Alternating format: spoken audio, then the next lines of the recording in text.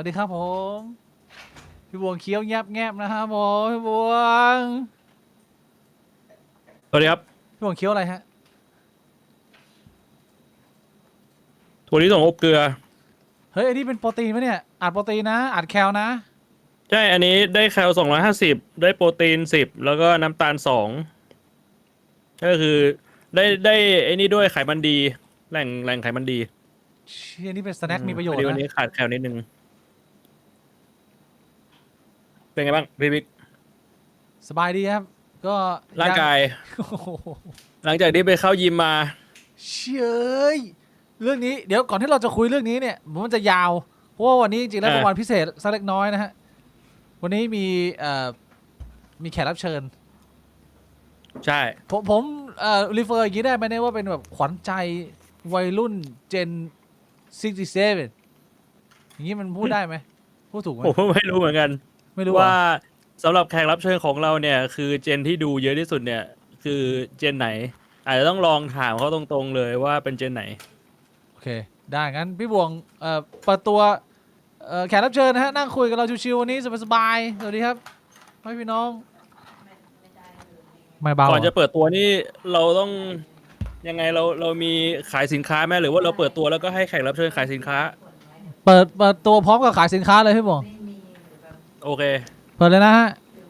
ขอต้อนรับพบกับอะไรนะพี่บวง วันนี้เป็นน็อตบ้านกูเองนะครับจะมาร่วมพูดคุยกับเรานะ กดหนึ่งเพื่อเป็นการต้อนรับน้องบ้านเวครับ let's go ปราง สวัสดีครับสวัสดีครับ โอเคเท่าที่พี่เข้าใจไม่ผิดเนี่ยน็อตก็มีไข่กูมิ่งใช่ไหม ใช่พี่ อ้าว หยิบไข่กูมิ่งขึ้นมาขายให้หน่อย อ้าวเฮ้ยโอ้โหเปิดไลน์มานะ ผมต้องเป็นคนขายใช่ไหมนี่ดู ผมมี2 อัน เฮ้ยโอ้โห คนเรามันมี ดับบิ้ล ฮัม ไข่ เดี กู ยว มิ่งเหรอ คนเรามันมีแค่ฮัมเดียวทำไมผมถึงมี2 อัน ทำไม เพราะว่าผมเนี่ยเอาจริงเนี่ยอันนี้คือดูความเยินคือผมใช้งานจริงไว้พี่คือว่าปกติแล้วเนี่ยไข่กูมิ่งเนี่ยคือเขาเริ่มต้นมาจากโกนขนฮัมใช่ไหมแต่จริงแล้วเนี่ยผมเนี่ยใช้ทุกส่วนของร่างกายจริง ๆ คือไอ้ตรงฮัมเนี่ยก็ใช้แหละเนาะแล้วทีเนี้ยมันก็เริ่มลามมาแบบรักแร้ไหมแบบว่าคือหลายๆคนไม่ได้โกนขนรักแร้แต่ว่าผมจะบอกว่าถ้าเกิดคุณได้ลองใช้อ่ะมันเป็นอะไรที่แบบว่าถ้าคุณได้ลองทำแล้วคุณจะย้อนกลับไปไม่ได้เว้ยถ้ายังไม่เริ่มจะไม่เข้าใจคือเวลามันมีเนี่ยมันก็ปกติดี แต่พอมันไม่มีเนี่ยมันก็ยังรู้สึกปกติแต่ถ้าเกิดคุณย้อนกลับไปดูรูปตัวเองเมื่อก่อนน่ะที่มันมีเนี่ยคุณจะรู้สึกแปลกทันทีว่าเฮ้ยเฮียอะไรวะทำไมมันปล่อยให้มันแหลมแหลมออกมาอย่างนั้นวะอะไรเงี้ยนึกออกไหมเพราะนั้นรักแร้ก็ใช้แค่นั้นไม่พอแม่งมีหัวกองด้วยใช่ไหมมันมีหลายหัวผมก็มากันโกนหนวดคือหนวดเท่านี้ผมหนวดเท่านี้ทุกวันตลอดไปเพราะว่ากูโกนทุกวันแต่ว่าโกนด้วยเบอร์3ปึ๊บใช่ไหมแค่นั้นไม่พอผมเป็นคนปลูกคิ้วคือเมื่อก่อนเนี่ยตรงคิ้วครึ่งหลังเนี่ยผมไม่มีเคยเห็นหมาชิบะป่ะคือมันมีแค่กลมๆข้างหน้าอย่างเดียวไม่มีข้างหลัง แบบสายญี่ปุ่น คือใช้วิธีการคือ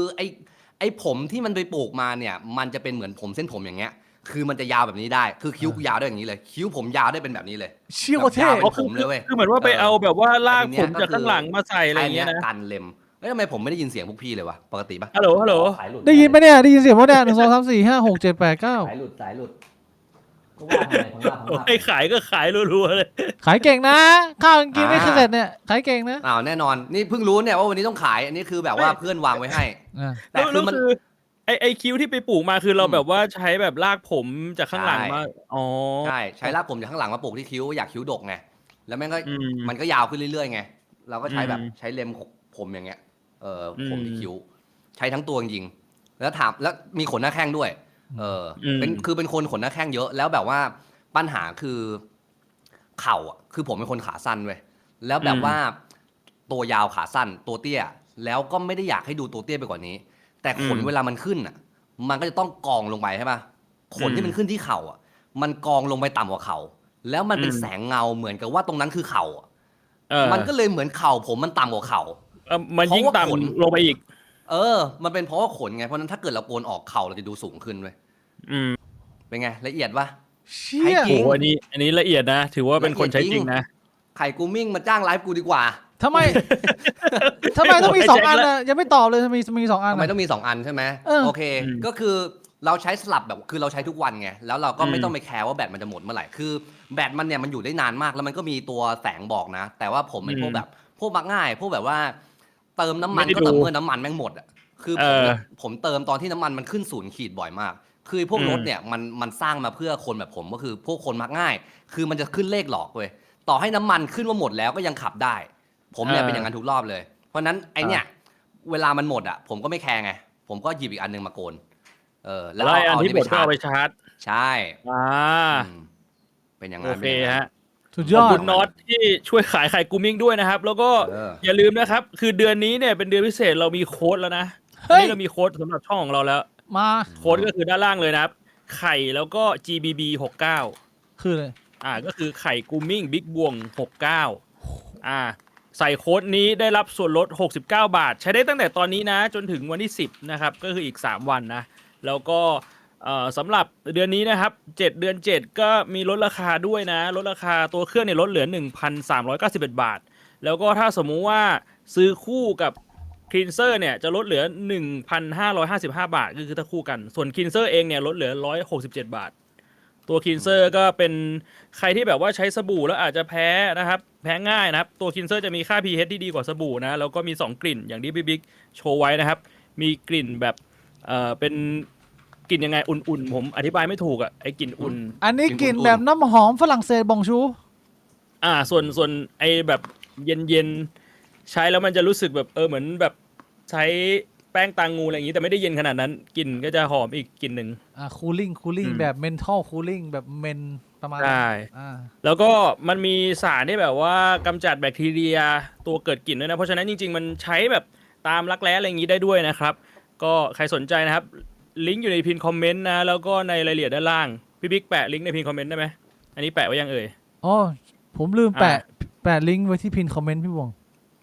ได้ครับก็ใครอยากจะซื้อครับกดเข้าไปในพินคอมเมนต์หรือว่าในรายละเอียดด้านล่างนะมันก็จะลิงก์ไปที่ร้านของไข่กูมิ่งเลยนะเพราะว่าบางทีมันมีแบบว่าของปลอมอะไรอย่างนี้นะครับก็ขอบคุณ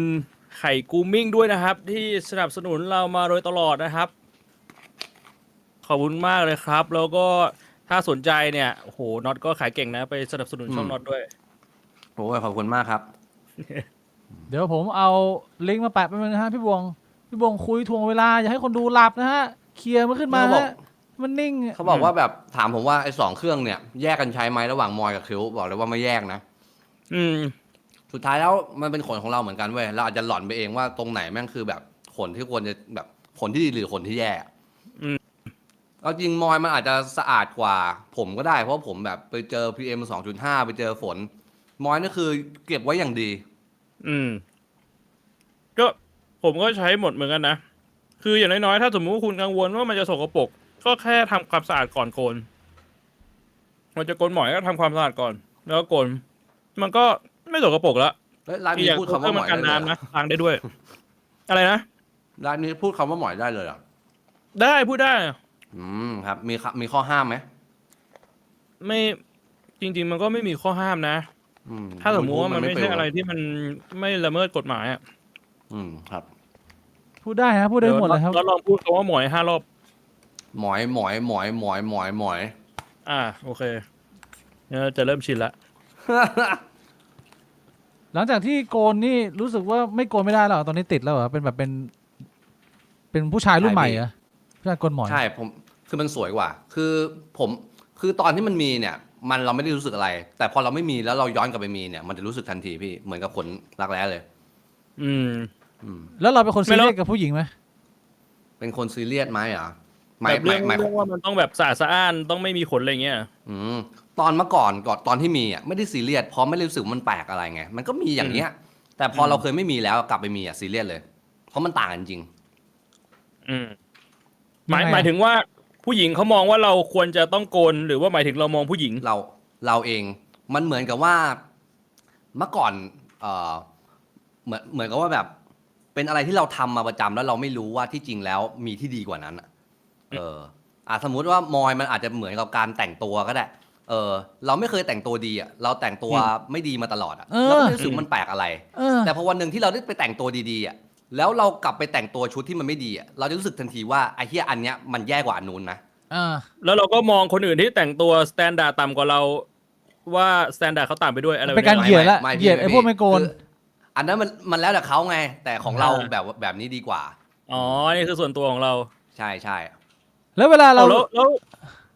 พี่วิกถามก่อน เวลาเราเลียจิ๋มอ่ะจิ๋มแบบมีหมอยฟูกับจิ๋มไม่มีหมอยเนี่ยอันไหนเราแฮปปี้กว่า ชอบแบบมีแบบกลางๆ คือไม่ชอบแบบเพี้ยนเกลียนเลย แบบ ชอบ แพมๆนิดนึงให้มันรู้สึกว่ามัน ให้มันเป็นตอแข็งเหมือนหนวดคุณลุงแข็งเงี้ย ไม่คำว่ากลางๆไงกลางๆมันคือขึ้นมาสักแบบว่า3-4 เซนอะไรเงี้ยกำลังละเลงมัน แต่ไม่ได้ฟูฟ่องแบบแอฟโรอะไรแบบนี้ แต่ที่จริงก็ไม่ได้ติดมาก คือผมว่ามันอยู่ที่คนมากกว่า คนไงผมถามว่าคนแบบชอบแบบไหน ไม่คำว่าคนหมายถึงคนที่เราเลียดิ อ๋อ คือถ้ามันหน้าตา คือบางคนถ้าเป็น รูปร่าง Afro เลย ส ก็ วย โอ ดู เค สะอาดอะยังไงมันก็ดูสะอาดเว้ยพี่ ถ้าเกิดว่าแบบหนาเตอะแบบไอ้เหี้ยแม่งขัดกันทียิบเหมือนฝอยขัดหม้ออย่างนี้ซีเรียสไหม ก็ต้องดูว่าเวทแล้วคุ้มไหมถ้าคุ้ม เอา ก็ จ ไป ริง ต่ มั อน น่าจะขึ้นอยู่กับบริเวณไหม คือสมมุติว่าแบบเปิดมาถ้าสมมุติมันอยู่แค่ตรงบริเวณข้างบนน่ะพี่บิ๊กนึกออกปะ ใช่ ต่อ ใช่ ให้มัน ใช่ จะฟูฟ่องแต่ว่ามันก็อาจจะไม่ค่อยเท่าไหร่ แต่ว่าถ้ามันลามลงมาตรงแบบตรงกรีบด้วยอ่ะ ใช่ มันอาจจะไม่ฟูฟ่องแต่ว่ามันยัวเยียยุบยิบไปหมดมันก็อาจจะแบบ เราเอาไข่กูมิ่งมาโกนนิดนึงไหมอะไรแบบนี้ไหม จริง เกี่ยว พี่ ไหม ขนอะไรในนี้วะเนี่ย โอ้ยแต่ว่าถ้าเกิดว่าเป็นพวกหนังนิ่มๆเนี่ย ผมอยากจะรบกวนว่าเราต้องระมัดระวังนะเดี๋ยวพลาดนะบ้านหนังจิ๋มนะมันต้องดึงตึงนิดนึงอ่ะมุมการเข้าโกนมันต้องดีนิดหน่อย ถ้าเกิดว่า อันนี้ก็ต้องระวังนิดนึงนะครับ แต่ว่าถ้าชอบแบบน้อง เจาะ target ผู้หญิงอะเนี่ย ๆคืออย่างน้องๆเนี่ยเขาก็ชอบประมาณว่าถ้าเกิดว่ามันไม่ได้แบบว่าแห้งเตียนก็คือมีออกมาแผ่มๆเล็กน้อยก็ดูสะอาดสะอ้าน ซึ่งนี่แหละคือฟังก์ชันที่ไข่กูมิ่งมันให้เลยก็คือถ้าเกิดว่ามึงใส่บล็อกเหมือนกูอ่ะมันก็กำลังสวยกำลังสะอาด ใช่ นะ ใช่ใช่ ก็เรียกว่าต้องใช้เลยพอติดคอพอมันมีเข้ามาในชีวิตปุ๊บชีวิตก็ต้องใช้ต่อไปยาว ใช่ใช่ เอ้ย แล้วตะกี้ที่น็อตบอกว่าใช้โกนขนจักรแล้ด้วยเนี่ย คือโกนแบบว่าใช้รองหวีไหมหรือว่าไม่ใช้ ไม่ถ่ายเพราะมันก็จะขึ้นมาน้อยๆอยู่แล้วพี่ ไม่แล้ว ก็จะ แบบนี้มันไม่ทำให้เราแบบว่าคันเหรอแบบตอนมัน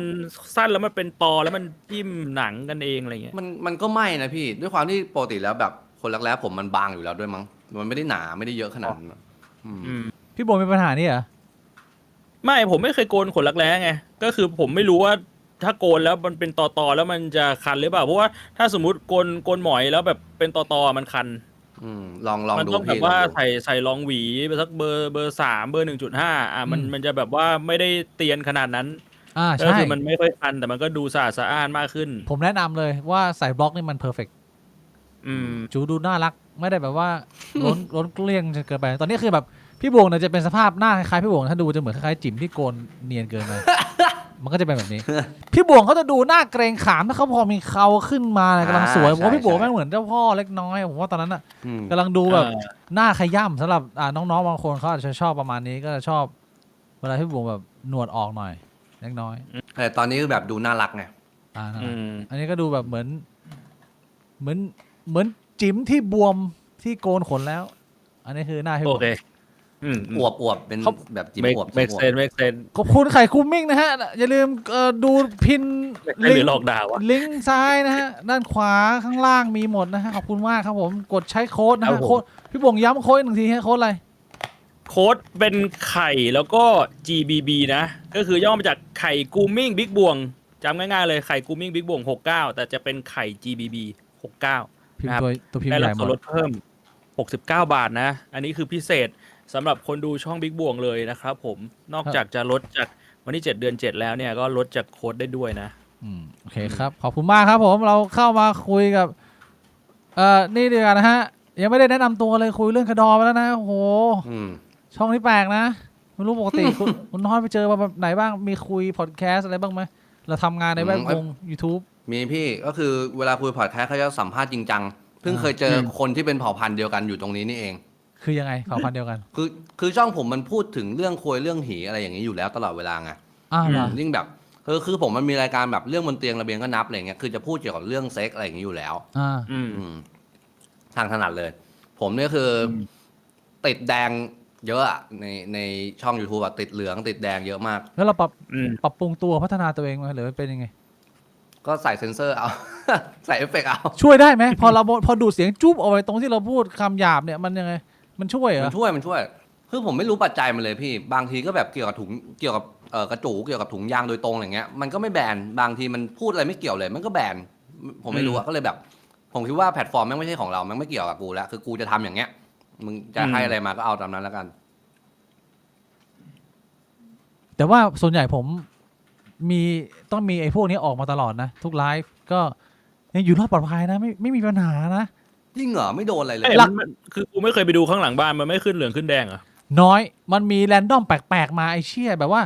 อย่างอันหนึงผมพูดได้เลยมันเป็นไลฟ์ที่ใช้ชื่อว่าความโง่ มันบอกว่าคำนี้เป็นคำที่แบบว่าดูหมิ่นเหยียดหยามแบบลดทอนทำให้คนเจ็บปวด โอเค ก็คืออ ม เอาไอ้เชี่ยขึ้นไปแขวนกูอุทธรณ์เหี้ยไงก็ไม่ฟังไม่สนอะไรเลย แต่ส่วนใหญ่ไอ้ที่คุยเรื่องแบบ ดูกระดอกันอะไรเงี้ยดูกระเจียวยาวๆมาแบบ2 ชั่วโมงอ่ะมันก็ปกติมันก็ปล่อยผ่านคือพี่บวงเขาจะบอกว่ามันตรวจเฉพาะช่วงแรกๆอ่ะ AI อ่ะแล้วก็หลังๆอ่ะมันก็ปล่อยเบอร์แล้วถ้าเกิดว่าคุณทำแบบ อืม ลองพอดแคสต์ ได้ แต่เอาจริงๆมันก็ make sense นะกับการที่ดูกระดอมันโดยปล่อยผ่านอะ ทำไมอ่ะ แต่ว่าความโง่มันก็ดูกระดอมันเป็นรสนิยมของใครของมันไงแต่ความโง่มันเป็นการไปด่าคนอื่นใช่ปะมึงมันโง่อะไรเงี้ยบวกกับกระแสโวกมันกำลังมาในอินเทอร์เน็ต หรือว่าแบบพวกสื่อใหญ่ๆมันก็เน้นความโวกอะมันก็เลยอาจจะแบบว่าก็จะใครจะดูดกระดอใครก็เรื่องของเขา เออ ไม่ซีเรียส แต่เดี๋ยวนี้อเมริกาเขาไปขวาแล้วเขาไม่โวกแล้ว อเมริกาอาจจะไปขวาแล้วแต่ว่ามันก็เหมือนกำลังสวิงมาไงยังสวิงไม่สุด อืม ขอต้อนรับนะฮะ อันนี้แขกรับเชิญของช่องบิ๊กบวงในวันนี้นะครับผมไลฟ์นอตบ้านกูเองครับผมมือครับ เย้สวัสดีครับทุกคน นี่ดูยังไงว่าตอนนี้คนดูเท่าไหร่ครับเนี่ย ดูพี่บวงทราบไหมฮะ 2,102 คน โอ้โหดูกันเยอะมาก เดี๋ยวคนจะเริ่มทยอยเข้ามากันเรื่อยๆนะ อันนี้เรียกว่าทักทายกัน โอ้โห พร้อมปากหอมค ป อก ติไลฟ์นี่คนดูกี่คนครับเนี่ย ประมาณกี่คนพี่บวง ช่วงนี้ประมาณ 4,500 โอ้โหโคตรเยอะ เยอะมากนะ อันนี้คือไลฟ์ใน YouTube อย่างเดียวไหมหรือว่ามีอันอื่น ไลฟ์ใน YouTube อย่างเดียวเลย only เลยครับ คือแบบพวกพี่นี่คือสุดยอดนะ คือแบบว่าเป็นตัวแทนของอินฟลูเอนเซอร์คำว่าอินฟลูเอนเซอร์จริงๆ คือแบบว่ามันมีชนเผ่าของตัวเองที่พร้อมจะดูมานั่งพูด3 ชั่วโมงอ่ะ อืม คือสมมติว่าไอ้พวกช่องสมมติช่องใหญ่ๆ แบบโปรดักชันโหดๆอะไรเงี้ยก็อาจจะไม่ได้แปลว่าจะมีคนดูนะไลฟ์คนอาจจะดูแบบหลักร้อยไม่ก็แบบว่าหลัก10อะไรเงี้ยเพราะว่าเหมือนเขาไม่ได้สร้างทัศน์อ่ะแต่พี่สร้างสิ่งเหล่านี้อ่ะเอาจริงก็งงเราเข้ามาดูอะไรปกติมันก็คุยกันแค่เรื่องดูกระเจียวแหละ แล้วนะเขาเข้ามาดูพวกพี่ดูกระเจียวแหละ อันนี้พี่บิ๊กยังติดดูกระเจียวผมอยู่2 ทีนะสรุป เอาพี่เหี้ยคุยรู้เรื่องไหมเนี่ยพี่บวงก็บอกว่าเคลียร์ไปแล้วไอ้สันอุ้ยเดี๋ยวอย่าเพิ่งคุยเรื่องดูกระเจียวนะพี่บวงป้ายสีชมพูนะ โอ้ยขอบคุณคุณโอ๊ตสมาร์ททีจีด้วยครับสำหรับ 1,000 โดขอบคุณครับ ขอบคุณมากครับคุณโอ๊ต ให้ ส 1,000 มา บา ร์ท ทเลยเหรอ ใครมีแฟนจัดฟันนี่ต้องโกนเลยนะ เดี๋ยวขนติดเหล็ก พี่บิ๊กเคยเจอปัญหานี้ไหม ปัญหาอะไร ขนติดเหล็กดัดฟัน ผมไม่เป็นคนไม่มีเหล็กดัดฟัน ผมก็ไม่มีปัญหานะเต็มที่ก็ติดฟัน ทำไมพี่บิ๊กไม่เคยเจอผู้หญิงที่เขาใส่เหล็กดัดฟันเหรอมันมีอยู่ เคยเจ ช่ว อ งนึงที่เขาฮิตกันไง ก็มีเขาเหล็กขูดบ้างเสียวๆแบบว่าเจ็บๆแป๊บๆอ่ะก็มีเป็นเรื่องปกติคนเราลูกผู้ชายมันต้องผ่านทั้งหมดอ่ะสนามรบ ผมเคยเจอโคตรเซ็งเลย ทำไมอ่ะ คือแบบว่าพามาบ้านใช่ไหมแบบไปเจอร้านเหล้าอะไรประมาณเนี้ยแล้วเขารอหน้าห้องน้ำเจอออกมาปุ๊บแบบทักทาย ก็เลยแบบว่าแลกไลน์ไว้หน่อยใช่ไหมแล้วก็แบบว่าพอเรากลับมาเขาแบบตามกลับมาด้วยแล้วมาที่บ้านแบบโอ้โหกำลังจัดเลยโอมปุ๊บไปเชี่ยแม่งเหล็กมันอะขูดกระจูเราอะแม่งไม่แข็งอีกเลย แบบเซ็งจัดคืนนั้นก็คือจบเลย คุณเป็นกระจอกก็โดนทีเดียวแบบว่า มันอาจจะเป็นจังหวะที่เขาแบบอยากจะอมแบบนักรบแล้วเขาแบบ ใช่ ลงมาแล้วมันแบบปึ๊ดมันถลอก มันไม่ถึงขั้นถลอกพี่แต่แบบฟิลมันไม่ได้แล้วฟิลมันคือความกลัวแล้วไงว่าแบบแล้วถ้ารอดออกไปล่ะอะไรเงี้ยไม่แล้วทำไมไม่บอกว่าเอ้ยเธอไม่ต้องอมแล้วก็ได้แต่ว่าแบบใส่ถุงยางแล้วก็ทำการสวืบเกิบ ไม่ได้พี่ คือตอนนั้นเนี่ยผมมีปัญหาเรื่องเกี่ยวกับความแข็ง คือแม่งไม่แข็งมันไม่ได้แข็งง่ายๆ คือเมื่อก่อนนะ ตอนที่ผมจะมีเพศสัมพันธ์ผมจะตัวสั่นเลยแบบตัวสั่นอย่างนี้นะสั่นเงี้ยแล้วก็แบบไม่สามารถมีเพศสัมพันธ์ได้เว้ย มันเป็นเพราะว่าทางร่างกายหรือทางจิตใจไออาการสั่นเนี่ยคือเรากลัวหรือว่าแบบมันแบบเลือดสูบฉีดแล้วมันแบบ คือทางจิตใจเนี่ยอยากมากอยากจะ อืม อยากจะใส่มาก แต่ว่าตัวมันสั่นเหมือนไม่รู้เป็นอะไรอ่ะเหมือนจิตใต้สำนึกน่าจะกลัวหรือตื่นเต้นอะไรอย่างเงี้ยแบบโหสั่นเงือเลย อืม อืมจนมีปัญหาอยู่พักหนึ่งต้อง อืม ต้องไปแบบว่าฝึกวิชา แล้วไอตอนนั้นน่ะได้ไปหาหมอไหมหรือว่าเราก็แก้ปัญหาด้วยตัวเอง ตอนนั้นไม่ได้ไปหาหมอแก้ปัญหาด้วยเงิน ไปฝึกวิชาเอา ใช้เงินฝึกวิชา ก็คือ ใช่ ไปหาอาจารย์ที่แบบว่าเขามีความสามารถทางด้านเพศสัมพันธ์ อ่าม มาก แล้วเราก็ไปเรียนรู้จากเขา ใช่ครั้งแรกๆก็คือเสียตังค์ฟรีอ่ะแบบเข้าไปแล้วก็คือ ใช่ ก็คือเสียตังค์ น่าสนใจนะ เสียตังค์ตีกะหรี่นั่นแหละพูดง่าย อ้าวใช่ ๆพูดถูกผมเข้าใจถูกไหมเนี่ยผมรู้ผมงง ใช่ใช่ เข้าใจถูก ถูกต้อง เข้าใจถูก ถูกต้องแล้วพี่ แล้วมันช่วยไหม อืม อาจารย์ช่วยไหม ไม่ช่วยคือครั้งแรกคือเจอแบบฟิลแบบว่าสักเต็มหลังแล้วแบบว่าสบู่นกแก้วหน่อย แบบเป็นฟิลแบบเป็นอีกทาร์ปหนึ่งที่เราแบบไม่ค่อยคุ้นชิน แล้ว เป็น ก็ ท แบ รง บว่า ซ้อแบบนี้ ใช่ใช่ซึ่งไม่ได้ผิดอะไรนะแต่แค่แบบไม่ได้ตรงทายแล้วก็ไม่ได้เกี่ยวกับการแข็งไม่แข็งด้วย แต่มันที่ตัวเราเองนี่แหละ ที่มันตัวสั่นไว้พี่เออผมเคยเจอแบบ เหมือนผมเคยไปแบบว่าเออไปต่างจังหวัดใช่ไหมแล้วต้องเข้าไปในร้านฟิลมันเหมือนกับจำไม่ได้จังหวัดอะไรแล้วแต่ว่ามันเหมือนกับข้าวสารอ่ะเหมือนกับต่อข้าวสารอ่ะที่มันมีหลายๆร้านอ่ะ แล้วก็ อ่า เดินเข้าไป แล้วในร้านเขาอ่ะ นึกว่าเราเป็นคนญี่ปุ่นคนต่างชาติอะไรเงี้ย อ่า เขาเลยให้เข้าเขาบอกที่จริงไม่ให้คนไทยเข้านะ อ๋อ โหแล้วข้างในแม่งแบบว่า เป็นโฟลว์ที่แบบเหมือนเป็นรูดเสาอ่ะ แล้วแม่งใส่แต่กางเกงในตัวเดียว ชุดชั้นในไม่ใส่กันสักคนเดียว อ่า แล้วมันก็ฟีลแบบก็เหมือนเป็นร้านเด็กดิ้งอะไรเงี้ยแหละมันนั่งดื่มอะไรเงี้ย ทีเนี้ยเขาก็มีขออาสาสมัครให้ขึ้นไปข้างบนนั้นเว้ย ทำอะไร ผมไม่รู้เขาแค่ขออาสาสมัครขึ้นไปแต่ข้างบนน่ะมีแบบผู้หญิงสวยๆอะไร แล้วเราไปไหม จริงไม่ได้สวยหรอกมันมืดโอเค เอาไปไหมล่ะ ขึ้นผมว่าขึ้น คือทำอะไรอะ ผมไปเลยกูกล้ากูขึ้นไปไม่รู้ทำอะไร สิ่งที่มันทำคือเขาจับผมนอนเว้ยแล้วเขาเอาผ้าผืนแบบผืนผ้าเช็ดหน้า เอามาคลุมกระโจ้ผม แล้วแม่งลุมกัน4 คนเว้ย รุมอะไร ลุมกันเลียลุมกันโมกอ่ะ4 คนผม แต่ว่า บบ ผ่านผ้า ผ่านเขาเอาผ้าฟิลแบบเอาผ้าคลุมหัวแล้วก็ลงมา แต่ อ๋อ ตอน คือระหว่างปากเขากับกระโจ้เราเนี่ยไม่ได้มีผ้าเนี่ยอยู่บนหัวเขาคือคุม ใช่ ไม่ให้เห็น ผ้ามันอยู่แบบคุมอะไรประมาณเนี้ยแต่ผมแบบเงยหน้ามองฟ้าอยู่ คือมันควรจะดีใช่ไหมที่4 คนลุม สิ่งที่เกิดขึ้นคือผมตัวสั่นเว้ยแบบตัวสั่นแบบจะตายอะแบบ เสียวอ่ะ อย่างเงี้ย ไม่รู้เป็นอะไรแบบตัวสั่นอะแบบ อ้าวแล้วเสียวไหมอะ แล้วไม่เสียวไม่แข็งด้วยคือกลัวแบบ คือจิตใจไม่ได้กลัวนะ อยากมากแต่แม่งแบบตัวสั่นไม่ไหว เดี๋ยวอันนี้คือเราต้องให้คอนเซนต์เขาก่อนไหมเนี่ยการที่เขาเอาปากเข้ามาใส่กับกระดอเราเนี่ยตามกฎหมายเนี่ยถ้าไม่ได้คอนเซนต์นี่ถือว่าทำผิดกฎหมายนะ ไม่แม่งอะต้องให้คอนเซนต์กูสิ มันเป็นคนมาอมมึงแม่งไม่ได้ถามคอนเซนต์ผมเลย อ้าวแล้วตอนที่ แต่ เขาเอาลงไปลุมดูดกระดอเนี่ยเขาไม่ได้ถามเราว่าพนมดูดได้ไหมเขาทำเลยเหรอ ไม่ได้ถามทำเลย อันนี้ก็ถือว่า ยินดีให้ ไม่แต่ว่าเขาถามแล้วไงว่าใครอยากจะเป็นวอลเนเทียขึ้นไป แต่ อันนั้นคือเขาถามแล้ว แต่ แล้วเรา ถาม เป็น ว่าว อลเนเทียขึ้นไป ถามว่ายินดีให้ทำไหมเรายินดีเราอยาก อ๋อเรา แต่ว่า เรา แม่ง กิฟคอนเซนต์แล้ว แต่ว่าร่างกายเราอ่ะมันสั่นเว้ยแล้วก็แบบว่า อืม เออเหมือนกับไม่แข็งทั้งที่4 คนลุมอ่ะแล้วเขาก็บอกว่าเหมือนเขาคุยกันอ่ะแบบเฮ้ยมันจะตายไหมเนี่ย ไอ้หนอนเหี้ยนี่แบบว่าเสียชีวิตไปแล้วเน่าแล้ว จริงแบบตัวสั่นอ่ะแล้วก็เลยแบบต้องลงมาทั้งอย่างนั้น แล้วก็แบบมาได้รู้ทีหลังว่าเขาบอกว่าเฮ้ยปกติแล้วเนี่ยมันมีเหตุการณ์อย่างเงี้ยถ้าเกิดเราแตกเนี่ยเราต้องแบบเลี้ยงดิ้งแบบจำนวนแพงมากอะไรเงี้ยเหมือนเป็นกฎของเขาอะไรเงี้ยซึ่งโชคดีที่เราแบบเราตัวสั่นแล้วเราไม่แข็ง เราไม่แตกเราไม่เป็นอะไร เราไม่แตกข้างล่างก็คงแบบโหที่นี่แม่งเก่งสัตว์ไม่เป็นไรเลยความจริงตัวสั่นอยู่อย่างเงี้ย คือ เออ จากที่เดาเนี่ยมันเป็นไปได้ไหมว่าคือในใจเราเนี่ยมันก็มีความอยากด้วยแต่มันก็มีความแบบกล้ากลัวมันไปไม่สุด ใช่ มันเลยเกิดเป็นอาการแบบว่ามันสั่นขึ้นมาไหม ใช่ผมคิดว่ามันคือความกลัว เพราะว่าในอนาคตน่ะเพิ่งไม่นานมาเนี้ยผมเพิ่งไปหาหมอเกี่ยวกับเพศบำบัดมาที่เคยเล่าให้พี่ฟังนิดๆอ่ะ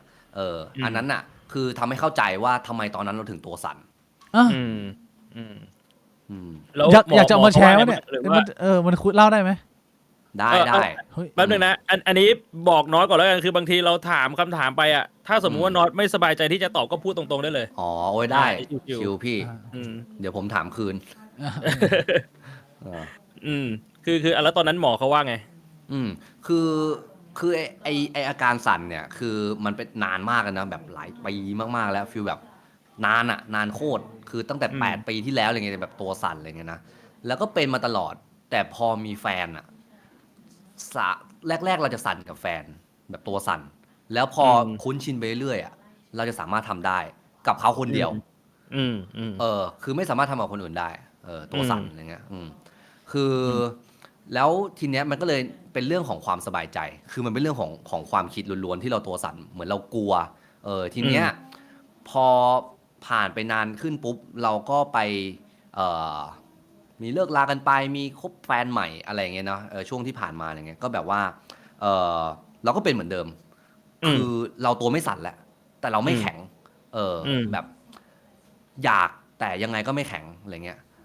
เราก็เลยไปปรึกษาหมอว่าเฮ้ยมันเกิดอะไรขึ้นอะไรเงี้ยหมอเนี่ยเขาแบบเป็นคนที่เก่งที่สุดในไทยเลยนะหมอคนเนี้ยเขาก็บอกว่ามันเป็นเรื่องของความคิดคือเขาแทบจะสอนพุทธศาสนา คือสอนประมาณว่าให้อยู่กับปัจจุบัน อย่าไปนึกถึงอดีตและอนาคตด้วยเหตุผลอะไรอะไรเงี้ยคือในบ้านกูเองมีคลิปนี้อยู่น่าจะล้านวิวนะลองไปดูได้ในทิกตอกอะไรเงี้ยเฮ้ยพูดได้ป่ะวะเนี่ย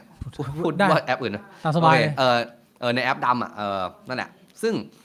เขาบอกว่าเนี่ยสมมุตินี่คือตัวเราใช่ไหมนี่คืออดีตนี่คืออนาคต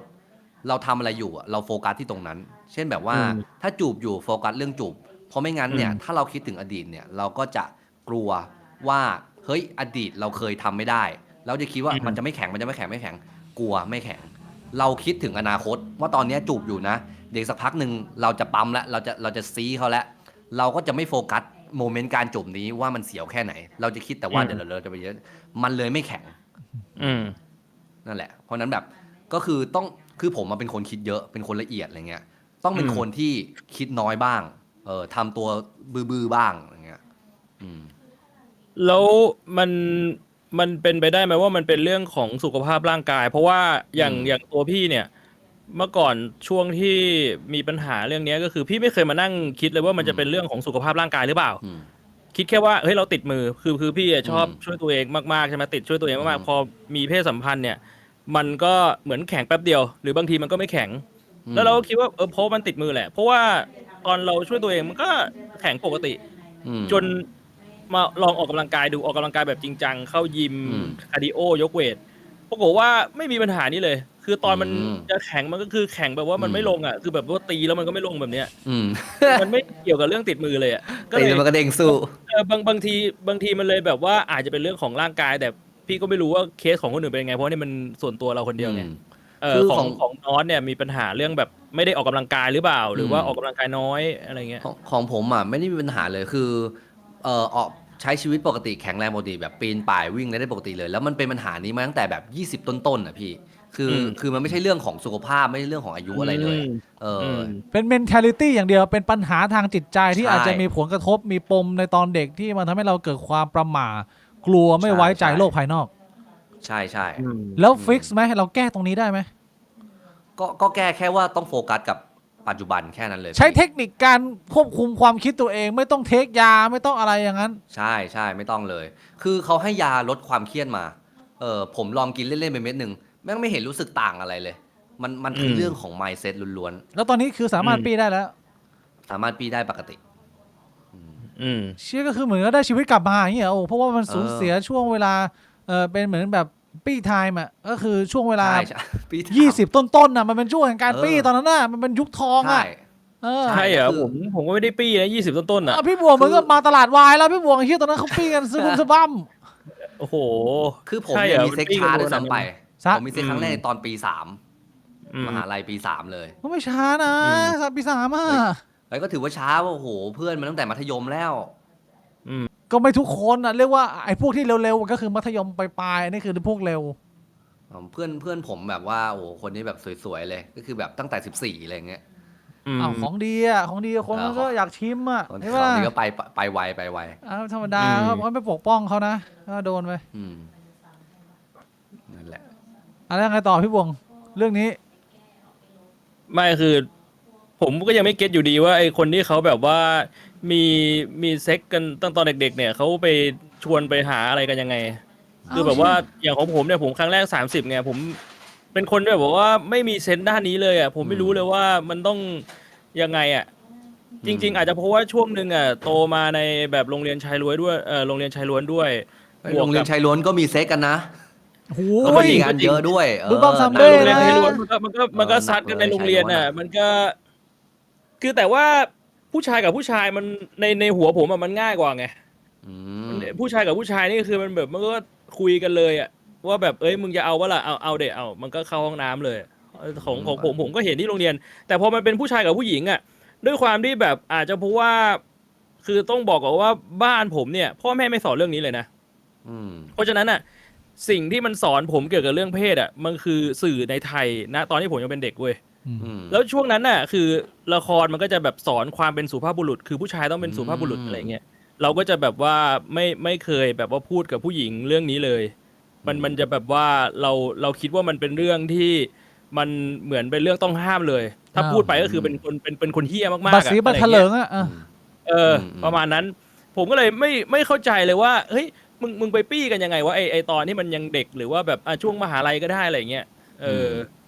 ก็อันนั้นมันก็เป็นช่วงของผมนะ น้องไปปี้ยังไงเนี่ยลองเล่าให้พี่บวงเขาฟัง หมายถึงว่าตัวผมเองเหรอ ไม่น็อตไงก็พี่บวงถามน็อตไง ผมว่าพวกเด็กมัธยมเลยพวกเนี้ยมันก็จะเป็นฟีลแบบเอ้ยเป็นแฟนกันแล้วก็แบบว่ากลับบ้านด้วยกันอะไรอย่างเงี้ยแบบไป แล้ว ที่ มัน นั่ ก็ น เป็น ที่ อารม นี่ด้ว ณ์ ยกัน ชวน ใช่ เข้าบ้าน คือไม่ได้พูดตรง ในห้องน้ำอะไรเงี้ยคือตอนมัธยมอ่ะผมว่าเกือบหลายทีแล้วแต่เหมือนผมเป็นสุภาพบุรุษเหมือนกันไงคือแบบเหมือนพอเขาบอกว่าไม่อะเราก็ไม่ไงนี่คือคอนเซนต์เนี่ยสำคัญ ๆ แต่บางทีคือเขาแค่บอกว่าไม่เป็นวิธีเฉย ก็ไม่รู้เหมือนกัน แต่สุดท้ายคือไม่คือเคยตอนมัธยมเนี่ยเคยแบบว่าฟีลแบบเข้าไปแค่หัว แล้วเขาแบบโอ๊ยเจ็บ แล้วก็เลยแบบว่า เขาคงยังไม่พร้อมที่จะโดนระดับเรา แบบเบิ้มเลย แต่จริงไม่ใช่ก็คือเป็นแค่ความคิดเป็นแค่ความคิดของเด็กเลย ที่จริงมันมีเรื่องของแบบการเล้าโลม การทำให้รู้สึกดีให้มีสารหล่อลื่นให้มีน้ำหล่อลื่นอะไรเงี้ยการใช้เจลหล่อลื่น อะไรพวกเนี้ยคือไม่ใช่ว่าอยู่เขาจะพร้อมให้ทำได้เลยอะไรเงี้ยเหมือนตอนเด็กเราก็ไม่รู้ไงสุดท้ายก็เลยอดไปตอนเด็กก็เลยมาตอนปี3แล้วพี่บิ๊กใช้วิธีไหนอ่ะ ผมเหรอ พี่บิ๊กใช้น้ำลายพี่บิ๊กแล้วก็แบบ ไม่หมายถึงแบบว่าตอนแบบจะดีลอ่ะบอกตรงๆเลยว่าแบบ ผมไม่ไหวแล้วอยากจะมีเพศสัมพันธ์มากๆอะไรอย่างนี้ หรือว่ามันต้องตะล่อมยังไง คือตอนนั้น ต น่ะ อนเด็ก มันเป็นช่วงเวลาที่แบบว่า ความเงียบมันเต็มกระบะรถยนต์อะมันแบบว่า รถตู้ประตูมันปิดไม่ได้แล้วว่าประตูมันปริออกมาแล้วว่าความเงียบมันแบบเต็มถังเลยก็ไปแล้วก็เดินแบบไปเหมือนหมาป่าหมาแบบหมาในที่หิวโหยอะต้องการที่จะมีเซ็กครั้งแรกอะเพราะว่าเพื่อนเอามาเล่าให้ฟังเยอะแล้วว่าเพื่อนมันออกไปเปิดกันแล้ว เราก็ได้แต่แบบว่าดูผ่านหนังโป๊ที่ผัดกันวนยืมเพื่อนมารายสัปดาห์เรารู้สึกว่าโอ้โหประสบการณ์นี่เราต้องไปขวายคว้าแล้วไม่ไหวเลยเชยมันเสพติดเกินไปอะมันอยากลองอะก็ ตอนนั้นอายุเท่าไหร่พี่ ตอนนั้นอายุ17 ปีไปเดินที่ เห็นไหม เซ็นทรัลพระราม2ก็เดินแบบว่า อืม พี่ๆคนไหนเขายิ้มสบตาเราอะไอ้เชี่ยประมาณว่าเขาอยากจะลองชิมแบบก๋วยเตี๋ยวปรุงจืดอะเอามาโดนต้องจืดแดกทั้งที คำว่าพี่ๆนี่คือใครอ่ะ แล้วพนักงานนี่เขายืนขายของอยู่ อ๋อคือเขาขายตัวเองใช่ไหม ไม่ใช่ดิเขาเป็นพนักงาน ขา ใน ย เซ็นทรัลน่ะพนักงานแบบตามช็อป เหรอ ตามอะไรอย่างเงี้ย อย่างนั้นเลยเหรอ ๆก็คือเอาง่ายๆว่าพี่บิ๊กไม่ได้ไปตีกะหรี่พี่บิ๊กไปเดินห้างแล้วก็ไปหาเลยว่าใครจ้องหน้าแล้วแบบคิดว่าคนนี้น่าจะแบบมีปัญหากับเราแล้ว อันนั้นคือครั้งแรกของผม มันง่ายขนาดนั้นเลยเหรอคือเดินผ่านแล้วก็มองว่าใครสบตากูคนนี้แหละแล้ว มันฟังดูยากมากเลยนะแบบไม่รู้จักกันอ่ะ มันต้องใช้ความพยายามและใช้ความอดทน อันนี้คือผมเหมือนมาเล่าภาพยนตร์ให้คุณฟังแล้ว แต่ว่า มันคือมาย่อมาแล้ว เราย่อมาแล้ว แต่ว่าตอนที่เรายืนแห้งๆยืนแบบไม่เจอใครมาอย่างยาวนานอย่างแบบว่าขาดความอดทนอะไรเงี้ยเราก็รู้สึกว่ามันก็เป็นความสิ้นหวังอยู่พอสมควรที่เราต้องนั่งรอแล้วไม่รู้ว่ามันจะมีคนมาปี้เราไหมแต่สุดท้ายพอมันเจอปุ๊บมันก็โอเค คือต้องยืนนานแค่ไหนจนกว่าจะมีคนสบตา ยืนมาหลายวันแล้วความหวังเนี่ย จริงเหรอหลายวันเลยเหรอ แต่งตัวรอเลย หลายวันนะ ทำไม แต่งตัวรอ พี่ไม่ไปหาในโรงเรียนวะ ผมเรียนชายล้วน โรงเรียนชายล้วนโรงเรียนเดียวกัน โรงเรียนอื่นไม่ได้เหรอว่ะพี่เรียนมาด้วยกันนี่หว่า เรียนชายล้วน เอามันก็ต้องมีพวกแบบน้องๆน่ารักบ้างแหละในโรงเรียนชายล้วนน่ะแบบห แล้ว น้า แล้ว ตา ใน แบบ ค่ายรอดอที่พี่พิษ จิ้มลิ้ม เขาบอกอะค่ายรอดออะ ดอยเฮียอะไรพี่บวง ไม่ใช่เหรอพี่พิษบอกว่าในค่ายรอดอมีผัวจุ่มอะ ไม่มีนะพวกเฮียนี่ข้อมูลอันเป็นเท็จเข้าระบบคอมพิวเตอร์นะโดนฟ้องนะ อืม ผมก็ออกไปล่าของผมอ่ะมันก็ทุกคนมันก็มีแนวทางกันนะคุณอยากล่าโรงเรียนคุณก็ล่าไป ผมก็ อ่ะ ผมถนัดทางนี้ก็ปล่อยผมไปเถอะ แล้วสุดท้ายคือพี่ยืนกี่วันจนจะมีคนเข้ามา ผมเดินอยู่หลายวันจนกว่าจะแบบมีวันหนึ่งที่เราเจอคนที่เขาแบบสบตาแล้วเขามองว่าก๋วยเตี๋ยวลูกชิ้นปลาปรุงจืดชามนี้น่าจะมีของซ่อนอยู่เขาเดินเข้ามาคุยแล้วก็ เขาเดิน คุย เข้ามาคุยเองเลย เขาเป็นคนเดิน เลยเหรอ เขาเดินเข้ามาทักเข้ามาขอว่าน้องมีเบอร์ไหมตอนนั้นยังขอเบอร์กันอยู่เลยเชี่ยพี่บวง อ่า นี่ไปขอ IG ยังไม่ตอนนั้นเป็นยุคแบบ MSN High Five แล้วเขาทำงานอะไรแบบเขาเป็นพนักงานสักร้านหนึ่งอะไรเงี้ยเหรอ ใช่ครับผมเขาเป็นพนักงานสักร้านหนึ่งนี่แหละไม่ต้องระบุ เด็ เย ด อะ ไหมเด็ดไหมเด็ดไหม อืม ก็ถือว่าเป็นประสบการณ์ที่ดี แต่ว่าเราเป็นคนไม่มีประสบการณ์เราต้องพูดว่ามันไม่ได้เป็นประสบการณ์ที่ดีสำหรับเขาหรอกแต่สำหรับเรามันก็แบบว่าอยู่ในความทรงจำอยู่ในความทรงจำ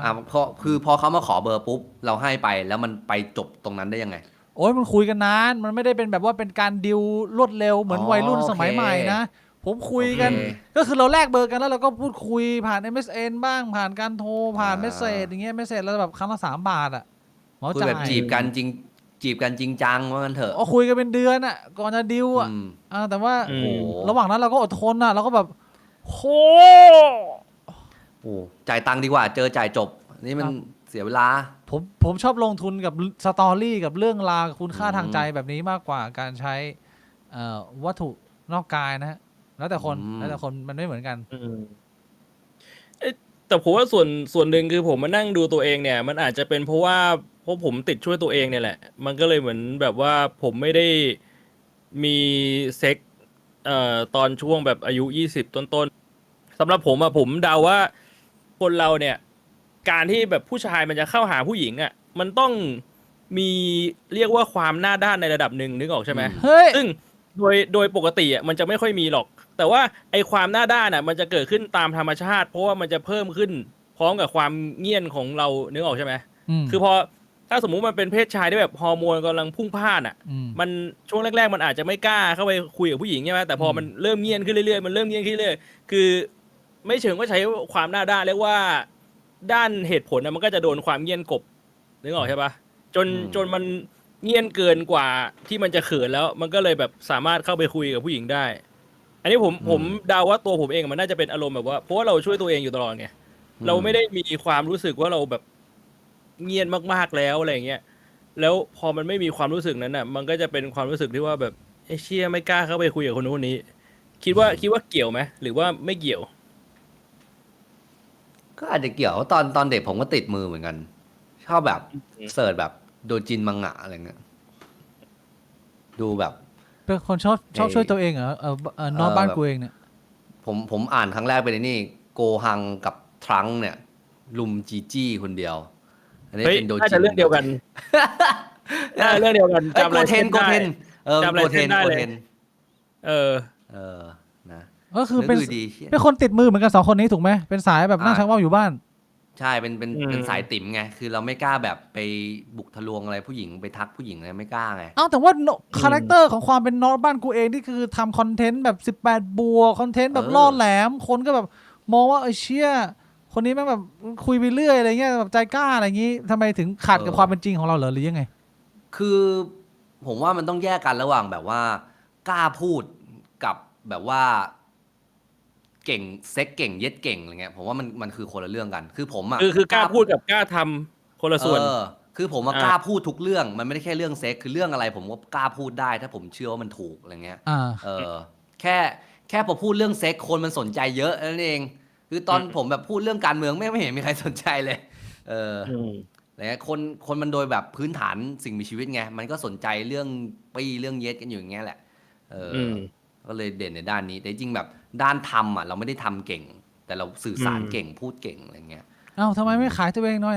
ก็ต้องมีฝีมือบ้างน้องชายดูมาเยอะเสพมาเยอะหมกมุ่นมาเยอะ ผมยอมรับความจริง ตอนนี้มีแฟนแล้วไม่จำเป็นต้องขายใช่ไหม ยอมรับความจริงบอกเลยเย็นไม่เก่งใช่มีแฟนแล้วด้วย ทำไมอ่ะผมก็ดูแบบว่า คุณก็ดูแบบพริ้วนะตัวแบบว่าดู เออ แบบมีลีลาอยู่ตลอด ผมคิดว่าคนเรานะมันอาจจะมีความแบบพยายามปิดบังตัวเองลึกๆเว้ยเคยเห็นป่ะแบบว่า คนที่พูดเก่งเนี่ยอาจจะทำจริงไม่เก่ง คนที่แบบว่าดูติ่มๆเนิร์ดๆแต่ที่จริงแม่งแบบว่าเย็ดดุอะไรเงี้ย อืม เออ อย่างพี่บิ๊กกับพี่บวงนี่ใครติ่มๆเนิร์ด อย่างพี่บวงเนี้ยดูแบบน่าจะเย็ดดุ ๆโอ้ยถูกนะนี่ถูกนะ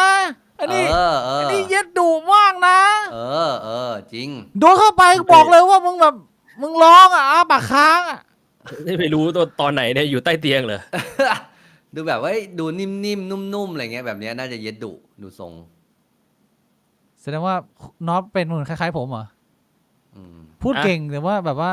เป็นแบบที่เหลือก็ เออ ธรรมดาตามมาตรฐานทั่วไปอ่ะไม่ได้ดุอะไรอ่ะ ใช่เราเป็นสายจ้องไง ขอบคุณอังเคิลทีมด้วยนะครับอังเคิลทีมบอกว่าครั้งแรกตอนอายุ14กับสาวลูกครึ่งไทยฝรั่งเศสอายุ24โอ้ อันนี้ แต่ว่าเป็นเรื่องราวตั้งแต่20กว่าปีที่แล้ว อันนี้อวดนะ บอกเลย โดนมาอวด โชคดีนะ ชีวิตอ่ะ ขอบคุณครับ หวาน ที่แบ่งปัน เจี๊ย ป บ ระสบการณ์ แล้วคนดูของช่องน็อตนี่เขาตามคอนเทน อื ต์ ม โซนไหนเป็นหลักเขามองภาพอิมเมจของเราการเป็นน็อตบ้านกูเองนี่อะไรคือ มันมีไหมถือว่าเราทำหลายคอนเทนต์มากเราทำไปเรื่อย เราไม่สนใจทิศทางเลย มุมมองการทำงานของยูทูบเบอร์ที่ประสบความสำเร็จ 1.6 ล้านมิลเลียนซับสไครเบอร์เนี่ยมันยังไงฮะแชร์หน่อย ว่าเรามีแนวคิดการทำงานยังไง ตลอดหลายปีที่ผ่านมา เหมือนผมวาง strategy ของบ้านกูเองให้มันเป็นผู้ชายสายกวนทำทุกที่ให้เป็นเรื่องสนุก แล้วก็ target เนี่ยเป็น Gen Z คือเมื่อก่อนบ้านกูเองมันเป็น Gen Y นะ แล้วเราก็แบบว่าทำการตลาดใหม่เพราะว่า Gen Y มันจะโตขึ้นไปเรื่อยแต่ Gen Z มันก็จะขึ้นมาเรื่อย Gen Z จะกลายเป็นคนจ่ายตังค์ยุคต่อไป เราก็หันหัวเรือเลยตั้งแต่ประมาณแบบ 2-3 ปีที่แล้วอะไรเงี้ยเราหันหัวเรือจากโดดจาก Y มา 4 คือใน Data เบื้องหลังของเอเจนซี่เขาจะมีบอกอยู่ว่า เฮ้ยอินฟลูเอนเซอร์คนเนี้ยคือ target ไหนเจนอะไรใช่ไหมแล้วทีเนี้ยเหมือนผมพยายามเปลี่ยนให้มันกลายเป็น 4 และทุกวันนี้มันกลายเป็น 4 ได้ ไม่ได้เกิดจากการว่าผมเป็นแบบไหน แต่เกิดจากการว่าผมวางแผนไว้ว่าอะไร อืม ใช่ คือผมมาทำ3ช่องทำ3ธุรกิจ แต่ธุรกิจเนี่ยมี composition ที่แตกต่างกันถ้าของบ้านกูเองคือผู้ชายสายกวนทำทุกที่เป็นเรื่องสนุกอะไรเงี้ยแต่ละคาแรคเตอร์จะไม่เหมือนกัน นานแค่ไหนครับน็อตทำมาละอยู่เป็น บ้านกูเองประมาณเกือบ8 ปีประมาณ8 ปี แล้วก่อนหน้านี้เราเอาความมั่นใจตรงไหนมาทำเรามีอาชีพส่วนตัวไหมหรือว่าเราเรียนจบปุ๊บมาอันนี้งานแรกเลยอันนี้ถามแบบเป็นบรีฟ ใช่ สั้น ใช่ ๆชีวิตก่อนมาทำ คือตอนนั้นเนี่ยผมปี3คือจุดเริ่มต้นของบ้านกูเองเนี่ยเป็นอย่างนี้ ผมเนี่ยเข้าไปฝึกงานบริษัทหนึ่งก็คือแบบฝึกตามมหาลัยปกตินี่แหละที่เขาบังคับให้ฝึกช่วงปี3 คุณเรียนเลย แล้ นะ วก็ไปฝึกเรียนศิลปากรคณะมัธนศิลป์ออกแบบนิเทศศิลป์ก็คือแบบ เฮ้ งาย นอาร์ตขอแป๊บนึงพี่บิ๊กเพิ่มเสียงน็อตใน Discord หน่อยได้ไหม ได้ดิ อะไร อ่ะ อยู่ไม่ไกลไปปะ น็อตเบานิดนึง เฮ้ยโอ้โหพูดไปตั้งนานแม่งบอกเสียงเบา ได้ยินกูบ้างไหมเนี่ย แป๊บนึงนะ อืม เพิ่มเสียง โอ้โหยุ่งเลย เสียวๆนะ เฮ้ยอันนี้อาจจะเยอะเกิน ะ ลองใหม่ละลองใหม่ ฮัลโหลสวัสดีครับสวัสดีครับ เป็นไงดีไหม อันนี้น่าจะโอเคแล้วมั้ง รุ่นน้องผมเองครับ เดี๋ยวผมปิดประตูแป๊บหนึ่งแอร์ร้อน แอร์ร้อนนะแอร์อะไรร้อนวะ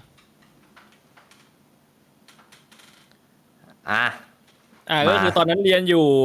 ใช่ ศิลปากร ใช่ตอนนั้นเรียนอยู่เรียนอยู่ปี3แล้วทีเนี้ยผมเข้าไปฝึกงานบริษัทฟังใจ มันเป็นบริษัทแบบอีเวนต์ดนตรีแบบจัดงานดนตรีอะไรเงี้ยในนามของเขาเองในนามฟังใจทีเนี้ยผมเข้าไปฝึกกราฟิก แล้วทีเนี้ยเหมือนผมปลื้มพี่คนหนึ่งมากเลย คือเขาเป็นหัวหน้ากราฟิกแบบว่าสวยสะอาดเรียบร้อย แต่ว่ามีเซนส์ออฟฮิวเมอร์เป็นฟิลแบบตลกหน้าตายแบบน่ารักอะไรเงี้ยแล้วก็แบบเราก็ปลื้มเขาทีเนี้ยก็จะมีพี่คนหนึ่งที่เขาเป็นครีเอทีฟไม่แน่ใจพวกพี่รู้จักไหมเขาเปิดเพจชื่อบ้านข้างๆ เคยเห็นนะ เขาจะแบบถ่ายบ้านข้างๆของเขาแล้วแบบท้องฟ้าสวยๆแคปชั่นหวานๆมีวันหนึ่งคือทุกวันศุกร์เนี่ยจะมีการแฮงเอาท์ของออฟฟิศกันมีวันหนึ่งพี่คนเนี้ยเขาก็พี่ผู้ชายบ้านข้างๆเนี่ยเขาบอกว่าเฮ้ยเขาชอบพี่คนหนึ่งก็คือไอคนที่เรากำลังปลื้มเขาอยู่นี่แหละ บอกว่าเนี่ยเขาชอบคนนี้เราก็รู้สึกว่าไอ้เชี่ยกูมีคู่แข่งกูมีศัตรูหัวใจ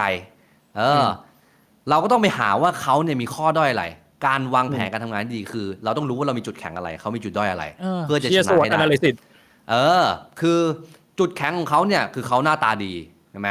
มีอารมณ์ขันแล้วก็ทำเพลงด้วยคือเขามีวงชื่อ T047 ก็คือทำเพลงแบบเพราะๆหวานๆเลยแล้วก็มองเฮ้ยโหโปรไฟล์ขนาดนี้กูจะมีอะไรไปสู้วะเอาเลยสู้สรุปข้อที่เขาไม่มีอย่างเดียวคือเขาไม่มีบ้านตัวเองไงมันเลยต้องไปถ่ายบ้านข้างแต่กูมีบ้านกูเองเลยทำเป็นเพจบ้านกูเองก็เลยเป็นเพจบ้านกูเองเปิดเพจสู้เปิดเพจชื่อว่าบ้านกูเองสู้กับที่บ้านข้างสู้กับบ้านข้างเพราะว่าจะจีบผู้หญิงคนเดียวกันมันไม่มีบ้านตัวเองอยู่ใช่ก็คือจะไม่ได้จะจีบแต่ว่าเราจะชนะในเกมนี้เราปลื้มพี่เขามันจะมีใครมาดีกว่าเราไม่ได้แล้วเป็นไงต่อก็เลยถ่ายบ้านตัวเองนี่แหละแล้วก็ตั้งชื่อเพจว่าบ้านกูเองแล้วก็ทำแรกๆก็คือทำแคปชั่นแบบล้อเลียนเขาสมมุติเขาถ่ายแคปชั่นบ้านสวยๆแคปชั่นสวยๆว่าแบบถ้าไม่รอก็ไม่นานของเราถ้าไม่รอก็ไม่นานแต่ถ้าขึ้นคานมึงอย่ารออะไรเงี้ยเป็นแบบกวนตีนเขาสายตลกนะสายตีนตอนนั้นเขารู้ไหมว่าเราทำเพจแล้วเขาไม่รู้คือเขาไม่รู้เป็นปีอ่ะคือเหมือนมึงสนุกอยู่คนเดียวในหัวไม่มีใครรู้อะไรเรื่องนี้ด้วยกันเลยรู้อยู่คนเดียวแล้วก็ไม่ได้ไปจีบไม่ได้ไปอะไรเขาด้วยทำขำๆอะไรเงี้ยแล้วก็เนี่ยถ่ายบ้านถ่ายไปผ่านมาเริ่มถ่ายตัวเองเริ่มถ่ายของในบ้านถ่ายแม่มันไวรัลปุ๊บลูกค้าเข้าหลังจากนั้นตั้งแต่ปี3ยันตอนเนี้ยก็คือทำไปบ้านกูเองเนี่ยคือเรียนจบมาปุ๊บเปิดบริษัทเลยก็คือเลยทำให้แบบเราไม่มีความรู้ในการแบบเป็นพนักงานบริษัทเลยไม่มีความรู้ในการบริหารเลยแต่เราต้องทำเพราะโอกาสแม่งมาแล้วอะไรเงี้ยเฮ้ยอย่างนี้น่าสนใจนะถามหน่อยว่าตั้งแต่ทำบริษัทมาเคยโดนโกงหรือว่ามีประสบการณ์ที่แบบว่าบริหารไม่ดีแล้วเจ๊งอะไรอย่างนี้ไหมขาดทุนเยอะแยะแบบเนี้ยคือบ้านกูเองเนี่ยคือเหมือนยุคนั้นไม่แน่ใจพวกพี่ๆเคยเห็นไหมคือมันจะเป็นยุคโฟโต้อัลบั้มที่แบบว่ายุคนั้นน่ะพี่ชอบมากพี่ตามเราตั้งแต่ยุคนั้นคือมันเป็นยุคที่แบบว่าเหมือนผมแม่งมาใหม่แล้วแม่งไม่สนใจกรอบเลยที่เขาทำไว้เลยคือผมก็ทำเป็นโฟโต้อัลบั้มเล่าเรื่องเป็นการ์ตูนเพราะมันมาจากผมชอบอ่านมังงะไงมันก็เล่าเรื่องเป็นช่องเพราะนั้นแบบมันกระจายไปทั่วโลกเพราะว่าแบบไม่ต้องอ่านแคปชั่นออกก็เข้าใจว่าเราสื่ออะไรอยู่อะไรเงี้ยทีนี้มันก็กลายเป็นแบบเป็นเทรนที่แบบหลายๆเพจก็คือทำแบบเนี้ยเพราะว่าเราเป็นคนเซตมาตรฐานไว้ว่ารับลูกค้าแบบนี้ได้ด้วยนะซึ่งยุคนั้นคือแม่งเฟื่องฟูมีปีนึงผมได้14 ล้านอะจากการถ่ายรูปอย่างเงี้ยแบบแม่งรายได้เข้า14 ล้านอะเพราะว่าถ่ายรูปนี้ทุกวันแบบโพสต์วันละโฆษณาคือแม่งมีเดือนนึงมี30 วันตอนนั้นเป็นครั้งแรกที่พี่ทำงานร่วมกับเรามั้งเหมือนเราชวนไปถ่ายใช่เป็นไงแล้วเราบอกว่าแบบไอ้เชี่ยผมจะร้องไห้ว่ะพี่แม่งทำงานทุกวันทั้งวันอะไรเงี้ยใช่ช่วงตอนนั้นคือช่วงแจ้งวัฒนะบ้านแจ้งวัฒนะช่วงนั้นแหละจุดพีคเลยคือเดือนนึงแม่งมี30 วันผมลงลูกค้าไป32 ตัวคือแม่งเกินวันที่มีด้วยซ้ำอะไรอย่างนั้นอันนี้คือช่วงไหนนะขอทีนะช่วงพีคนี่มันเป็นประมาณปีไหนประมาณ 4-5 ปีที่แล้วประมาณ 4-5 ปีที่แล้วคอนเทนต์พีคของเราคืออะไรผมมันแล้วแต่ช่วงอ่ะพี่คือผมไม่เคยเห็นเลยที่แบบว่าถ่ายรูปเป็นเพจชื่อบ้านกูเองแล้วก็ถ่ายรูปเล่าเรื่องราวแปลกๆอ่ะเป็นภาพนิ่งหลายๆอันถูกไหมภาพนิ่งหลายๆอันเล่าเรื่องราวว่าแบบเอ้ย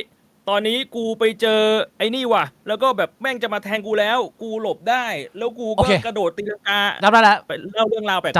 จำได้ว่ามันมีผ่านตาอยู่เยอะอยู่พอสมควรแต่ตอนนั้นเรายังไม่รู้จักกันอันนั้นคือช่วงพีคของเราช่วงพีคเลยก็คือแบบเหมือนมันพีคมาตั้งแต่เปิดปีแรกๆแล้วแต่ว่าคำว่าพีคของเรามันคือเรื่องในแง่รายได้ด้วยไงคือเราอัพราคาเราขึ้นไปเรื่อยๆคือความพีคแม่งพีคเหมือนเดิมดังเหมือนเดิมแต่เราขยับราคาไอ้เหี้ยยังมีคนจ้างขึ้นไปยังมีคนจ้างขึ้นไปยังมีคนจ้างทำอย่างเงี้ยไปเรื่อยจนแม่งแบบ5 ปีแล้วคือจุดพีคเลยแต่ถ้าคำถามว่าเคยขาดทุนไหมเนี่ยก็คือผมว่าอินฟลูเอนเซอร์เนี่ยความยากแม่งคือการยืนระยะเว้ยพี่เพราะว่าเหมือนเราไม่ได้ขายโปรดักต์เราขายตัวตนเพราะนั้นแม่งจะสมมุติมันทำอะไรแล้วมันไวรัลวันนึงมันก็ต้องล่วงหน้าที่ของเราแม่งคือแบบ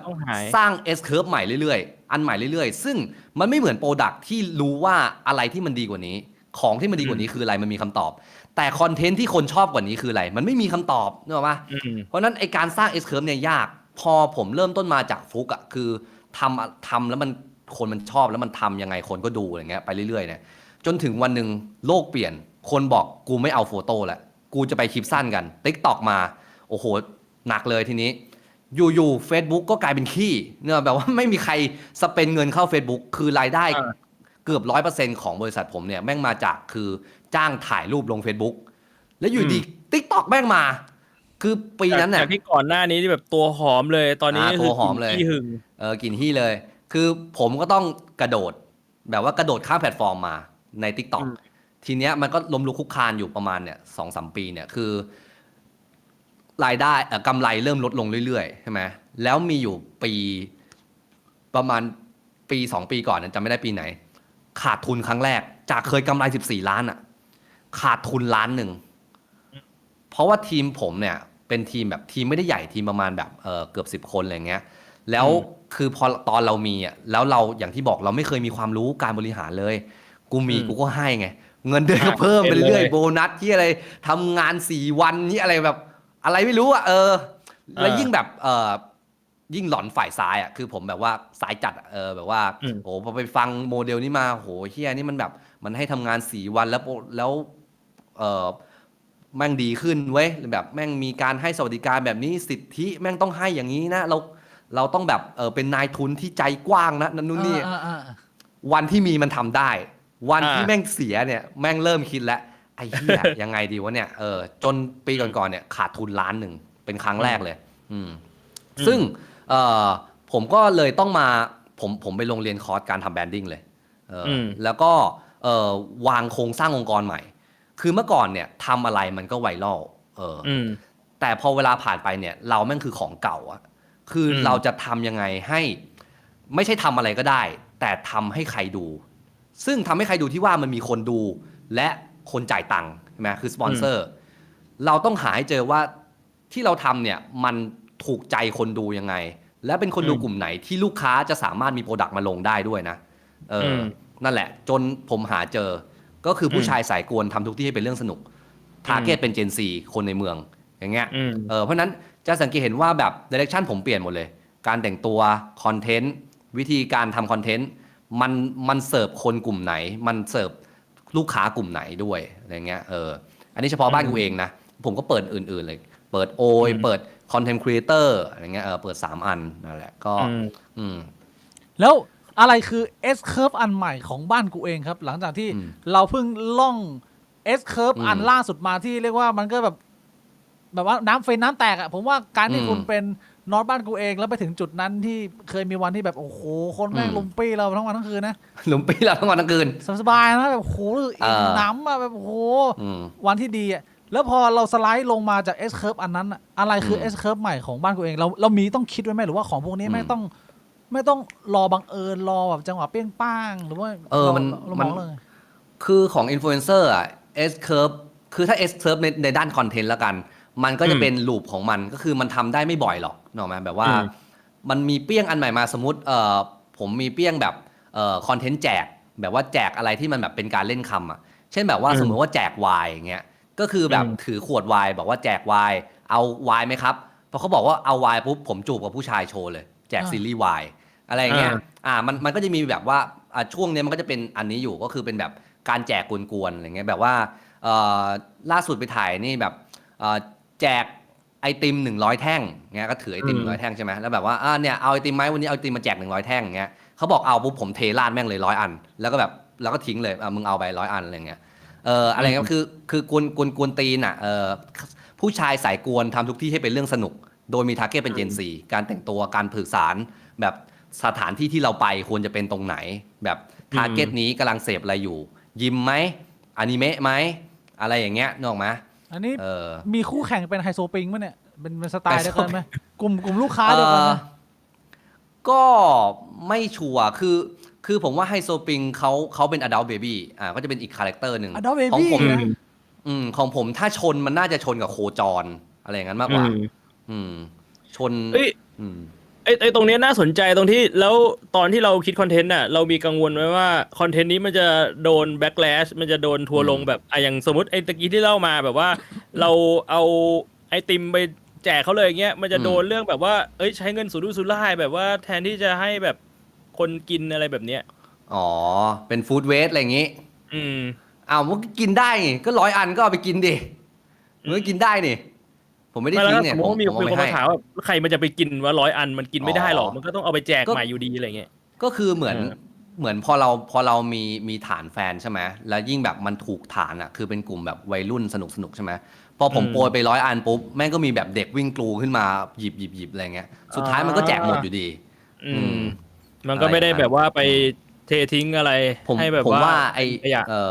ไอดราม่าเนี่ยมันมีอย่างนี้มากกว่าคือผมอย่างไอพวกคลิปแจกจูบแจกซีรีส์วายอะไรเงี้ยมันมีคนมาดราม่าว่าแบบเฮ้ยนี่คุณกำลังฟิลแบบเหยียดเพศอ่ะฟิลแบบว่าคุณทำให้ผู้ชายแบบคุณทำให้คนแบบเหยียด LGBT หรือเปล่าอะไรเงี้ยผมก็บอกว่าเฮ้ยใน mindset ของผมเนี่ยมันไอ้เหี้ยรถขยะมาว่ะพี่ผมเอาขยะไปทิ้งก่อนนะ ได้ กำลังจะเข้าดราม่าเลย อ่ะเดี๋ยวเราพักตรง เดี๋ยวนะตะกี้มันตอนไหนนะ ตอนดราม่าเรื่องจูบซีรีส์วายผมปวดฉี่ไหม พอตรงนี้ไปก่อน ผมปวดฉี่พี่บงยิ้มหวานให้คนดูไปก่อน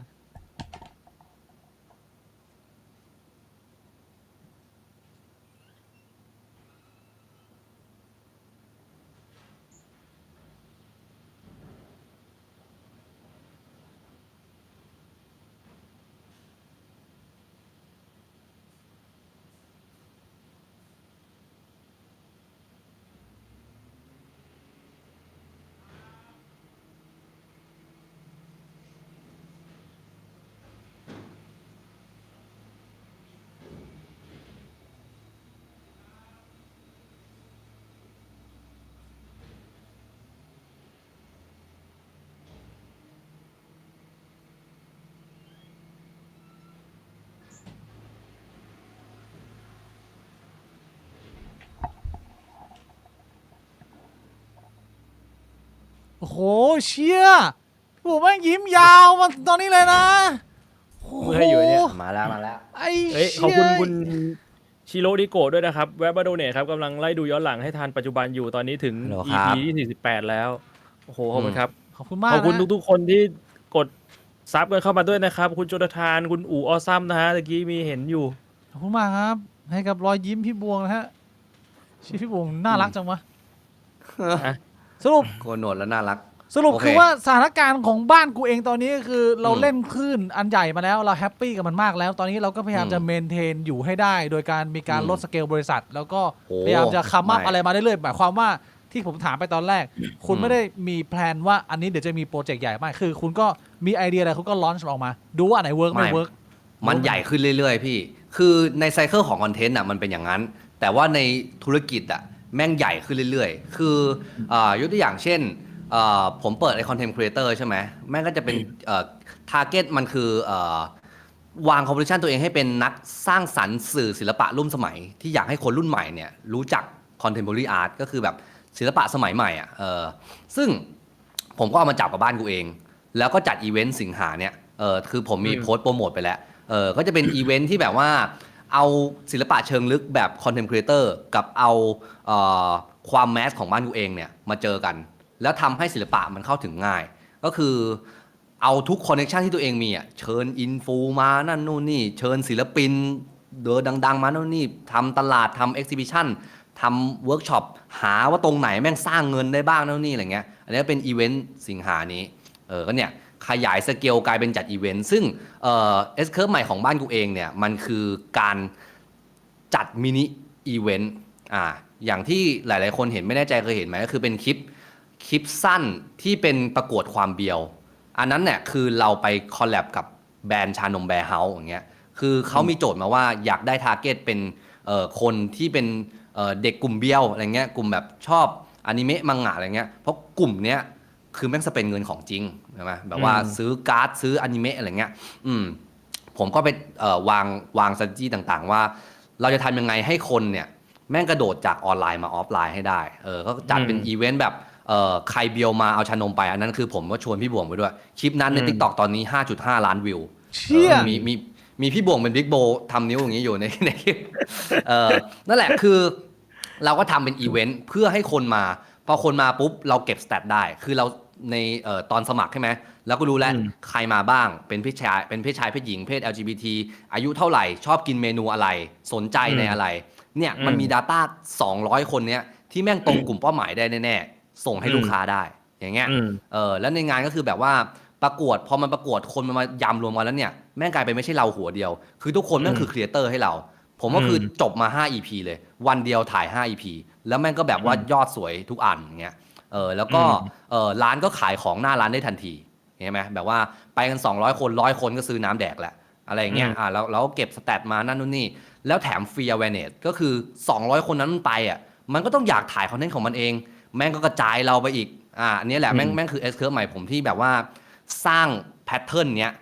เอาไปขายลูกค้าต่อเพราะเราเก็บ Data หมดแล้วนี่ว่าเราทำแล้วมันได้อะไรหน้าตาแบบไหน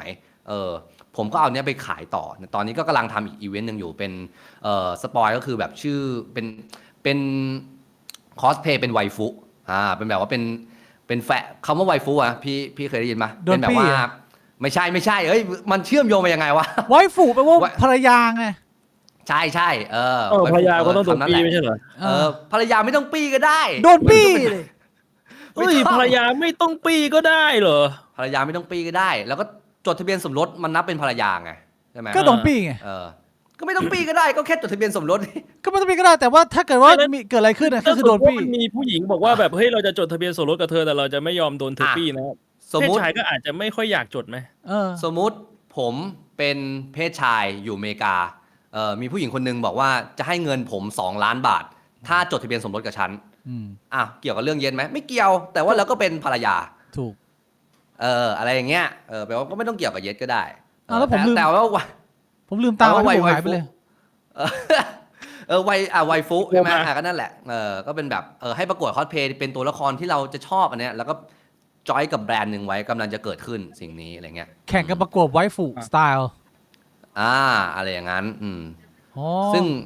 มันก็มีแพทเทิร์นแบบเนี้ยที่ S Curve ใหม่ของบ้านกูเองคือมันจะไม่ใช่แค่คอนเทนต์ในช่องแต่มันจะจัดมินิอีเวนต์แล้วก็สามารถสร้างเงินกลับไปกลับมาได้คิดว่าช่วงที่ผ่านมาช่วงไอ้ทำอัลบั้มเนี่ยเดี๋ยวนะรอพี่บวงก่อน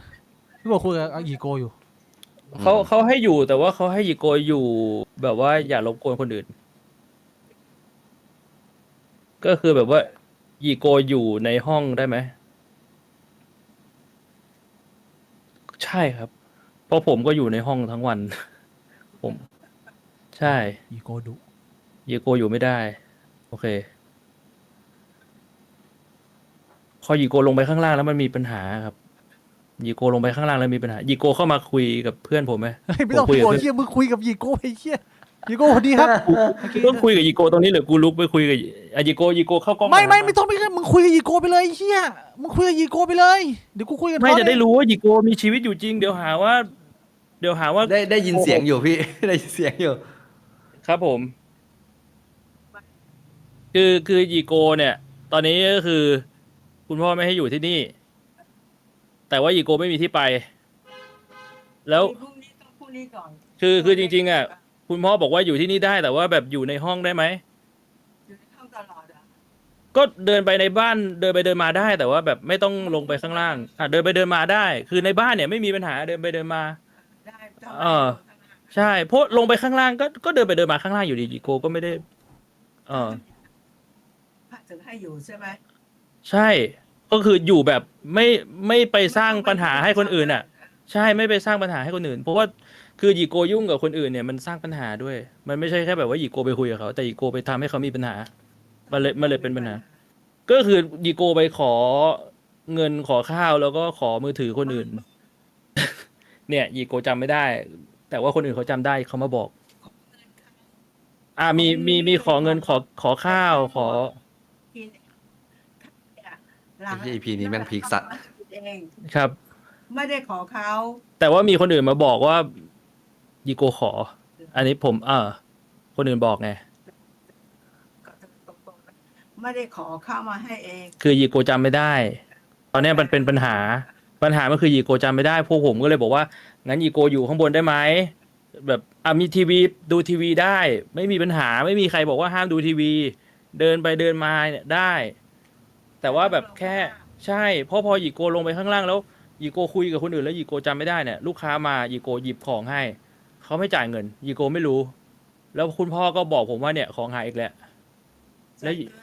มันเนี่ยปัญหาคือหยิโกจำไม่ได้ไงใช่ใช่นี่มันแค่นี้เลยครับ คือคุยกันมาแบบเกือบปีแล้วอ่ะแค่ว่าแบบเฮ้ยหยิโกอย่าลงไปขายของได้ไหมเพราะของมันหาย รู้แต่ว่าของหายแต่ไม่ได้บอกไอ้หยิโกว่าไม่ต้องลงไปขาย บอกครับ แต่ว่าหยิโก หายแต่ไม่รู้ของอะไรเขาหายก็ไม่รู้ ก็หยิโกจำไม่ได้ไงครับแต่ว่าผมกับคุณพ่อจำได้ เออ เออ มันไปขายของ ใช่ไม่ให้ไปขายของ ได้ โอเค ครับ แต่ลงไปได้ ลงไปไม่ได้ครับเพราะ แล้วมันอยู่ข้างหน้า ถ้าลงไปแล้วอยู่ข้างหลังอะผมคือ กับลูกค้า ไม่แล้วหยิโกจะลงไปทำไมข้างบนเปิดพัดลมสบายๆอะมันก็เป็นปัญหามันก็เหมือนกับหยิโกอยู่แต่ข้างล่างอ่ะหยิโกก็มันเพื่อนทางนู้นแล้วก็อยู่ทางนู้นไม่ต้อง ป กลับมา ปัญหามันคือพอหยิโกเดินออกไปอ่ะมันสร้างปัญหาให้พวกผม สร้าง ก็คือพอหยิโกเดินออกไปเนี่ยประตูมันเปิดมันมีคนเข้ามาขโมยของในบ้าน ปีที่แล้วของหาย เพราะว่ามีคนเข้ามาขโมยของในบ้าน ก็ อ้าวเนี่ยหยิโกจำไม่ได้ สวนทางเข้ามา แต่ว่าหยิโกออกไปแล้วกุญแจมันเปิดอยู่ แล้วผมก็ไม่ว่างคุณพ่อก็ทำงาน แล้วมันคนเข้ามา คุณเปิดอยู่ ใช่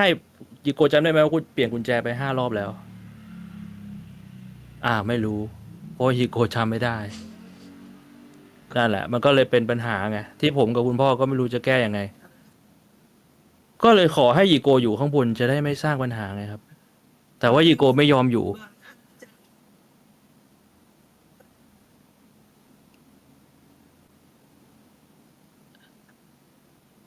คุณพ่อเขาก็บอกว่าก็ถ้าจะเดินไปก็เดินไปได้แต่ว่าเราจะล็อกกุญแจนะ แล้วยีโกอาจจะเข้าบ้านไม่ได้นะ เพราะว่าคุณพ่อก็ต้องออกไปแบบว่า ส่งของอะไรแบบนี้ครับแต่เวลาคุณพ่อออกไปข้างนอกเวลาผมออกไปข้างนอกอ่ะมันไม่มีใครดูแลบ้านไงถ้ายีโกเดินออกไปมันก็มีคนเข้ามาขโมยของไงฮะ ไม่ต้องไปไหนอยู่แต่ในบ้าน ใช่ จะไปไหนต่อเมื่อพ่อเธออยู่ ใช่ ใช่ ก็คือถ้าคุณพ่อไม่อยู่เนี่ยอยู่ในบ้านได้ไหมอยู่ข้างบน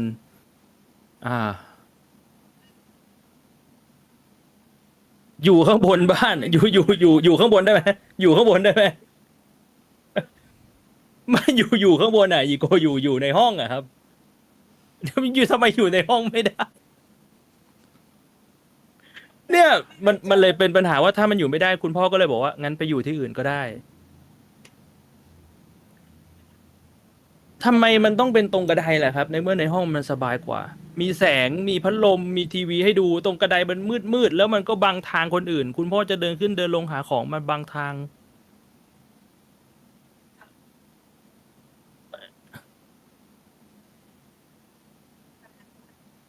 คืออยู่ตรงกระไดอ่ะมันบังทางครับ ถ้ามัน โอเค ไม่ขวาง เอาไง ครับผม ไอ้ยีโก ได้ครับ โอเคยังไงยีโกโอเคยัง โอเคละคุยกับเพื่อนครับ เดี๋ยวไปปิดประตูไปหน่อยนะ บ้านกูเองของจริง ทีนี้ ยีโกคุณป้าเป็นอัลไซเมอร์ อืม ก็เริ่มจะมีปัญหาแบบว่าหลังๆตอนแรกๆมาเป็นเรื่องเล่า ตอนนี้มันเริ่มแบบมาเรียลขึ้นเรื่อยๆแล้ว เล่น มาเป็นชีวิตจริง เห็นชั่วโมงนี้ก็เลยจะแปลกๆปรับโมดเล็กน้อย ถือว่าสบายๆให้บิ๊กบวงวงกระดอ โหเด็กยากอยู่นะ การแบบ นะครับ ต้องใช้ชีวิตและดูแลคนอัลไซเมอร์อย่างเงี้ยยากอยู่นะ ยากพี่บวงเป็นไงโอเคไหมเรากูลืมไปแล้วเนี่ยว่าคุยเรื่องอะไรกันอยู่เนี่ยแต่ว่าพี่บวงอ่ะโอ้ยีโกเป็นไง คุยเรื่องดราม่าไงที่แบบว่าไปแจกไวน์แล้วก็ เอาย้อนกลับมาเรื่องแจกไวน์นะดราม่านะ อ้าวไม่คุยเรื่องยีโกกันนะข้ามยีโกเลยอะ คือมันก็นะเขาเป็นอัลไซเมอร์มันแก้ไม่ได้แล้ว อื อะ ม อย่างที่เรารู้อยู่ทางการแพทย์ อืม ในปัจจุบันมันรักษาไม่ได้อะมันอาจจะมีวิธีการทำให้ชะลอได้ แต่ก็คือจากคำพูดของพ่อพี่ก็คือ ก็ มึงให้มันตายเร็วๆเหอะอย่าให้มันตายช้าๆเลยชะลอก็คือกูทรมาน เออ เออ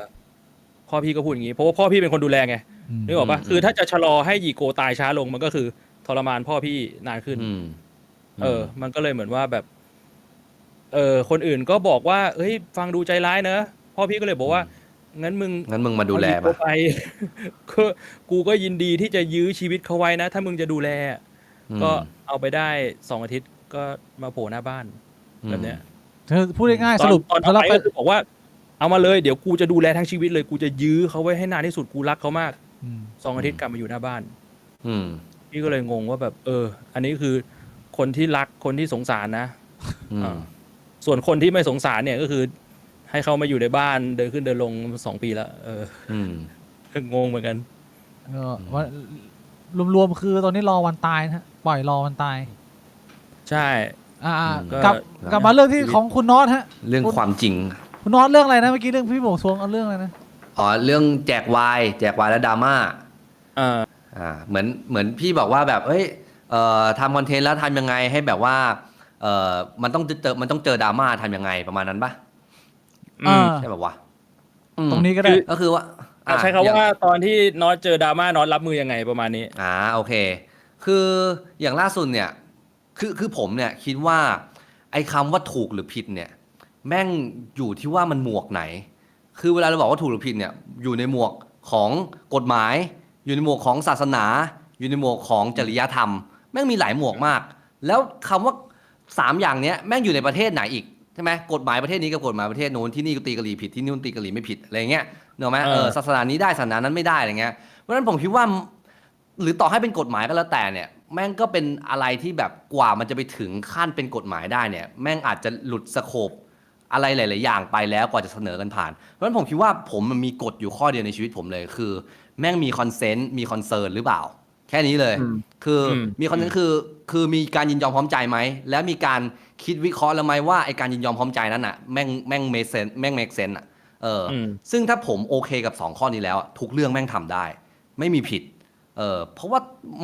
มันต้องไปผิดสักหมวกไหนหมวกหนึ่งอยู่แล้วแต่สำหรับผมแม่งไม่ผิดยึดแค่ข้อนี้เลยเพราะนั้นไม่ว่าจะเจอเรื่องอะไรเนี่ยถ้าผมเชื่อแล้วว่าผมมอง2ข้อนี้ละเอียดแล้วแม่งจบคือไอ้อย่างสมมติไอ้แจกวายอย่างเงี้ยใช่ไหมแบบว่ามันมีคนมาดราม่าว่าแบบเฮ้ยมันเป็นการล้อเลียนLGBT ไหมอะไรอย่างงี้ใช่ไหมผมบอกว่าเอ้ยแต่สำหรับผมเนี่ยก็คือผมจูบกับผู้ชายได้ไงแบบผมไม่ได้ซีเรียสก็จูบกับผู้ชายแล้วมันก็แบบก็โอเคก็ตลกดีอะไรเงี้ยอะไรเงี้ยเขาก็บอกว่าแต่คุณเห็นคอมเมนต์ไหมแม่งแบบคอมเมนต์แม่งแบบล้อเลียนรูปล้อเลียนรูปมีมเกย์รูปแบบเห็นขี้อะไรเงี้ยแบบอีโมจิอะไรเงี้ยใช่ไหมมันก็ฟีลแบบเอ้าก็กูไม่ได้ทำคือกูแค่ในคลิปคอมเมนต์ก็คอมเมนต์ดิในคลิปกูแค่จูบอะไรเงี้ยนึกออกไหมกูจูบของกูอะไรเงี้ยเขาก็บอกประมาณแบบแต่ว่าไอคนมาคอมเมนต์แบบนี้นะอะไรเงี้ยแล้วก็บอกว่าแล้วเขาก็บอกว่าผมเนี่ยสร้างขึ้นมาเพื่อความตลกใช่ไหมผมว่าว่ะเราก็สร้างขึ้นมาเพื่อความตลกนะก็ใช่แต่ผู้ชายที่เป็นสเตทจูบกันมันก็เลยตลกไงเพราะว่าเขาไม่ใช่เกย์ไงถ้าเกย์จูบกันมันก็ไม่ตลกไงมันก็เสียวๆแต่พอไปใช่แต่พอผู้ชายจูบกันก็เลยตลกผมก็เลยแต่ผมก็เริ่มไม่ชัวร์ว่าไอ้เหี้ยไอคอนเซนต์คอนเซิร์นของตัวเองเนี่ยแม่งถูกจริงป่าววะเพราะว่าเขาดีเฟนต์มาแบบนี้เขาดีเฟนต์มาแบบนี้เขาดีเฟนต์มาว่าก็คุณทำเพื่อความตลกคุณกำลังเหยียดเพศอยู่หรือเปล่าผมก็ว่ะหรือว่าเราไม่รู้ว่าคอมมูนิตี้ LGBT รู้สึกยังไงกับสิ่งนี้วะผมก็เลยสร้างโปรเจกต์ใหม่ขึ้นมาก็คือไปแจกไวน์เหมือนเดิมแต่ว่าเราเนี่ยทำเป็นสมมุติว่าตรงกลางเนี่ยมันจะเป็น LG ใช่ไหมแล้วผมกับน้องชายเนี่ยยืนอย่างนี้แล้วผมยื่นไมค์สัมภาษณ์เขาว่าคุณคิดยังไงกับทุกวันนี้ที่มีซีรีส์วายเกิดขึ้นผู้ชายจูบกันแต่ว่าเขาเป็นสเตทนะคุณคิดยังไงกับทุกวันนี้ที่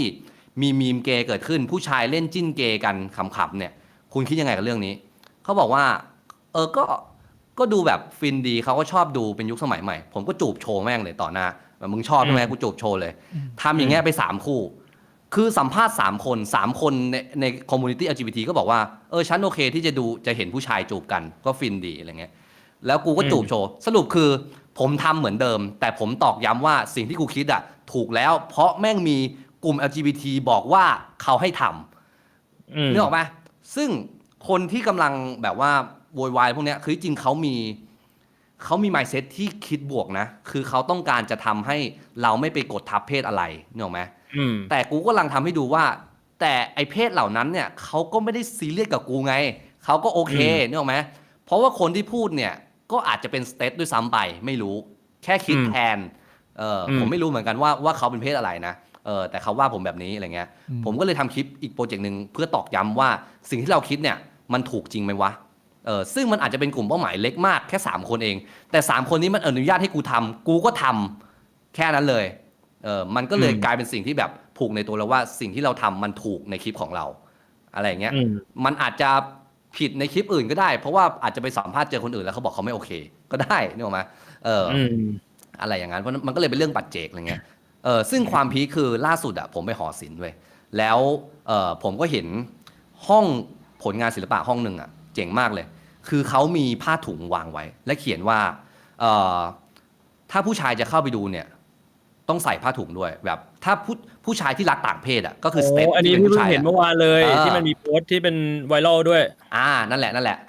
ผมก็เห็นผมว่าเฮ้ยไอเดียดีว่ะเพราะว่าเหตุผลเนี่ยมันคือว่าเขาอยากจะให้ผู้ชายเวลาที่ผู้ชายไปวัดแล้วผู้หญิงต้องใส่ผ้าถุงโดนบังคับใส่ผ้าถุงอ่ะมาตลอดชีวิตอ่ะมึงเคยบ้างไหมพอเจอวันที่มึงต้องใส่ผ้าถุงอ่ะมึงรู้สึกยังไงมึงรู้สึกแปลกไหมว่ามาบังคับมึงทำไมอะไรเงี้ยผมว่าเฮียไอเดียแม่งดีว่ะน่าสนใจเว้ยผมก็เลยใส่ผ้าถุงแล้วถ่ายรูปลงเว้ยแม่งมีคนมาคอมเมนต์ว่าขอบคุณนะที่มาดูงานเราแม่งคือใครรู้ป่ะแม่งคือคนที่ด่ากูในคลิปที่แจกวายอ่ะแบบไอ้เหี้ยคือแม่งบังเอิญมากอ่ะก็เลยแบบว่าคือที่จริงอ่ะแค่บางทีเราเห็นต่างกับคนบางคนอ่ะไม่ได้แปลว่าเราไม่ได้อยู่พวกเดียวกันเว้ยคือจริงสุดท้ายแล้วเราเป็นคนที่แบบพยายามจะทำให้สังคมมันดีขึ้นเหมือนกันมีทัศนคติที่ดีเหมือนกันแค่ในอินดีเทลจริงๆอ่ะแม่งเห็นไม่เหมือนกันอะไรเงี้ยไอคนนั้นมันมองว่าจูบเกย์ผู้ชายเล่นเกย์กันแม่งคือแบบว่าล้อเกย์ผมมองว่าผลงานเขาดีนะอะไรเงี้ยแต่สุดท้ายแล้วแม่งคือแบบเป็นพวกเดียวกันอะไรเงี้ยนั่นคือวิธีการรับมือดราม่าของผมคือ1คือการมองว่ามีคอนเซนต์มีคอนเซิร์นไหมสำหรับตัวเราเองและผู้ที่เรากระทำด้วยกับ2คือมองว่าไม่มีใครเป็นพวกอื่นทุกคนแม่งเป็นพวกเดียวกันแค่เรามองอะไรต่างกันหรือเปล่าแค่นั้นเองขอบคุณคุณโอมเทพ112ด้วยครับสำหรับโด349โดครับขอบคุณมากครับเรื่องตะกี้ถามพี่บิ๊กถ้าสมมุติว่าพี่บิ๊กไปเจอเหตุการณ์แบบนี้พี่บิ๊กจะเลือกใส่ผ้าถุงไหมพี่บิ๊กเห็นภาพนั้นยังไม่เห็นเลยยังไม่เห็นเลยอันนี้แบบว่าเฟรชเลยข้อมูลใหม่เลยคือมันเป็นเหมือนนิทรรศการจัดแบบงานศิลปะอะไรเงี้ยแล้วมันก็มีผลงานชิ้นหนึ่งก็คือมันเหมือนมันเป็นป้ายแปะไว้ข้างหน้าแล้วก็แปะว่าอันเนี้ยผู้หญิงเข้าได้กับ LGBT เข้าได้แต่ถ้าเป็นผู้ชายที่เป็น straight อ่ะถ้าจะเข้าไปดูเนี่ยต้องใส่ผ้าถุงเข้าไปreverse sexist โอเคถ้าสมมุติเป็นพี่บิ๊กเจออันนี้พี่บิ๊กจะเข้าไปดูแล้วใส่ผ้าถุงไหมหรือว่าพี่บิ๊กเลือกที่จะทำยังไงผมก็ดูว่าสิ่งของข้างในเนี่ยน่าสนใจไหมผมจะพร้อมเหนื่อยไหมตามกฎของคุณเนี่ยถ้าเกิดว่าผมอยากเข้าไปดูข้างในผมก็สวมไปง่ายๆผมก็ชิวๆผมอยากเข้าไปดูแต่ถ้าเกิดว่าผมไม่ได้เป็นคนอยากดูผมก็อาจจะแบบว่ากูยืนรอข้างนอกก็ได้นะถ้าเกิดว่ากูต้องแบบก้มลงไปใส่ของแบบขี้เกียจมันก็อยู่ที่ว่าข้างในมันน่าดูไหมอันนี้คือถามผมนะตอบถูกไหมเนี่ยผมตอบคำถามถูกไหมน่าสนใจนะคือมันเป็นคำถามที่แบบว่ามันก็คงไม่มีคำตอบที่ถูกใช่อยู่ที่ว่าพี่อยากดูไหมนะไม่ถูกเหรอผมต้องยังไง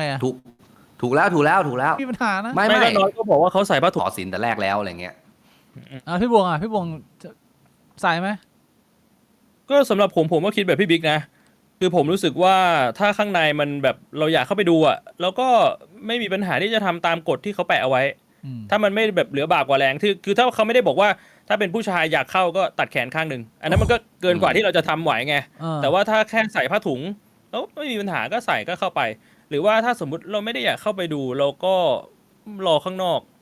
มันก็คงจะจบแค่นั้นแต่ว่าผมว่าอันเนี้ยคือมันมีออปชันให้เราเลือกไงว่าเราอยากเข้าไปได้ไหมแต่ว่าไอ้ที่มันเป็นสิ่งที่เขาต้องการจะสื่อหรือว่าต้องการจะพูดถึงบางที มันมีสถานที่บางสถานที่อ่ะอย่างเช่น วัดทางตอนเหนือที่เมื่อก่อนน่ะเขาจะแปะป้ายไว้เลยว่าผู้หญิงห้ามเข้ามันคือการห้ามเลยนึกออกใช่ปะมันเหมือนว่าแบบแล้วถ้าสมมติฉันเป็นผู้หญิงฉันอยากจะเข้าไปคือเข้าไม่ได้เลยเหรอโดนห้ามเลยแบบนั้นน่ะมันก็เลยอาจจะเป็นอารมณ์ว่าเออคือมันมีกฎข้อบังคับของสถานที่บางสถานที่ที่มันปฏิบัติกับเพศแต่ละเพศต่างกันโดยสิ้นเชิง อยากให้เพศชายได้รู้บ้างว่ามันเป็นยังไงใช่อันนี้อย่างที่พี่บิ๊กบอกก็คือถ้าสมมุติว่าเพศชายอยากเข้าไปอย่างน้อยๆมันยังเข้าไปได้ไงก็คือเรามีออปชันในการใส่ผ้าถุงไงเมื่อวานผมก็มันมีโพสต์เป็นไวรัลในโซเชียลมีเดียด้วยเสียงหายแล้วเหรอเฮ้ยฮัลโหล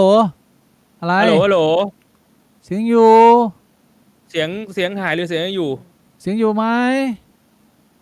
เสียงใครหายเสียงใครหายเสียงปกติผมได้ยินนะพี่ปกติอยู่ปกตินะยังอยู่นะพูดภาษาใบ้ก่อนแล้วไอคอนเทนต์ที่น็อตทำกับเพื่อนรุ่นน้องมอสใช่ไหมใช่แล้วเวลาเราจูบกันนี้เราแบบจูบมันขยับแลกลิ้นไหมอ่ะมันมีเดี๋ยวขยับไหมเพราะจูบไปหลายทีทำไปหลายเทคจังหวะแบบจูบแบบอย่างนี้ไหมมันแบบมันเริ่มเสียวมันเริ่มเเสียวมันแบบใช้ลิ้นไหมอะไรเงี้ยไม่ก็เห็นชัดอยู่ว่าไม่ได้ใช้อ่ะ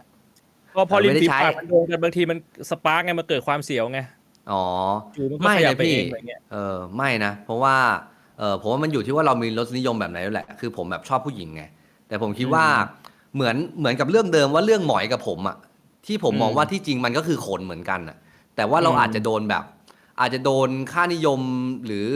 อะไรสักอย่างหนึ่งที่มันปลูกฝังเรามาว่าที่จริงเท้ามันต่ำกว่าหัวอะไรอย่างเงี้ยมันเลยเห็นว่าฝรั่งที่มันเป็นรายการเดอะวอยซ์แม่งใช้ตีนกดปุ่มปึ้งหมุนมาได้อะไรเงี้ยแต่ว่าถ้าเกิดเป็นบ้านเราใช้ตีนกดมึงโดนทัวลงแน่อะไรเงี้ยผมเลยมองว่าถ้าเราจับมือได้อะเราก็น่าจะเอาปากชนกันได้บางคนแล้วแต่มันเป็นเรื่องรายละเอียดปลีกย่อยที่ว่าถ้ามึงจับมือถ้ามือมึงจับขี้มามึงก็คงจับมือกันไม่ได้อะไรเงี้ยเรื่องน้ำลายเป็นอีกเรื่องนึงแต่ถ้าเกิดมองว่ามันเป็นบอดี้เหมือนกันผมว่ามันชนกันได้คือดูจูได้เพื่อนกันผู้ชายดูจูได้ถ้าอยากจะทำคือมันเหมือนเรื่องเดียวกันกับสายผ้าถุงก็น่าดูดไหมล่ะมีอะไรมาแลกไหมล่ะคือในงานสมมุติว่าในงานมันน่าดูมากพี่เลยยอมใส่ผ้าถุงเข้าไปถ้าเพื่อนบอกว่าเอ้ยกูสามารถทำให้พ่อมึงป่วยให้พ่อมึงหายป่วยเป็นมะเร็งได้ตลอดชีวิตเลยมึงดูดไหมถ้าเรารักพ่อมากเราจะดูดแต่ถ้าเราไม่รักพ่อเราก็อาจจะไม่ดูดมันก็อยู่ที่ว่าเราต้องการไหมไอ้เงื่อนไขพลังพิเศษรักษามะเร็งนี่มันไม่เอาเข้ามานี่แล้วเอาแบบว่าเพื่อนเดินคุยกันแบบเพิ่งไปเล่น.A มาแล้วก็นั่งเหมือนจับมือดูจูมันก็เหมือนจับมือมันอวัยวะเจอกับอวัยวะใช่ไหมมันใช่มันก็ได้ถ้าผมอยากทำไงจับมือผมจับได้ไหมได้ผมจับได้ผมจับมือได้แต่ผมดูจูไม่ได้ผมบอกเลยผมไม่รู้ว่าเส้นนี้มันมาตรงไหนเส้นมันอยู่ตรงไหนไม่มีเส้นคือมีแค่คอนเซนต์หรือคอนเซิร์นหรือเปล่าแค่นี้เลยคือคุณจะดูดจูเพื่อนก็ได้อันนี้คือสำหรับผมเพราะว่าที่จริงแล้วเนี่ยการดูดจูเนี่ยเราบอกว่ามันไม่ได้เพราะอะไรไม่รู้พี่ลองหาคำตอบดูมันเป็นคือถ้าถามพี่เนี่ยพี่จะมองว่าอวัยวะแต่ละส่วนในร่างกายมันมี value ต่างกันแล้วมือเนี่ยกับมือมันจับกันได้เพราะว่า value ในสังคมก็คือมันเป็นเรื่องปกติแต่ว่าแบบเอาจูไปต่อกับจูมันไม่ได้ละในแบบอย่างน้อยๆก็คือในที่สาธารณะนึกออกปะถ้าเรามองแบบสำหรับคนทั่วไปกลายว่ามันมีเรื่องสังคมไงใช่ไหมคือพี่เอาจูชนจูไม่ได้เพราะมันมีสังคมกำหนดมันเหมือนกับว่ามันเหมือนกับว่าเรากินซีเรียลตอนเช้าเพราะว่าสื่อมันบอกมาว่ามึงต้องกินซีเรียลตอนเช้าแต่จริงซีเรียลแม่งแดกตอนไหนก็ได้อะไรอย่างเงี้ยสรุปคือแล้วเส้นของน็อตมันขีดตรงไหนนะมีคอนเซนต์มีคอนเซิร์นไหมถ้าผมมีคอนเซนต์ว่าอยากจะเอากระจูไปชนมันมีคอนเซนต์ว่าอยากจะเอากระจูไปชนผมจบใช่ไงคอนเซิร์นว่ามันก็จบไงแต่ว่าการที่เราจะระบุเพศความทางแบบรสนิยมเราระบุยังไงถ้างั้นระบุว่าผมมีความต้องการทางเพศแบบไหนเราเป็นสเตรทเราเป็นไบหรือว่าเราเป็นอะไรมันยังไงคือผมว่าเพศไม่เท่ากับสภาพนะ คือถ้าเพศสภาพเนี่ยคุณเกิดมาเป็นยังไงคุณก็เป็นแบบนั้น คุณเกิดมามีจูคุณเป็นผู้ชายเกิดมามีจิ๋มเป็นผู้หญิง แต่เพศไม่เท่ากับสภาพหมายถึงว่าเพศไม่ใช่ตัวกำหนดรูปลักษณ์และการกระทำของคุณ คือต่อให้คุณจะเป็นคุณจะเป็นกระเทยคุณก็คบกับผู้หญิงได้มันไม่เกี่ยวว่าคุณไปทัดร่างผู้หญิงไม่ได้เลยผมเป็นผู้ชายผมก็เอาปากนิยมอยากจูบปากกับผู้ชายนึกออกไหมแล้วเพศมันลื่นไหลตอนเด็กมึงอาจจะเคยเป็นทอมโตขึ้นมามึงสาวแตกมีผัวก็ได้มันเลยผมผมวดมาแล้วมันมีแค่2ข้อนี้มีคอนเซนต์มีคอนเซิร์นไหมแค่นี้เลยทุกเรื่องทำได้บนโลกพี่บวงมีคำถามไหมเนี่ยไอ้เหี้ยไม่มีคำถามมันก็อันนี้มันจำเป็นต้องมีคำถามด้วยเหรอมันเป็นเรื่องของแบบส่วนบุคคลไงแต่ละคนมองต่างกันแต่มันไม่มีถูกไม่มีผิดอยู่แล้วล่ะเขาเรียกว่าคำตอบเมื่อกี้ที่ผมถามไปคือไม่เสียวนะจูบกับผู้ชายคือเราไม่ได้มองว่ามันเป็นเรื่องเกย์ด้วยซ้ำมองว่าเป็นเรื่องเกย์ไหมผมว่ามันก็อินเตอร์เซ็กเพราะว่าเกย์มันจูบปากกับผู้ชายผู้ชายมันจูบปากกันคนที่เป็นเกย์มันจูบปากกันไงผู้ชายกับผู้ชายถามว่าเกี่ยวไหมก็เกี่ยวก็อินเตอร์เซ็กเชื่อเริ่มสับสนแล้วเริ่มงงหรือผมเบลออยู่คนเดียวไม่งงนะพี่บิ๊กมันก็ถือเป็นแบบว่า two consent adult ไงอยากจะทำอะไรก็ได้สมมตินะสมมติว่ามีtransgender สวยเลยสวยเหี้ยเลยดูยังไงก็ผู้หญิงหีนี่คือหีหนังท้องเลยคือเขาเอาหนังท้องมาเอาหนังท้องมาทำเป็นกลีบจิ๋มสวยเหี้ยเลยสวยมากถามว่าผมอยากเย็ดไหมก็อยากแม้ว่าเขาจะเคยเป็นผู้ชายมาก่อนเพราะว่ารสนิยมทางเพศของผมมันเป็นสเตตทางด้านรูปร่างหน้าตาว่าผู้หญิงสวยไงแต่ถ้าเป็นผู้หญิงที่แบบว่าโหแบบกลายเป็นสัตว์ประหลาดมาเลยต่อให้เป็นผู้หญิงผมก็ไม่ได้มีอารมณ์ด้วยเพราะมันคือเรื่องรูปลักษณ์ไงมันเลยไม่ได้แปลว่าผู้ชายแปลว่ามันไม่ได้แปลว่าผู้ชายที่แบบว่ามีอะไรกับตุ๊ดกับเกย์เนี่ยจะต้องเป็นเกย์ผมเข้าใจอันนี้ผมเข้าใจก็คือแปลว่าอะไรมัน attract เราผมสงสัยข้อก่อนอันนี้ก็คือว่าสมมติว่าผมดูดกระดอและกระโปรงพี่บวงด้วยความอร่อยเนี่ยเป็นเกย์ไหมเป็นเกย์ไหมพี่รู้สึกดีไหมล่ะรู้สึกแบบรู้สึกเศร้าไม่ถ้าเศร้าก็แปลว่าบอกด้วยความอร่อยอยู่เลยพี่บิ๊กแต่อร่อยแต่เศร้าผมว่ามันอยู่ที่เรานิยามตัวเองมากกว่าว่าเรานิยามตัวเองว่าเป็นเพศอะไรไม่เกี่ยวว่าเรารู้สึกยังไงด้วยซ้ำเราอยากจะนิยามตัวเองว่าเป็นอะไรมากกว่าคือเรียกว่าสำหรับน็อตเนี่ยมันไม่เกี่ยวกับคนอื่นหรอกมันอยู่ที่คน2คนแหละประมาณนั้นชี้ผมไม่อยากเมื่อกี้มีคำถามน่าสนใจว่าถ้าสมมุติว่าสังคมไม่เกี่ยวมันอยู่ที่คน2คนนี้คือพ่อลูกก็ถือว่าโอเคถ้าเขาคอนเซนต์มันก็ไม่มีคอนเซิร์นไงคอนเซิร์นทางความถูกต้องว่าแบบเด็กคนเนี้ยมีเซ็กกับมึงเพราะมันมีคอนเซนต์จริงๆหรือมันโดนกรูมมิ่งมาถ้าอย่างนี้มันก็ทุกเคสแล้วปะก็คือคุณเป็นเกย์จริงๆหรือว่าจริงๆคุณเป็นเกย์เพราะว่าสื่อมันหล่อหลอมมาคุณไปดูซีรีส์วายจนเป็นซึ่งที่จริงแล้วถ้าไม่ได้มีกรอบของสังคมของมนุษย์กำหนดการมีเซ็กกับพ่อของลูกอาจจะไม่ผิดก็ได้อย่างที่สัตว์ตัวอื่นมันทำได้แต่พอมนุษย์มันมีสมองที่แบบคิดเยอะกว่านั้นมันมีกรอบของศาสนากรอบของสังคมกรอบของกฎหมายเข้ามามันเริ่มมีตัดสินแล้วว่าอะไรถูกอะไรผิดซึ่งเวลาผมบอกว่าการพ่อลูกกันมันผิดเนี่ยเพราะว่าผมเนี่ยโดนชุดความคิดนี้กรอกมาแล้วว่าพ่อลูกทำกันไม่ได้เพราะว่าผมโดนกล้องเรคคอร์ดไว้ว่าผมสามารถพูดอะไรได้หรือไม่ได้ถูกต้องไหมหรือการที่พี่พูดว่าอะไรมันทำได้หรือไม่ได้เนี่ยตอนมีกล้องกับตอนหลังกล้องก็อาจจะไม่เหมือนกันก็จริงเพราะเราโดนบางอย่างลังไว้อยู่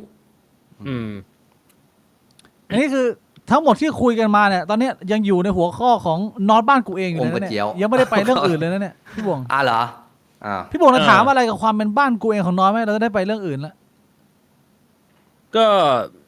มันก็น่าจะไม่มีแล้วนะก็ครบถ้วนแล้วนะจากการที่แบบว่าเริ่มมายังไงจนตอนนี้เป็นยังไงอะไรเงี้ย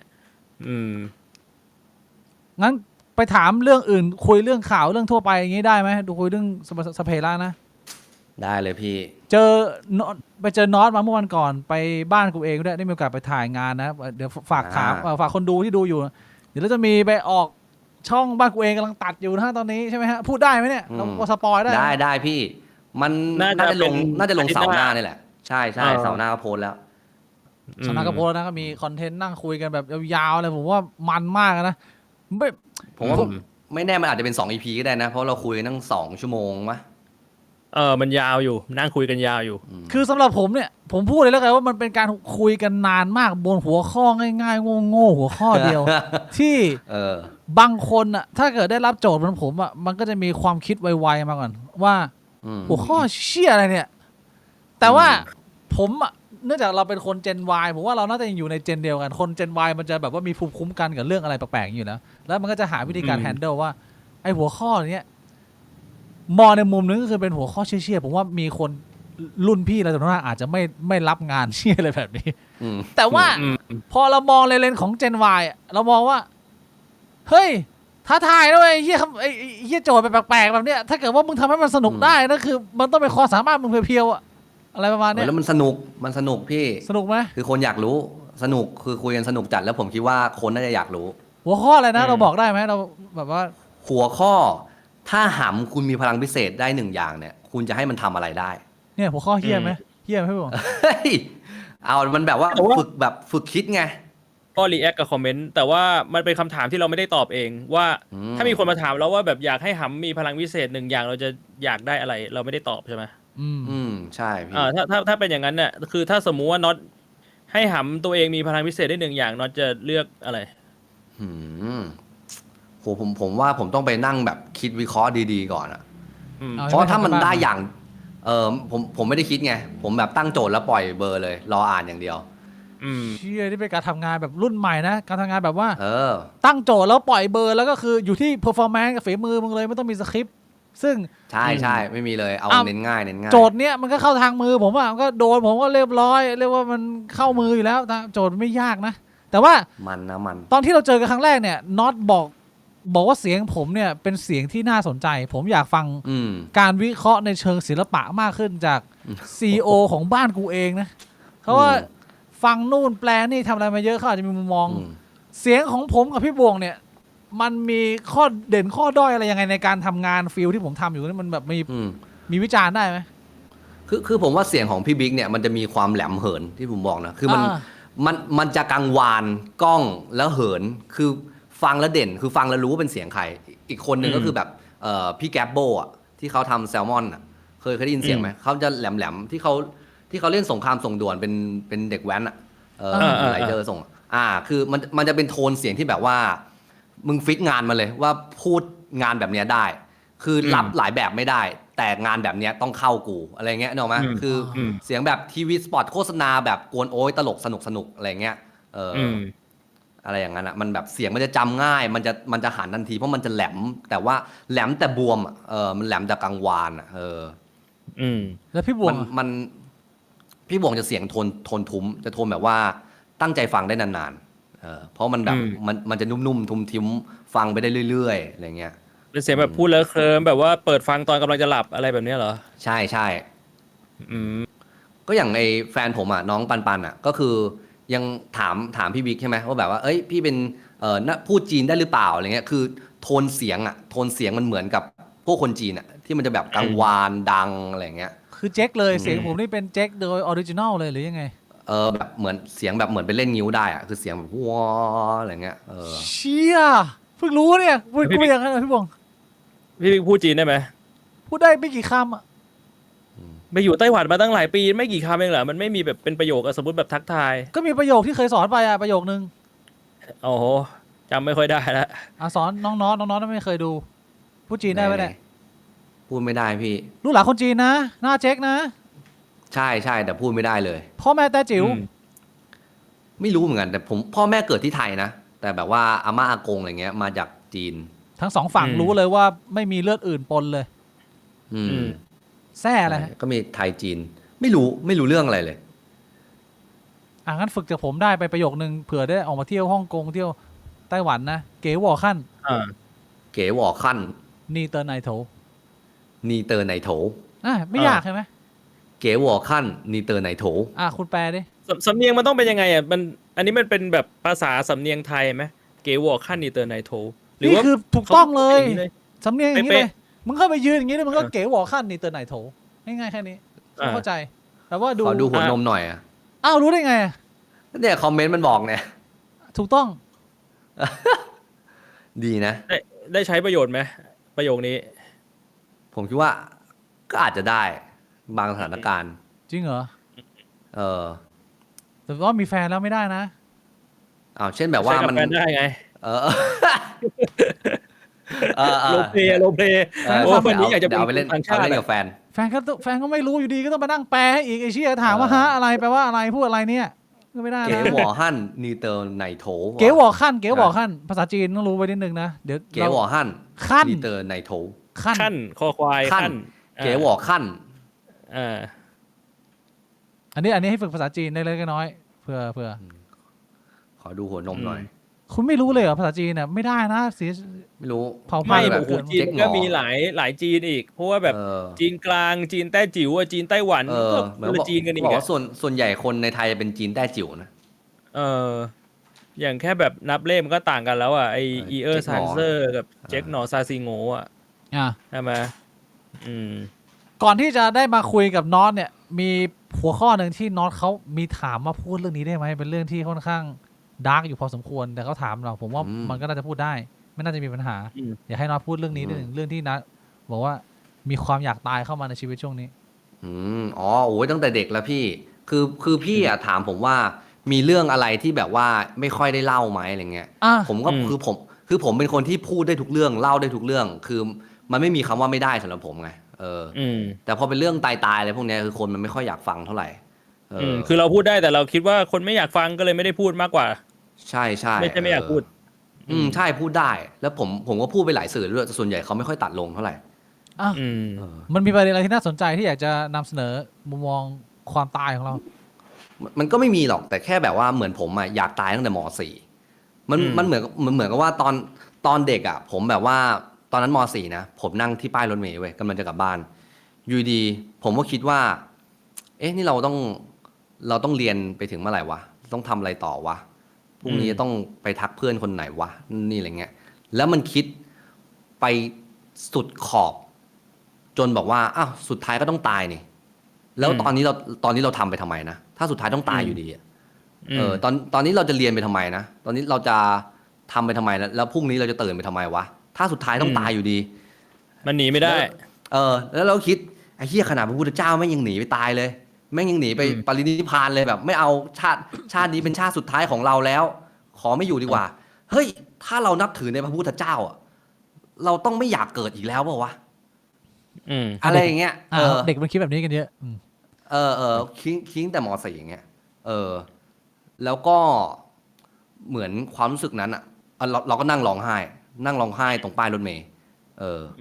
ตอนนั้นไม่มีเรื่องเฮี้ยเลยนะอยู่ๆก็นั่งร้องไห้แล้วก็ใช้ชีวิตมาแบบนั้นอ่ะใช้ชีวิตมาแบบว่าไอ้เฮี้ยกูอยากตายว่ะแต่ถามว่ากล้าตายไหมแม่งคนละเรื่องกันอยากตายกับกล้าฆ่าตัวตายไหมแม่งไม่ใช่เรื่องเดียวกัน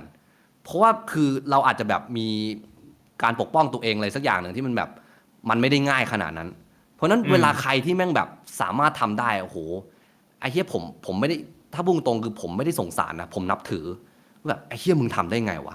มึงแม่งสุดยอดกูแบบเลสเปคความกล้ามึงเลยแต่ก็ไม่ได้แนะนำให้ใครทำนะเพราะมีกล้องอยู่ คือผมไม่สามารถพูดได้ทุกเรื่องนึกออกไหมถ้าสมมุติว่าไม่มีกล้องก็คือแบบเฮ้ยเชี่ยมึงไปเลยแบบนี้มึงแม่งสุดยอดทำไม คือนับถือคือไม่ได้บอกว่าให้ไปหรือไม่ไปเลยนะแต่สุดท้ายชีวิตใครชีวิตมันไม่เกี่ยวกับผมนึกออกไหมแต่ว่าเราก็ไม่ได้อยากอันที่มันเกี่ยวอ่ะคือเราสนับสนุนให้เขาทำหรือเปล่าอันนั้นเกี่ยวแหละเพราะนั้นผมต้องพูดอยู่แล้วว่าผมไม่สนับสนุนให้ทำเพราะกูไม่อยากมีส่วนเกี่ยวข้องด้วยแต่ผมนับถือคนที่แม่งแบบกล้าเพราะแม่งไม่ได้ง่ายตั้งใจรวยยังง่ายกว่าประเด็นเนี้ยผมเคยคิดอยู่ตอนสมัยเด็กๆผมเคยมีความนับถือกันเพราะว่าพอเราจินตนาการตัวเราก็รู้สึกว่าเราไม่มีความกล้าที่จะทำตรงนั้นแต่ว่าพอเติบโตมาเนี่ยความคิดประเด็นตรงนี้มันเปลี่ยนจากประสบการณ์ส่วนตัวของผมคือเราไม่เคยถึงจุดที่เราตัดสินใจทำแต่ว่าเรามีจุดที่แม่งใกล้ๆเยอะอยู่พอสมควรเราเคยมีโอกาสที่แบบว่าเชื่อกูเกือบทำนะแล้วกูก็ตัดสินใจไม่ทำได้มันก็เลยพอเข้าใจได้ไงว่าบางทีมันไม่ได้เป็นแค่เรื่องความกล้าเลยเว้ยแต่ แต่มันเป็นความมืดบอดและความเจ็บปวดที่มันทนต่อไปไม่ไหวแล้วอะมันรู้สึก มันมันอับอายมันรู้สึกว่าการมีอยู่มันไม่มีค่าแล้วอะเราจากไปตอนนี้มันเจ็บปวดน้อยกว่าเยอะ คือตอนนั้นอะมันก็เจ็บปวดมากเว้ยแล้วไอ้แค่การแบบว่าเจ็บแค่สั้นๆแป๊บเดียวดูเหมือนว่ามันจะง่ายสักกว่าด้วยซ้ำอันนี้คือความรู้สึกของผมตอนที่มีความใกล้เคียงนะว่ามันก็กลายเป็นว่ามันถ้ามองในมุมนั้นมันไม่ใช่ความกล้าแล้วไหมมันไม่ใช่ความกล้าเลยมันเป็นความขี้ขลาดหรือมันเป็นความไม่อดทนเหรอ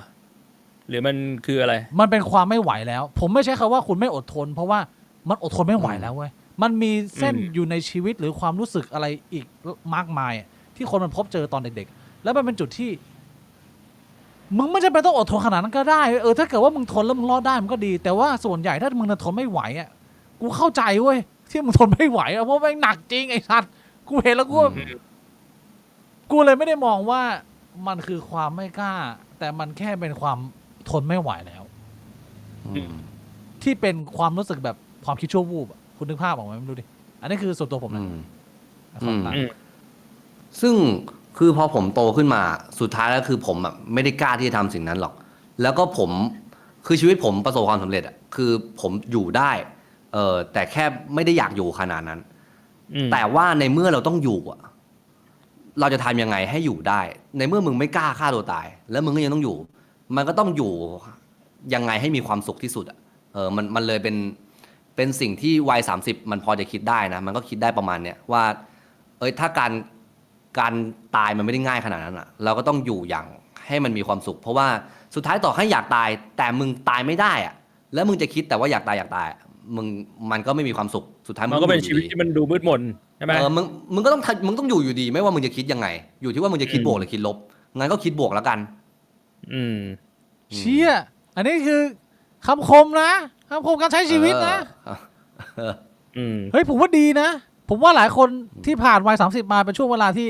ตกผลึกแล้วเจอไอ้ก้อนความรู้สึกนี้พร้อมๆกันหลายๆคนว่าเราถึงเวลาแล้วที่จะลดความสนุกสนานมากมายในชีวิตเราแบบว่ามาโฟกัสกับสิ่งที่แม่งแบบมีค่ากับเราจริงแล้วก็ได้ไม่แบบสเปซปะเลอะเทอะความรู้สึกของผมประมาณนั้นได้ไหมพี่บงแล้วเหมือนผมก็เคยแบบทำคอนเทนต์เนี่ยในประมาณ4 ปีที่แล้วอย่างนี้แหละเป็นคอนเทนต์แบบเอาเอกสารการแบบว่ายินยอมให้ไม่ช่วยยื้อชีวิตเอามาแจกทุกคนแบบว่าแจกในช่องคอมเมนต์แล้วบอกว่าเนี่ยเอกสารเนี้ยมันมีหน้าที่ในการทำอะไรอะไรเงี้ยก็คือแบบก็คือกายก็ยินยอมที่จะตายถ้าแบบเกิดอุบัติเหตุถ้าเกิดอะไรอย่างเงี้ยผมก็เอามาแจกจ่ายว่าเฮ้ยอันนี้มันดีนะกูว่ามันเจ๋งมากเลยไม่ต้องยื้ออะไรเงี้ยแบบถ้ามึงมีโอกาสได้ตายแล้วแล้วมึงต้องการอะไรเงี้ยก็โดนทัวร์ลงก็แบบถ้าประมาณว่าถ้าบอกว่าอยากตายนะมึงโอนตังค์มาให้กูนี่มาอะไรเงี้ยกูแบบเอ้าทำไมกูต้องให้มึงวะทำไมกูไม่เอาไปให้พ่อแม่กูไม่ดีกว่าเหรอให้พี่กูไม่ดีกว่าเหรออะไรเงี้ยคอมเมนต์พวกนี้ทุกวันนี้มันไม่น่าจะรบกวนเราแล้วมั้งเราน่าจะชินแล้วไหมเราน่าจะแบบว่าใช่คือคอมเมนต์แบบนี้มันไม่ได้ส่งผลอะไรต่อผมตั้งแต่แรกอยู่แล้วล่ะไอ้ที่มันส่งผลเนี่ยคืออย่างไอ้คนที่มันบอกว่าผมจูบเกย์เท่ากับล้อเกย์หรือเปล่าอย่างนั้นผมคิดมากกว่าว่าสิ่งที่เราเชื่อว่ามันถูกหรือว่ามันผิดวะอะไรอย่างเงี้ยแต่ถ้าในสิ่งที่ผมเชื่อว่ามันถูกแล้วมันดีเฟนต์มาแบบอะไรของมึงอะไรเงี้ยมันยิ้มเลยเนี่ยคือแบบคือมันไม่ได้มาสร้างความสงสัยในตัวเองให้กับเราเลยใช่เดี๋ยวอันนี้นึงขออนุญาตถามย้อนไปเรื่องงานนิดนึงสรุปแล้วเราเรียนจบไหมเรามาทำไอ้ตรงบ้านเรียนจบใช่ก็คือเรียนจบปี4แบบนั่งคุยโทรศัพท์ร้องไห้กับครูว่าแบบเหมือนครูแม่งคือจบทีสิทธ์ใช่ไหมคือผมมาทำทีสิทธ์แล้วก็ทำบ้านกูเองไปด้วยงานเยอะได้ตังค์ใช่ไหมผมเกือบจะไม่จบเพราะว่าผมไม่มีแฟลชไดรฟ์ที่ใส่งานทีสิทธ์ผมแบบไอ้เหี้ยคือมึงเอางานกูไปในแฟลชไดรฟ์ในที่ทุกวันนี้แม่งมี Google Drive มึงจะมาทวงแฟลชไดรฟ์กูทำเหี้ยอะไรนักหนาแล้วมึงเอาไปทำอะไรมึงเอาไปดูไหมมึงเอาไปเก็บไว้ไหนมึงอะไรไม่รู้แบบผมรู้สึกว่ามันงี่เง่าที่แบบโอ้โหเหี้ยงานเงินกูอยู่ตรงหน้าเนี่ยกูต้องมาเซฟงานใส่แฟลชไดรฟ์ให้มึงอะไรเงี้ยกูต้องไปหาซื้อแฟลชไดรฟ์อะไรเงี้ยนั่นแหละสุดท้ายก็แบบเหมือนระบายครูแบบร้องไห้อะไรเงี้ยแต่สุดท้ายก็ต้องทำใส่อยู่ดีจบมาแบบนั้นแล้วมีแผนอะไรอีกในอนาคตไหมจะต้องแบบใหญ่กว่านี้ไหมบ้านกูเองที่ผ่านมาเนี่ยเราไปอยู่จุดสูงสุดของเราแล้วหรือว่าเราจะโตไปมากกว่านี้อีกแผนเราเรามีแบบว่าต้องวางล่วงหน้าไหม คือผมอะวางแผนไปแล้วว่าแบบบ้านกูเองมันจะเทิร์นไปเป็นสิ่งไหนคอนเทนต์ครีเอเตอร์จะโตยังไงโอจะโตยังไงอะไรเงี้ยมันมีการวางแผนไว้คร่าวๆแต่คือผมอะไม่ได้อยากจะโตใหญ่โตทำธุรกิจรวยอะไรเงี้ยไม่ใช่เพราะว่าที่จริงอะคือผมมาโชคดีที่เจอผู้วางแผนการเงินไวคือผมเจอตั้งแต่ตอนอายุ25ตอนที่โอกาสมันเข้ามาเยอะแล้วเรามีเงินเย็นเยอะๆอะแล้วเขาอะ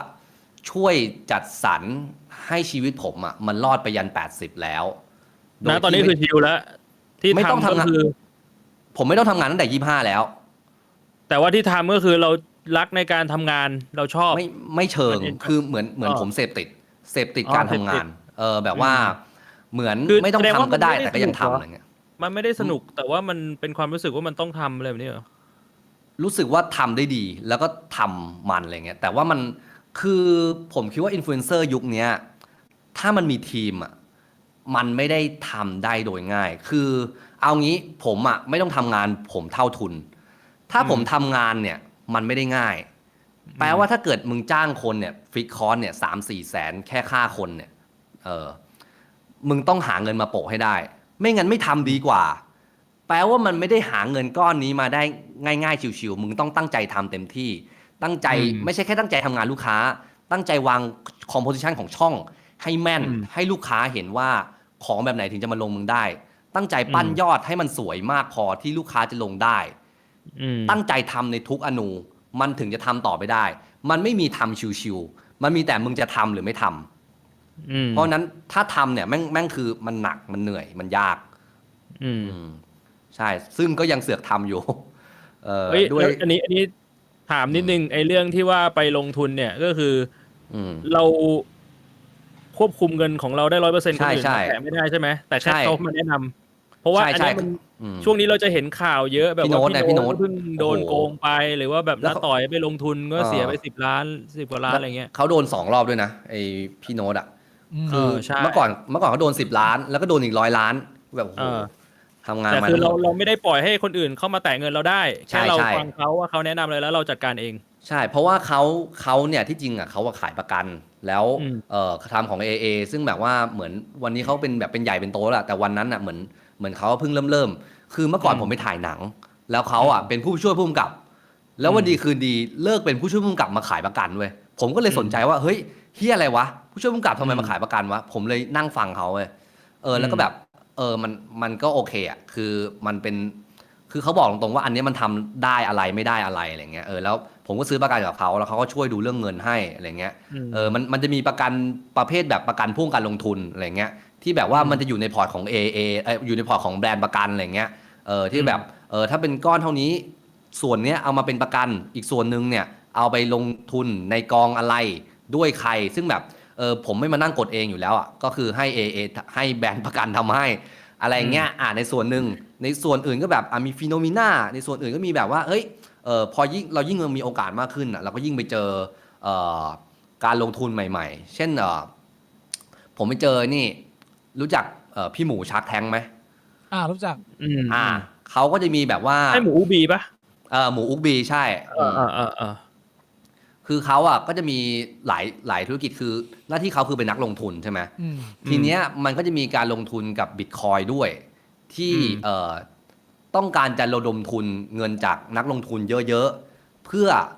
เอาไปทำบิตคอยคือมันเป็นการขายแบบตั้งขายซื้อแบบที่ไม่เสียค่าแพลตฟอร์มแล้วเขาเอาเงินจุดหลัก 0.0001 แบบนั้นน่ะแต่แม่งทำรัวๆแล้วทำในไซส์เงินที่มันระดมทุนมาอะไรเงี้ยผมเลยเข้าอันนี้ไปอยู่ก้อนหนึ่งอะไรเงี้ยซึ่งก้อนนี้ก็ต้องเป็นระยะยาวก็ไม่รู้ว่าอนาคตมันจะงอกเงยไหมแต่ว่ามันเป็นก้อนที่แบบก็เย็นๆอ่ะเป็นก้อนเย็นๆอะไรอย่างนั้น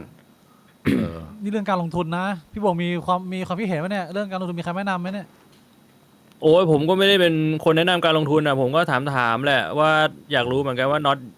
ลงอะไรยังไงบ้างคือเอาจริงผมไม่ได้อยากรู้ละเอียดผมก็ไม่ได้มีความรู้เยอะแต่ว่าแค่แบบมันตรวจสอบได้มันเช็คได้ว่าปีนี้โตไปเท่าไหร่แล้วอะไรเงี้ยแล้วก็มันก็มีกองที่แบบว่าอันนี้กองระยะสั้นระยะกลางระยะยาวอะไรเงี้ย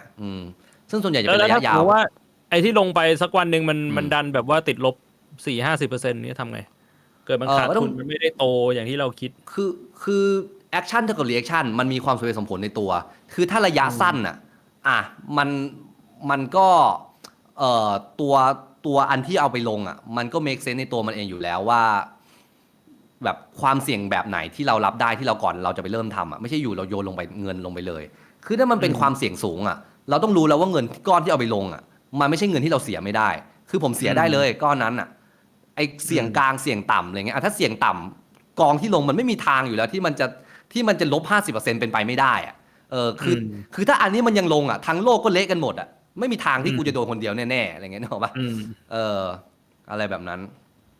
ต้องระวังนะ แล้ว การลงทุนในสมัยนี้นะ อันตรายนะ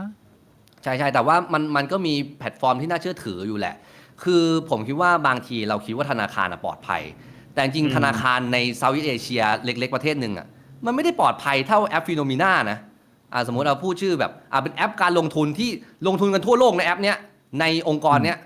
กับธนาคารที่ใช้อยู่แค่ประเทศนี้ประเทศเดียว พี่ว่าอะไรล้มง่ายกว่ากัน เอาจริงพูดยากนะ คือมันไม่ได้เป็นแค่เรื่องของไซส์เงินอย่างเดียว มันเป็นเรื่องของเครดิต ใช่ คือ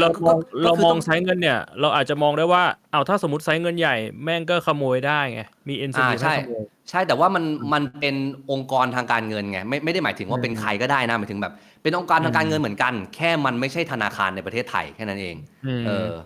อะไรแบบนั้นเพราะว่าไอฟิโนมิน่าพี่ไม่รู้ว่าคือองค์กรเขาเนี่ยมันมีแบ็กอัพยังไงบ้างแต่อย่างน้อยๆในทางธนาคารมันมีแบ็กอัพระดับประเทศนึกออกปะแต่ธนาคารเนี่ยรับผิดชอบสูงสุดแค่2 ล้านนะต่อให้แบ็กอัพยังไงก็แล้วแต่เศรษฐกิจต้มยำกุ้งมาตุ้มธนาคารล้มธนาคารยื่นล้มละลายพี่ก็ได้ตังค์ไม่เกิน2 ล้านถ้าในธนาคารพี่มีมากกว่านั้นพี่ก็ได้คืนแค่2 ล้านเนี่ยนี่เป็นกฎหมายด้วยธนาคารน่าเชื่อถือยังไงเขาก็รับผิดชอบได้แค่2 ล้านแต่ว่าในตอนที่มันยังไม่ล้มเนี่ยเขาให้ดอกเบี้ยพี่0.เท่าไหร่0.2 0.1 0.1 หรือไม่ถึงไม่รู้เท่าไห ใน ร่ ขณะที่เงินเฟ้อมันอาจจะ close to 10 ถ้าเราอยู่ในกรุงเทพใช่ไหมเพราะว่าเวลาเราบอกว่าเราเงินเฟ้อประมาณ 5% คือเราหารเฉลี่ยกันทั้งประเทศ คือเราเอาค่าของชีพเราไปวัดกับชายแดนได้เปล่า ไม่ได้นะ แปลว่าถ้าในกรุงเทพจริงๆมันต้องเยอะกว่า5มันต้องเป็นตัวพีกที่ดึงทุกอย่างขึ้นมาใช่ส่วนปริมณฑลมันอาจจะ3ก็ได้แบบใช่ไหมโอ้โหนี่คิดเยอะเลยเนี่ยเป็นอินฟลูเอนเซอร์ทำคอนเทนต์ให้วัยรุ่นดูแต่ว่าหลังบ้านนี่วางแผนชีวิตเยอะเหมือนกันนะผมเรียบร้อยหมดแล้วคือตอนนี้ผมหยุดทุกอย่างได้เลยทำนี่คือเพื่อความเซลล์ส่วนตัวความมันอย่างเดียวทำเพื่อความโลภแบบว่าไม่รู้จักพอหยุดไม่ได้อะไรเงี้ยแล้วเวลาเราทำอย่างเงี้ยเราดูเราอยู่กับตัวเลขเป็นคอนเทนต์ครีเอเตอร์เราเห็นตัวเลขอันนี้โปรเจกต์นี้ไม่ปังโปรเจกต์นี้ไม่ไปเนี่ยเราเครียดไหมเราต้องแฮนเดิลกับเรื่องนี้หรือว่าแม่งชิลหรือว่ายากเป็นเรื่องที่ยากของเรายากเครียดเหนื่อยทำให้เราท้อไหมอยากหยุดทำไหมไอ้ประเด็นตรงนี้มันยากมันใหญ่ไปไหมสำหรับเราใช่เพราะว่าถ้าสมมติแบบหยุดใหญ่ช่วงมันเครียดมันเหนื่อยแล้วเราหันไปเราก็เห็นว่าแบบเงินเราก็เยอะพอที่จะใช้ชีวิตได้แล้ว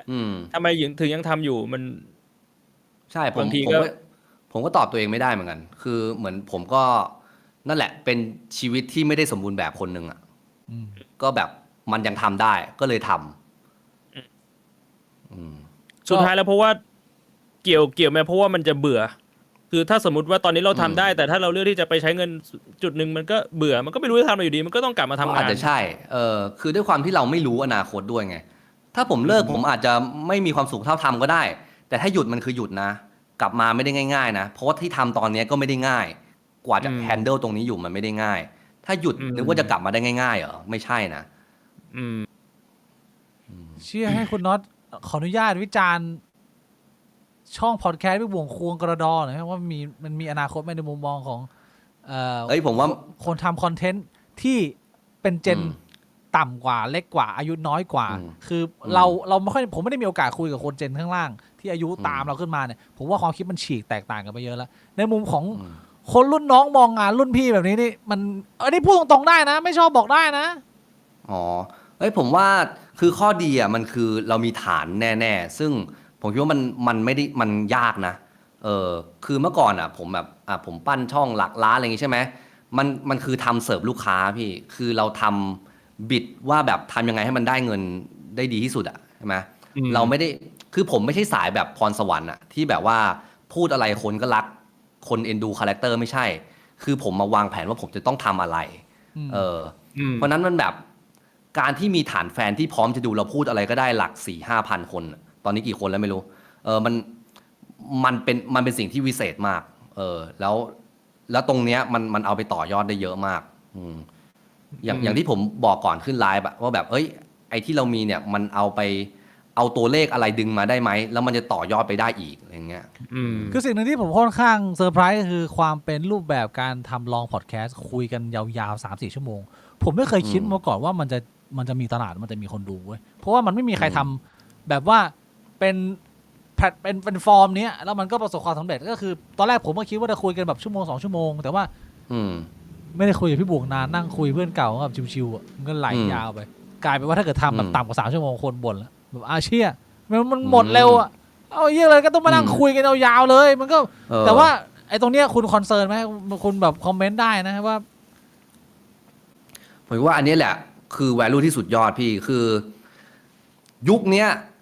อัลกอริทึมที่สำคัญที่สุดคือ watch time ไม่เกี่ยวว่าคุณมีผู้ติดตามเท่าไหร่เพราะว่าอัลกอริทึมมันเปลี่ยนแล้วทุกวันนี้ดูได้เลยว่าทำไมมันถึงมีช่องที่ผู้ติดตามหลักร้อยหลักพันแต่มันมีล้านวิวทำไมมันมีช่องที่ผู้ติดตามล้านวิวผู้ติดตามล้านคนแต่ว่าคนดูก็หลักพันหลักหมื่นเพราะว่าเขาไม่ใช่ระบบกระจายคลิปไปให้กับคนที่ติดตามเขาเป็นระบบกระจายคลิปไปให้ใครก็ได้เป็นกลุ่มเป้าหมายเล็กๆแล้วกลุ่มเนี้ยดูจบไหม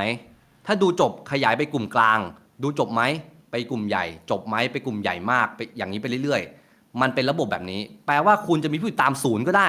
แต่ถ้าคลิปนั้นมันเสิร์ฟให้500คนแรกดูแล้ว500คนนั้นดูจบมันก็จะไวรัลเพราะนั้นถ้าเกิดพี่ทำคลิป3 ชั่วโมงแล้วคนไม่ยังทนดูเป็น 4-5,000 คนเนี่ยอันนี้มันคือสักเซสมากมันมี value ในตัวสูงมากอยู่ที่ว่าเราจะบิดมันให้มันกลายเป็นเงินยังไงเท่านั้นเองเชี่ยเป็นไงพี่บวงมันก็ถ้าตอบว่ารู้อยู่แล้วคนดูก็จะแบบไอ้เชี่ยมึงเพิ่งฟังเมื่อกี้อะเดแต่มึงแบบกลัวเสียหน้าถ้าตอบว่าไม่รู้ก็จะแบบไอ้สัตว์มึงทำมาตั้ง10 ปีมึงเพิ่งรู้เหรอแล้วคำตอบไงแล้วคำตอบคืออะไรที่แท้จริงอ่ะไม่ต้องสนใจว่าคนจะคิดถึงเรายังไงดิรู้อยู่แล้วเชี่ยพี่บวงแบบว่ามือปืนนะแม่งมันจับวางแล้วน็อตทำว่าคือสุดท้ายแล้วปัญหามันคือเอาตรงๆผมกับพี่บิ๊กก็ไม่รู้หรอกว่าอะไรเป็นจุดที่มันทำให้มันดังเพราะฉะนั้นน่ะถ้าเราไม่รู้ว่าอะไรทำให้มันดังอ่ะตอนที่มันดับแล้วอ่ะเราก็ไม่รู้ว่าแบบไอ้เชี่ยมันดับเพราะอะไรวะนี่ไงเราก็จะสุดท้ายมันเป็นกระแสแหละมันก็เหมือนแบบทุกอย่างมันมีไซเคิลของมันแล้วถามคนข้างนอกไม่ได้เหรอกระแสเราจะลงเมื่อไหร่จุดเด่นของเราคืออะไรให้น็อตเขาแบบว่าคนข้างนอกประเมินเข้ามาได้ไหมมีคำตอบให้ไหมว่ามันพอหรือว่ามันยังแบบก็เนี่ยกระเจียวกระดอเนี่ยคนเขาเขียนกันอยู่เนี่ยพูดเรื่องกระเจียวกระดอแค่นี้ก็เป็นจุดเด่นที่มันจะแบบว่าอยู่ยั้งยืนยงก็ไม่ขนาดนั้นนะแต่สักวันหนึ่งมันก็ต้องเบื่อมุกกระเจียวไปอ่ะใช่คือมึงจะไม่เล่นมุกอื่นเลยเหรอมึงจะเล่นมุกกระเจียวอย่างเดียวมันก็ต้องผมว่าเอางี้ถ้าทำธุรกิจอ่ะอินฟลูเอนเซอร์ไม่ใช่อาชีพที่น่าทำธุรกิจแบบเป็นธุรกิจระยะยาวเพราะอินฟลูเอนเซอร์มันคือขายตัวตนมันมีขึ้นแล้วมันก็ต้องมีลงเหมือนดาราวันหนึ่งมันก็ต้องดับแต่แค่ตอนขึ้นน่ะเราจะขยับ S curve ขึ้นไปได้กี่รอบจนกว่ามันจะไปไม่ได้แล้วเพราะว่าอินฟลูเอนเซอร์เนี่ยมันขายตัวคนนึงเนี่ยจะถ่ายงานได้สักกี่ชิ้นต่อเดือนมันไม่สามารถปั้นเงินที่มันแบบว่าเยอะๆได้30 วันมันก็ลงได้30 ตัวเท่านั้นแหละมันเหมือนกับร้านผัดข้าวเจ๊ไฝก็คือว่าเจ๊ไฝเนี่ยก็ต้องเป็นคนผัดเองแล้วโต๊ะก็จะมีเท่านี้วันหนึ่งจะรับได้กี่เจ้าจะดันราคาให้แพงขึ้นได้สักแค่ไหนมีสมมุติว่าวันต่อมามีลูกมาทำต่อบอกว่านี่เป็นลูกเจ๊ไฝคนอยากกินเปล่าไม่รู้ก็ต้องไปสร้างแบรนดิ้งกันใหม่ไม่รู้ว่าคนอยากกินฝีมือลูกเจ๊ไฝไหมแต่ในขณะเดียวกันถ้าเราเปลี่ยนเจ๊ไฝเป็น3 แม่ครัว3 แม่ครัวนั้นแม่งเป็นใครวะไม่รู้แต่แม่งกลายเป็นโปรดักต์ไปแล้วแม่งกลายไปเป็นโลโก้กลายไปเป็นแบรนด์มันขายแวลูของสินค้าว่ามันเป็นปลากระป๋องที่ราคาถูกซื้อง่ายไม่ได้เกี่ยวว่ามันแบบมันเป็นกระแสมันเป็นอะไรกูกินอย่างเงี้ยไปได้เรื่อยๆขายไปเรื่อยๆ แล้วมันจะขายไปกี่ชิ้นก็ได้ โดยที่3คนแม่ครัวนั้นคือใครก็ไม่รู้ อะไรอย่างเงี้ยเพราะนั้นถ้าเกิดเราจะคิดว่าโอ้ยเราจะทำยังไงดีให้อินฟลูเอนเซอร์เนี่ยมันเป็นอาชีพที่แบบทะยานขึ้นรวยขึ้น ไม่มีทางทำไม่ได้ มันก็ต้องแตกไปเป็นขายธุรกิจใช่ไหมแบร์เฮาส์ก็ไปเป็นแบร์ฮักไปเป็นแบร์เฮาส์ไปเป็นหมึกกรุบใช่ไหมอะไรอ่ะโคตรคูลก็ไปเปิดขายหุ้นกับ Workpoint แล้วก็ทำให้มันกลายเป็นช่องเป็นอะไรมีวาไรตี้มากขึ้นลดบทบาทตัวเองน้อยลงมีรายการที่เป็นคนอื่นมานำเนี่ยเห็นไหมที่ทาง คือตอนเนี้ยอ่า ผมมีไอเดียอีกอันหนึ่งที่มันทำง่ายด้วยแล้วถ่ายกัน2 คนกับพี่บิ๊กก็คือทำซีนล้อหนังอะไรเงี้ย เฮ้ย เพราะว่าเมื่อวานน่ะนั่งขี้อยู่ก็เลื่อนไปเจอคลิปหนึ่งก็คือพี่บิ๊กจำไอคลิปเจมส์บอนด์ได้ไหมที่ ดึง ตาเดียวมันเอาลูกตุ้มไปทุบไข่เจมส์บอนด์อ่ะ จำได้ เนี่ยคือถ่ายแค่ฉากนั้นอ่ะพี่บิ๊กนั่งอยู่แล้วผมก็แบบสรุปมึงจะอมกระดอกูหรือเปล่าพี่บิ๊กบอกไม่แล้วกูก็ตุ๊บแบบเนี้ย ไวรัลแล้วเนี่ยไวรัล อะไร แล้ แบ ว บเนี้ยแค่นี้ก็ไวรัล เนี่ แล้ ยว เหรอ ทำได้ใช่ อันนี้เงินหาง่ายนะ เงินแบบอยู่ในอากาศเสกมาเลยนะ อันเนี้ยทำได้แน่นอนเว้ยคือไอคลิปแบบเนี้ยเงื่อนไขมันคือมึงต้องมีหน้าตาที่คนมันจำได้ก่อน ถ้ามันเป็นใครก็ไม่รู้มาทำอ่ะแล้วมันแบบมันอาจจะโอกาสจุดติดหรือโอกาสไวรัลมันไม่เยอะเท่าไหร่นึกออกใช่ปะแต่ถ้ามึงมีหน้าตาที่แบบคนมันรู้แล้วไอ้2 ตัวนี้มันคือใคร แล้วมึงแบบว่าใส่พาโรดี้เข้าไปด้วยอ่ะมันก็จะยิ่งมีโอกาสไวรัลเพิ่ม อ๋อ นี่ อันนี้คือที่พอจะนึกได้ ก็ไอเดียดีนะ แต่ว่าต้องเอาไอ้เขาที่ได้ตังค์นะไอ้เขาทำฟรีไม่เอานะพี่บวงเพราะว่าการแสดงของผมอะมันต้องใช้ ใส่บิ๊กบวงเนี่ยใส่บิ๊กบวงเนี่ยมันก็ได้เงินไง โอเค เออ เฮ้ยแต่ผมมี แต่ถ้าสมมติมันไว้รอบปุ๊บก็ขายได้อีกก็แบบว่าเอาแบรนด์ไข่กูมิ่งมาเงี้ยมาใส่ตรงปลายเชือกแล้วก็เนี่ยเหวี่ยงใส่ไข่มึงใช้ขวดเนี่ยแล้วก็ให้มันมีโลโก้เนี่ยมันก็ขายได้ปะ โอ้โหมันเริ่มยากแล้วพี่บวงท่ามึงอะ ซึ่งแบบถ้าจะขายในระยะยาวอะแบบตอนนี้เรามีกระแสเขาอาจจะซื้อใช่ไหมแต่ว่าถ้าจะขายในระยะยาวอะอะไรแม่งเป็นพรูฟที่เขาจะรู้ว่าเขาจะต้องจ้างเราต่อไปเรื่อยๆมันเก็บพอจะเก็บอะไรกลับมาฟีดแบ็กเขาได้ไหมล่ะว่าการที่เขาเป็นเงินครั้งเนี้ยคนแม่งซื้อไปเท่าไหร่อะไรอย่างเงี้ยแล้วมันจัดเป็นมีตติ้งได้ไหมมีตติ้งบิ๊กบวงเนี่ยไอ้4-5 พันคนที่ดูฟรีเนี่ยมันสามารถเข้ามาทำอะไรซัพพอร์ตเราได้บ้างอะไรเงี้ยซึ่งเขาเป็นผู้มีพระคุณนะ ใช่ไงใช่ เขาเป็นผู้มีพระคุณมาก ก็น่าจะมีอยู่แล้วในอนาคตถ้าเกิดว่ามันไม่แบบว่าตายหายใจจากไปก่อนนะ ก็น่าจะมีโอกาสได้มาพบกันมากขึ้นอยู่แล้ว ผมว่าไอ้คอมมูนิตี้นี้ก็มาแบบแปลกๆรวมตัวแบบแปลกๆในช่วงเวลาปีกว่าๆ2 ปีก็เพิ่งเรียกว่าเป็นหน้าใหม่ครับผมมาแบบฝากเนื้อฝากตัวกับคุณน็อตบ้านกูเองด้วยแล้วผมมีไอเดียอยากจะเสนอเหมือนกันพี่บวงเมื่อกี้มีเสนอไอเดียแล้วนะทำล้อเลียนหนังก่อนที่ผมจะมานั่งไลฟ์วันนี้เนี่ยผมนั่งคุยกับตัวเองมาทั้งวันเลยวันนี้เพราะว่ามันเกิดไอเดียปิ๊งขึ้นมาในหัวคือผมไม่รู้คุณน้อยบ้านกูเองรู้เปล่าผมมีอีกช่องหนึ่งช่องที่ชื่อว่าโอ้ยวารุโตะเป็นช่องเล่นเกมของผมครับผมเคยเห็นซึ่งก็ไม่ได้เล่นเกมบ่อยแต่ว่าเอาเกมมาแบบรองรับตอนเนี้ยผมคิดระบบใหม่ขึ้นมาระบบใหม่ที่ผมมาใช้เนี่ยมันชื่อว่าระบบแพ้โดนปี้ก็คือพอคุณเข้ามาเล่นเกมกับโอ้ยวารุโตะแล้วเนี่ยถ้าเกิดว่ามีโอกาสที่เรามาคอลแลบกันแล้วเราได้มีการเบทกันหน้างานในเกมเนี่ยในโลกแห่งเกมของเราจริงๆเนี่ยมันจะมีคะแนนอยู่2แบบที่เราใช้สามารถในการเบทกันได้แล้วเราต้องจริงจังกับการเบทกับผมทุกครั้งแต่ว่าคุณจะต้องมาชดใช้เนี่ยเราเรียกว่าสรุปรวบยอดแล้วไปใช้ในโลกหน้าคือเราไม่รู้ว่าโลกหน้ามีจริงไหมซึ่งผมเนี่ยเป็นคนที่ไม่เชื่อว่าโลกหน้ามีจริงผมหวังว่าโลกหน้ามันจะไม่มีจริงแต่สิ่งที่เราจะสะสมคะแนนแพ้โดนปี้เนี่ยกับการเล่นเกมกับโอเวอร์โตเนี่ยมันไปใช้เช็คบินตอนที่คุณเสียชีวิตไปแล้วคุณไปค้นพบว่าโลกหน้ามันมีอยู่จริงนะแล้วคุณแต้มคุณสะสมมาแต่สมมติว่าแต้มของคุณคือโดนโอเวอร์โตปี้244ทีคุณสะสมมาทั้งชีวิตแล้วคุณก็ไปใช้ของผมโดนชาติหน้าชีวิตหน้าแต่ถ้าเกิดไม่มีเนี่ยคะแนนนี้มันก็เป็นคะแนนติ้งต่างสมมติเล่นสนุกไว้ซึ่งผมเนี่ยจะทำผังไว้เลยว่าต่อไปนี้นะใครที่เคยมาเล่นเกมกับผมเนี่ยเวลาเราแบบว่ามีจังหวะที่เราต้องแบทเทิลกันจังหวะที่เราต้องสู้กันในเกมเนี่ยมันต้องมีการใช้แต้มแพ้โดนปี้ได้แต่ว่ามันมีแต้มรองนะแต้มรองคืออมกระดอ10ไอเชี่ยอย่างนี้จริงๆแล้วคะแนนของกูกับมึงมันก็ไม่เจ้ากันนะเด้เพราะว่าไอแพ้โดนปี้ที่กูแพ้มึงอ่ะมันโลกหน้าแต่ว่าไอที่ พี่บิ๊กจะอมกระดอกูอะมันตอนนี้ ก็ถือว่าหักล้างกันไปเพราะว่าเราเคลียร์ ล้างไม่ได้แล้วอย่างเงี้ยมันโอ้โหโลกนี้กับโลกหน้ามันคนละเครดิตสกอร์กันแล้วพี่บิ๊ก เราเพิ่งมาเซตกฎเนี่ยกฎ ไอ้เหี้ย กฎมาใหม่ กดตอนไหนเนี่ยอันนี้มึงโกงแล้วพี่บิ๊ก ไม่มัน พยายามที่จะหัวหมอ ผมเพิ่งจะไปคิดระบบมา ผมจะเอามาเสนอคุณน็อตกับพี่บวงควงกระดอเนี่ยว่า การมีคะแนนแพ้โดนปี้กับอมกระดอเนี่ยโดยที่10อมกระดอเนี่ยเท่ากับ1โดนปี้ ปี้ถ้าเกิดว่าสมมติว่าคุณน็อตมีโอกาสมาคอลแลบกับผมในช่องโอ้ยโบโตะแล้วคุณน็อตกำลังยืนเล่นไมค์คราฟเนี่ยบอกเฮ้ยพี่บิ๊กแข่งกระโดดกันไหมว่าใครจะกระโดดไกลกว่ากัน ผมก็คุยกันในโลกออนไลน์บอกว่างั้นใครแพ้อมกระดอ2 ทีก็กระโดดปุ๊บแล้วถ้าเกิดว่าคุณมาเบทกับผมไว้ผมจะไปบันทึกเอาไว้ในโลกของผมแล้วว่าคะแนนเนี่ยของผมคุณจริงจังผมไม่รู้อะแต่ว่าในผังผมเอาจริงอะชาติหน้ากูไปปี้มึงอะกูไปปี้มึงชาติห แล้ว น้า ถ้าชาติหน้าผมเกิดมาเป็นหมา ก็ปี้ อ๋อ ไม่มี ก็ กา ดี ร นะ แบบ ก็ดี ว่าละเว้นเลยเหรอ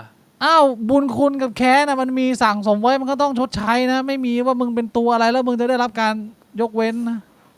กู ฟัง เกิ แล้ ด วผม มาเป็น ปวด ต้นก เยี่ ระ ยว บองเพช พี่ รอะ ไปฉี่แบบ ฮะ ถ้ากูเกิดมาเป็นต้นกระบองเพชรอะ ก็เรื่องของมึงเนี่ย มึงก็ปีต้นกระบองเพชรอะนะ กูเป็นเจ้าหนี้อะกูไม่อยากเก็บหนี้ก็ได้มันเป็นเรื่องมันสิทธิ์ของกู อ๋อ คำถาม แต่ ผ ว่าม สุดท้ายมันอาจจะเป็นคอนเซปต์ที่มันเลื่อนลอยไปหน่อยเพราะว่าชาติหน้ามันไม่มีจริงไงหรือมีจริงหรือเปล่าอันนี้มันไม่รู้มันไม่มีใครรู้ไงบางทีถ้าจะแบบมีการเบ็ดมีการแบบว่าเดิมพันกันมันอาจจะต้องเป็นเดิมพันที่มันสามารถใช้ได้จริงในชาตินี้แบบไอ้ที่ไนท์กับกิฟเขาเดิมพันกันว่าถ้าใครแพ้ก็ ย้อมหัว ย้อมผมย้อมหัวหรือว่าแบบก่อนหน้านี้ก็มีแบบว่าแต่งตัวตามธีมหรือว่าให้ผู้ชนะเลือกได้ว่าจะให้คอสเพลย์เป็นตัวอะไรอย่างเงี้ยแล้วต้องทำจริงเนี่ย อันนี้ก็ทำจริง มันจะได้ ไง แบบ แต่ว่าทำจริงในโลกหน้าไงพี่ผมเพราะว่ามันทำจริงยาก นั่นแหละคือมันก็ในมุมของคนดูมันก็รู้สึกว่าแบบไอ้เชี่ยนี้มึงคะแนนเล่นๆนี่หว่าเพราะว่าแบบมันจะมีปัญหาเรื่องแบบถ้ามึงตายก่อนมึงเกิดก่อนกูตายทีหลังกูเกิดทีหลังกูก็ไม่รู้เดี๋ยวว่ามึงทำจริงเปล่าเนี่ยใช่ไหมหรือแบบเอาไปเกิดชาติหน้าแล้วอยู่คนละจักรวาลแม่งมึงกูก็ไม่รู้อยู่ดีว่ามึงทำจริงเปล่ามันแบบว่าเรียกว่าความเข้มข้นของการลุ้นน่ะมันไม่เยอะพอเพราะว่าบทลงโทษมันไม่ได้จริงจังเท่าไหร่ไง อันนี้เป็นคอมเมนต์นะเป็นคอมเมนต์ที่ดีนะก็คือความจริงจังไม่มี ใช่ ความสนุกมึงก็ไม่มา แต่พี่บิ๊กลองนึกดูว่าแบบอยู่ๆเงี้ยแม่งมีคลิปช็อตโผล่มาในช่องบิ๊กบ่วงสตูดิโอแล้วก็แบบเป็นหน้าผมถ่ายอยู่แบบเนี้ยแล้วก็ถอดกางเกงอยู่นี่ครับวันนี้เดี๋ยวพี่บิ๊กจะมาอมกระดอให้ดูเลยนะตอนเนี้ยกูบอกเลยว่าหลังจากนั้นน่ะคือทุกครั้งที่มีการเบสทุกคนมันก็จะมาเข้ามาดูแล้วเพราะว่ามันเข้าใจแล้วว่าการเบสเนี่ยมันจริงจังมันไม่ใช่เลื่อนลอยใช่ไหม ปัญหาไม่ได้อยู่ที่มันจะ implement ไม่ได้ แต่ปัญหาคือผมจริงจังหรือเปล่ากับสิ่งที่ผ ใช่ ม มันจริงจังแค่ไหนในเชิงของคนดูเขาก็ต้องมองแบบนั้นดิ คือ ใช่ไหม ถ้าเกิดว่าไม่ต้องไปจ่ายชาติหน้า แต่ถ้าจ่ายชาตินี้เลยอ่ะพี่บวงคิดว่ามันจะเป็นระบบเกมที่น่าสนใจที่มีความฉีกกับคอนเทนต์ครีเอเตอร์ห้องช่องอื่น ใช่ก็คือมันอย่างน้อยๆมันก็แบบคนดูมันก็จะตามดูไงแล้วมันไม่ต้องถึงขนาดโดนปี้ก็ได้เพราะอย่างไอขนาดว่าไนท์ย้อมหัวเขียวอ่ะคนไม่ยังตามลุ้นเลยว่าสุดท้ายแล้วมึงต้องย้อมหรือเปล่าแล้วไอ้ตอนนั้นนะมันแข่งกันนานเพราะว่ามันแข่งกันเป็นซีซั่นมันเก็บ MMR ของ L League League of Legends ใช่ปะมันก็ลุ้นกันแบบตั้งแต่ต้นลีกแล้วว่าเฮ้ยมึงจะเก็บไปได้ถึงไหมเนี่ยมันก็สามารถแบบว่าสร้างเทนชั่นหรือว่าสร้างความแบบว่าอยากรู้อยากติดตามของคนดูได้เป็นระยะเวลานานด้วย โอเคครับ นึกออก ถือว่าเป็นคอมเมนต์ที่ดี ผมจะเอากลับ เพ ไป ราะฉะนั้นเนี่ย พิจาร ก็ ณา คือไอ้ที่พี่บิ๊กลั่นวาจามาแล้วว่าจะอมกระดอ2 ทีก็ต้องทำก่อน เพื่อ ต้อง พิ ทำ สูจน์ จริงๆ ให้คนดูเห็นว่าแบบมันจริงจังนะ ใช่ไงแต่ว่าเราหักล้างกับปี้โดนปี้ไปแล้วพี่บวงโดน ไอ้ ผม โดน ปี้อ่ะ พี่นี่มันเป็นโดนพี่ชาติหน้าไม่ใช่เหรอ ไม่ชาติเดียวนี่กันนี่แหละอันเดียวกัน ชาตินี้นะ หักล้างไปแล้วชาตินี้นะเฮียเลยพี่บวงโหเฮียอะไรพี่บวง ทางโกงไอ้สัตว์ หาคนดูดกระดอไม่ได้แล้วเหรอชีวิตต้องให้เพื่อนดูดแล้วเหรอ มันไม่เกี่ยวกับว่ากูหาคนดูดกระดอไม่ได้ แต่มันคือคำพูดอ่ะคนเราอ่ะมันจะมีอะไรนอกจากคำพูดที่มันเป็นของตัวเอง คำพูด เงินทองมันยังเป็นของนอกกายเลย แต่ว่าคำพูดเนี่ยพอมันออกจากปากเราไปแล้วมันเป็นนายเราไปแล้วพี่บิ๊ก คำพูดมันชัดเจน แต่ว่านี่มันก็ได้ถูกหักล้างไปแล้ว ไอ้เกลอคราวที่แล้วเราหักล้างโดนปี้ไปแล้วนะ ผมว่าแล้วเราสองคนตัดสินไม่ได้เนี่ย เราอาจจะต้องมีการโหวตไหมให้คนดูโหวตว่าสรุปแล้วมันหักล้างได้หรือไม่ได้ ไอ้เหี้ยคน ให้ ดู ผม มัน ตัดสินไหม ให้โน้ต เออ ตัดสินกันนะ ผมว่าต้องอมเลย นี่ไง ต้องมีการอมนะ ความคิดแบบเนี้ยมันไอ้เชี่ยก็คือคนดูมันก็ได้ประโยชน์อ่ะกูโดนอยู่คนเดียว อ้าวก็มึงแพ้อะพี่พีกมึงก็ต้องโดนดิ ก็หักล้างไปแล้วอ่ะ มึงเป็นคนเสนอเองด้วย มึงเป็นคนพูดออกมาจากปากว่าเนี่ยกูซ่อนโหดมาก ถ้าพี่บ่วงหาเจอนะกูดูกับเรา2 ทีเลย คือมึงพูดด้วยความมั่นใจอ่ะพี่บิ๊กมัน ก็ใช่ไงก็พอพี่บวงโดนผมยิงไส้แตกไปอ่ะแม็กฆ่าคาเมเลียนอ่ะพี่บวงโดนผมปี้1 ทีผมบอกให้ ผมที่ผมต้องทำอ่ะคือผมแค่เอาปากอ่ะเข้าไปออก2 ทีเอง พี่บวงต้องโดนผมปี้1 รอบอ่ะone round อ่ะone full whole แต่ว่า round ที่ อ่ะ พี่บิ๊กอธิบายมาคือพี่บิ๊กบอกว่าจะไปปี้ชาติหน้าไม่ใช่เหรอ ไม่ใช่ ผมไม่ยอมเสี่ยง อัน ผ นั้ ม นพู ไม่ ด เชื่อ ถึง ว่าชาติหน้ามีจริง อันนั้นพูดถึงว่าเกมใหม่หลังจากนี้ไปเป็นระบบเกมแพ้โดนปี้ที่จะเอาเข้ามาในช่องตัวเอง โห อันนั้นไม่นับก็พี่บวงหักล้างกับผมไปแล้วอ่ะมันชัดเจนไหมล่ะ โอเคถือว่าอันนี้ยกประโยชน์ให้จำเลย ไม่ได้นะ อันนี้ยกประโยชน์ให้จำเลยแต่ว่าครั้งต่อไปจะไม่มีแล้วนะ โอเคถ้าต่อไปจริงจัง คุยเรื่องข่าวสารบ้านเมืองเล็กน้อย สอบถามคนกรุงเทพนะผมไม่ได้อยู่กรุงเทพที่เพิ่งผ่านมาฮะ คุณน็อตเป็นตัวแทน วัยรุ่นไทยไปเลือกตั้งกทมได้ไปไหมเนี่ย ไปพี่ คุณ ผม ทำคอนเทนต์เกี่ยวกับศิลปะ ป้ายเป้ยอะไรเยอะเลยนะ ใช่ เป็นยังไงฮะ ป้ายหาเสียง รีวิวหน่อยว่าเหมือนกับที่เขาบอกไหมว่าปีนี้มันดูเงียบงานมากคนกรุงเทพแบบแม่งท้อแล้วมันไม่อยากเลือกตั้งแล้วอะเขาเจ็บปวดอะหรือว่าในความเป็นจริงก็ยังคึกคืนอยู่เป็นไงพี่บวงไปไว้เนี่ย คนน้อยมากนะ ตอนผมไปเลือกตั้งอ่ะ ก็คือแบบคนละเรื่องกับตอนเลือกตั้งประเทศเลย ตอนเลือกตั้งประเทศยังคนบึ้มอยู่ คนยังบึ้มอยู่เลย แต่ แล้ว ว่าอันนี้ เรื่อง ไม่รู้ว่าสรุปแล้วคนไปใช้สิทธิ์เลือกตั้งกี่%อ่ะมันมีตัวเลขออกมาปะผมไม่ได้ตาม อันนี้ไม่แน่ใจเหมือนกัน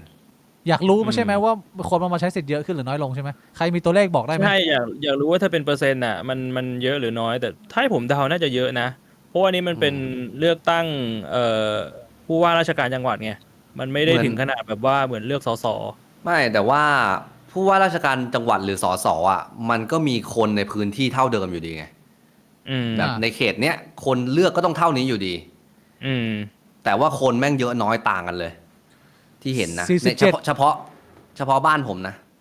เขาบ โอ้ อก เขา ว่า บอกว่าประมาณ40 กว่าถึง50%เองเหรอโอ้โห ไม่ถึ ถื ง อว่าน้อย 50% มากเลยเนี่ย น้อยไหม ไม่ถึงครึ่ง เพราะอะไร น้ย เพราะ โอ้โหไม่ถึงครึ่งนี่น้อยโคตรเลยนะ ผมให้คุณลองเอาติ้งต่างเหตุผลขึ้นมาจากในใจคุณเอง มันมีเหตุผลอะไรที่จะอธิบายได้ทำไมคนไทยคนกรุงเทพถึงเข้ามาร่วมกิจกรรมในการเลือกอำนาจส่วนกลางน้อยลง ผมว่ามันไม่ค่อยไวรัลมั้งเหมือนคนทุกวันนี้มันแบบ เหมือนมันทำอะไรที่มันเป็นกระแสอะถ้ามันเป็นกระแสเยอะๆก็รู้สึกว่าเกี่ยวกับตัวเอง ถ้ามันไม่เป็นกระแสก็รู้สึกไม่ค่อยเกี่ยวกับตัวเองอะไรเงี้ยเหมือนรู้สึกว่าผู้ว่ากทมมันดูแบบคอนเทนต์ดูไม่ไวรัลเหมือนตอนแบบผู้ว่าประเทศสสอ่ะ แล้วถ้าเทียบกับ อืม ตอนที่คุณชาติชาติเล่นรอบแรกอะฝั่งนั้นตอนนั้นก็ยังดูแบบไฮกว่าไหมหรือยังไง ใช่ตอนนั้นมันท้ายกว่าเพราะมันมีคู่แข่งที่สูสีเองมีคุณชัด คุณวิ ชา โร ติ จน์ กับมีคุณวิโรจน์ใช่ไหมแบบดูแบบเฮ้ยโอ้โหสู้กันแบบนารูโตะซาสึเกะเว้ยอะไรเงี้ย ก็มีความเป็นไปได้ว่า ไปเลือกหรือไม่ไปเลือก ยังไงชาติชาติก็น่าจะชนะอยู่แล้วแบบนี้ไหม อาจ ค จะ นคิดแบบนี้ก็เลยไม่ไปเลือก อ๋อคือ ฟิลนั้น มันไม่สนุกแล้วมันไม่ตื่นเต้นคนเลยแบบยังไงชาติชาติก็ได้อยู่แล้ว คนมันรู้อยู่แล้วเหรอว่าแบบแล้วดรมาริกาเข้ามาแรงนะ อืม ก็ ไม่รู้เหมือนกันฮะ แต่ว่า หรือว่ามันอาจจะแบบว่า คือเห็นการเลือกตั้งครั้งที่ผ่านมาแล้วมันก็หมดศรัทธาแล้วบอกว่า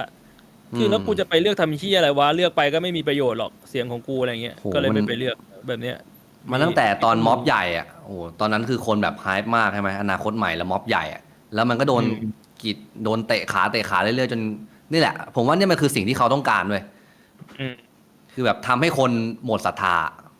หมดศรัทธากับการมีส่วนร่วมกับส่วนรวมเหรอหรือยังไง ใช่หมดศรัทธากับการมีส่วนร่วมในการเลือกเพราะรู้สึกว่าเลือกไปกูก็แพ้อยู่ดี แบบเลือกไปต่อให้ชนะกูก็แพ้ นี่ไงพี่บวง มันมีคนคิดนะ ว่าผลลัพธ์ที่มันเป็นสภาพแบบ hopeless แบบเนี้ยมันถูกดีไซน์นะ ซึ่งพี่บวงอ่ะเขามองตรงข้าม พี่บวงก็เคยมองว่า อืม มันเป็นแค่ว่าคนที่มัน อยู่อีกฝั่งหนึ่งอะมันบริหารจัดการห่วยแตกเฉยๆอันนั้นแค่เป็นความผิดพลาดของมันเฉยมันไม่ได้วางแผนที่อะไรหรอก อันนี้อาจจะมองต่างกันไหมพี่บงมองไง คือคือตอนเลือกตั้งมันชนะไปแล้วนะ ใช่ ใช่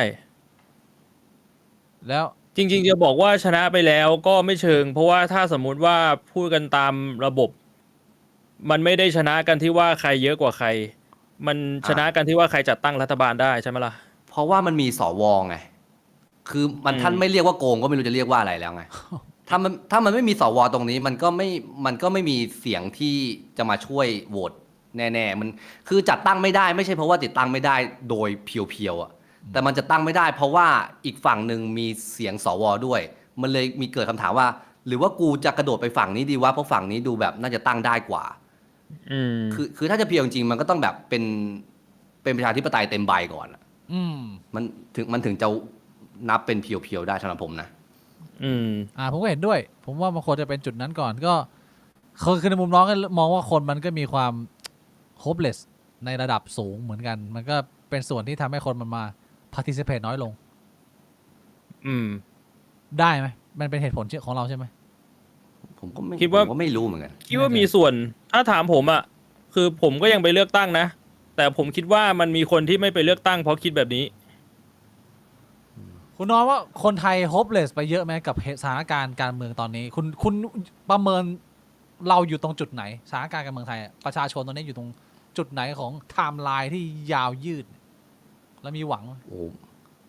ผมว่ามันมีหวังกว่าเมื่อก่อนนะคือเมื่อก่อนน่ะ คนบอกว่านักการเมืองเลวคือเขาว่าก่อนที่ว่าคือแค่ยุคของตอนผมเด็กอะนะคือฟีลแบบว่า คนส่วนใหญ่บอกกันว่าเราจะไม่ออกไปเลือกตั้งกันเถอะมันคือยุคแบบนั้นอะแล้วยุคต่อมาคือคนแบบตั้งม็อบตั้งอะไรแบบ เราโกรธมากยุคอนาคตใหม่ใช่ไหมแล้วตอนนี้มันล่วงลงมาจากตอนนั้น แต่มันก็ดีกว่าเมื่อก่อนอะ อืม คือเมื่อก่อนคือแบบว่าบิ๊กคินนิ่งเดย์คือออกมาล้างเลือดคนโดนฆ่ากันเถอะแฮปปี้เอนดิ้งอ่ะเนอะว่ายุคนี้ไม่เป็นอย่างนั้นแน่ๆยุคนี้อาจจะแบบมีการแบบบอกว่าไอคนที่มันพูดเรื่องการเมืองเนี่ยมึงอาจจะดีแล้วที่มึงโดนจับหรือช่วยอะไรอย่างงี้แต่ไม่มีใครเห็นด้วยกับการโดนฆ่าแน่ อืม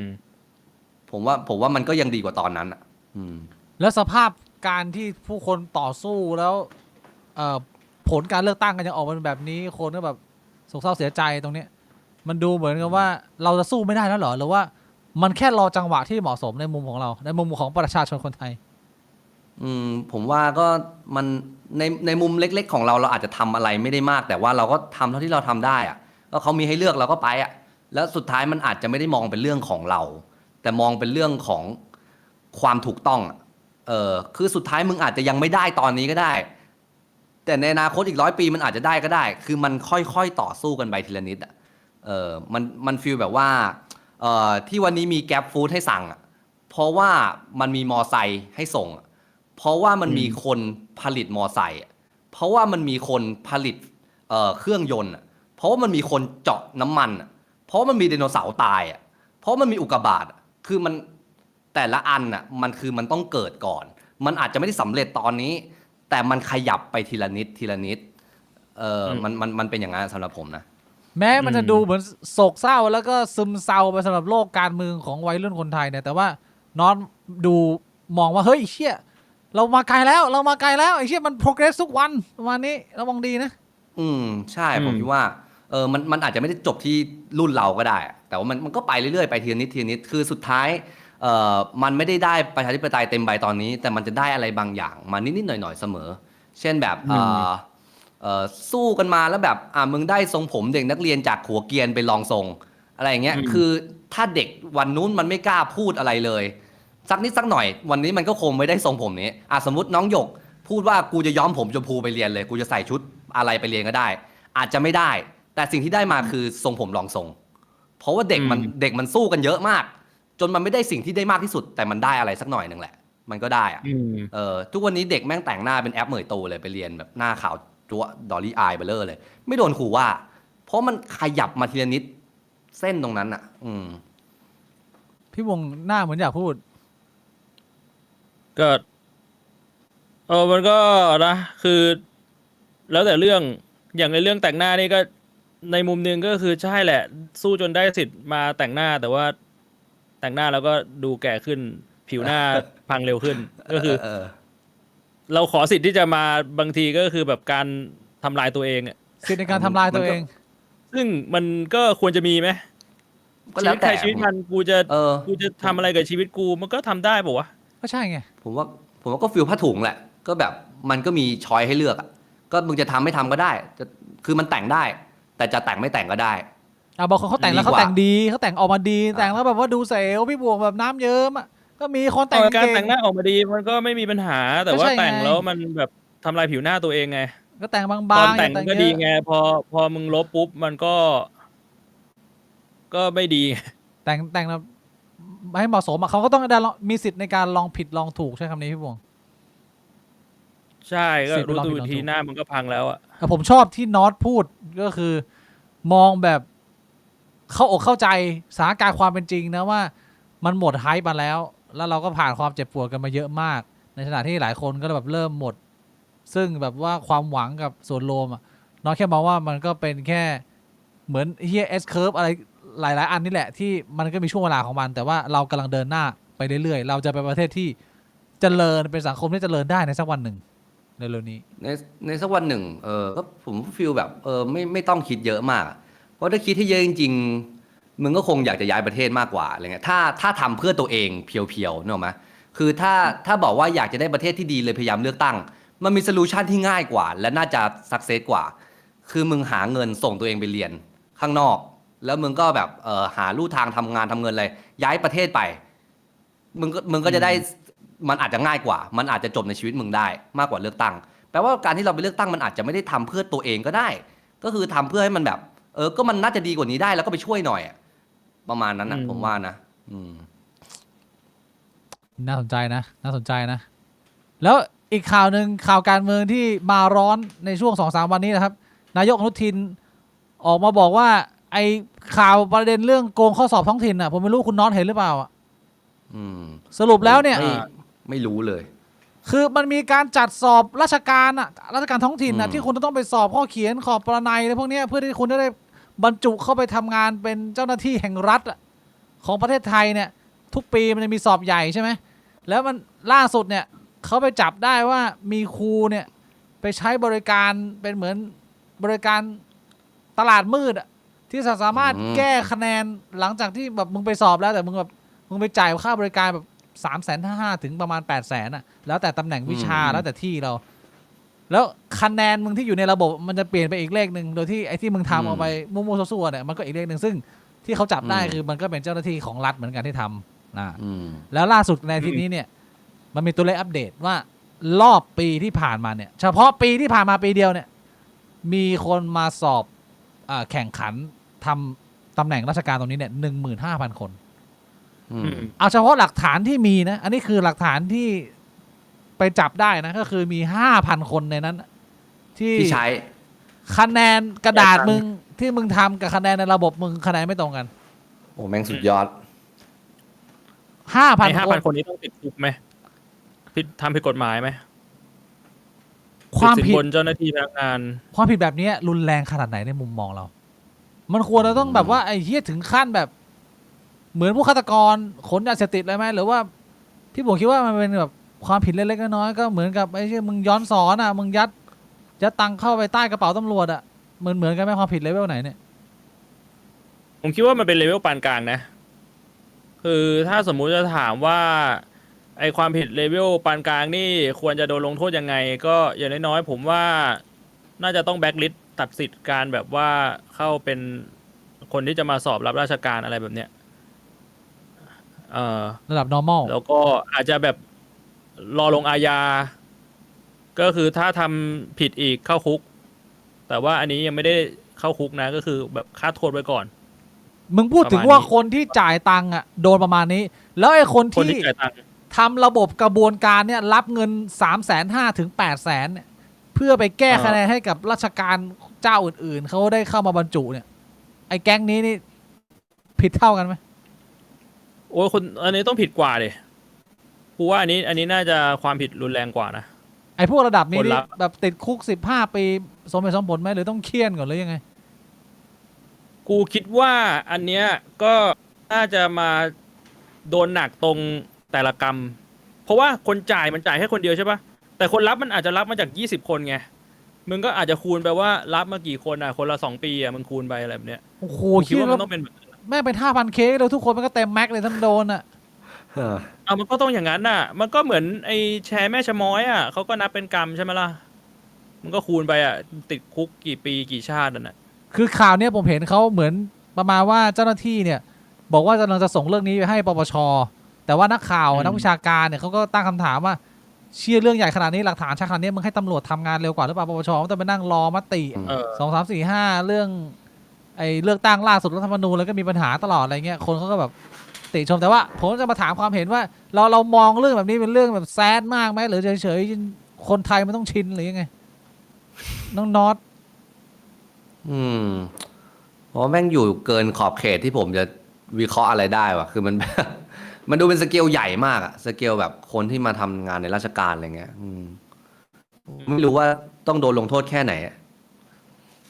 แต่ค คน นนั้น มันไม่ควรจะปล่อยให้ชินได้นะ สำหรับผม มั มัน น ค คว ว ร ร จะ จะ เป็นอะไรที่ โดนลงโทษ หนักมากเว้ยกับไอ้มึงเทียบกับความผิดของการมีเจตนาในการขโมยของเล็กๆน้อยๆว่ามึงหิวอะกับเจตนาที่แบบ อืม กูเป็นระบบอะแล้วกูจะยอมให้คนจ่ายตังค์กูมาอย่างเงี้ยกูไอ้พวกขี้ยนี่คือแบบแม่งเอ้ยมันควรจะเป็นอะไรที่หนักมากนะข่าวนี้ก็เป็นข่าวใหญ่ข่าวหนึ่งอะอีกข่าวหนึ่งที่เขาคุยกันเยอะ ในอาทิตย์นี้ เด็กชนพระเสียชีวิต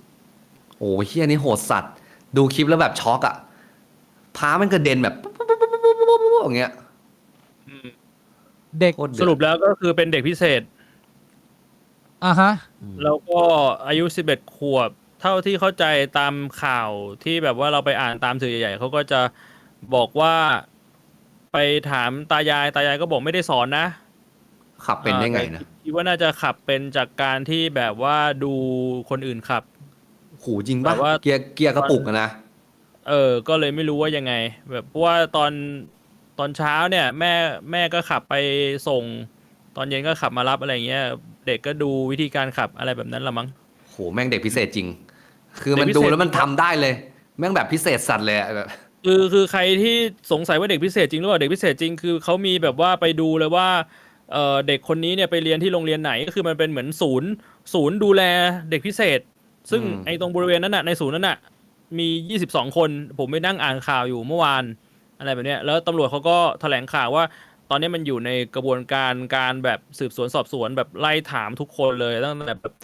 ตัวเด็กญาติเด็กพ่อแม่เด็กปู่ย่าตายายเด็กคนดูแลหรือว่าคนสอน อะไรแบบเนี้ยว่ามันยังไงเรื่องราวต่างๆทำไมเด็กขับรถได้ทำไม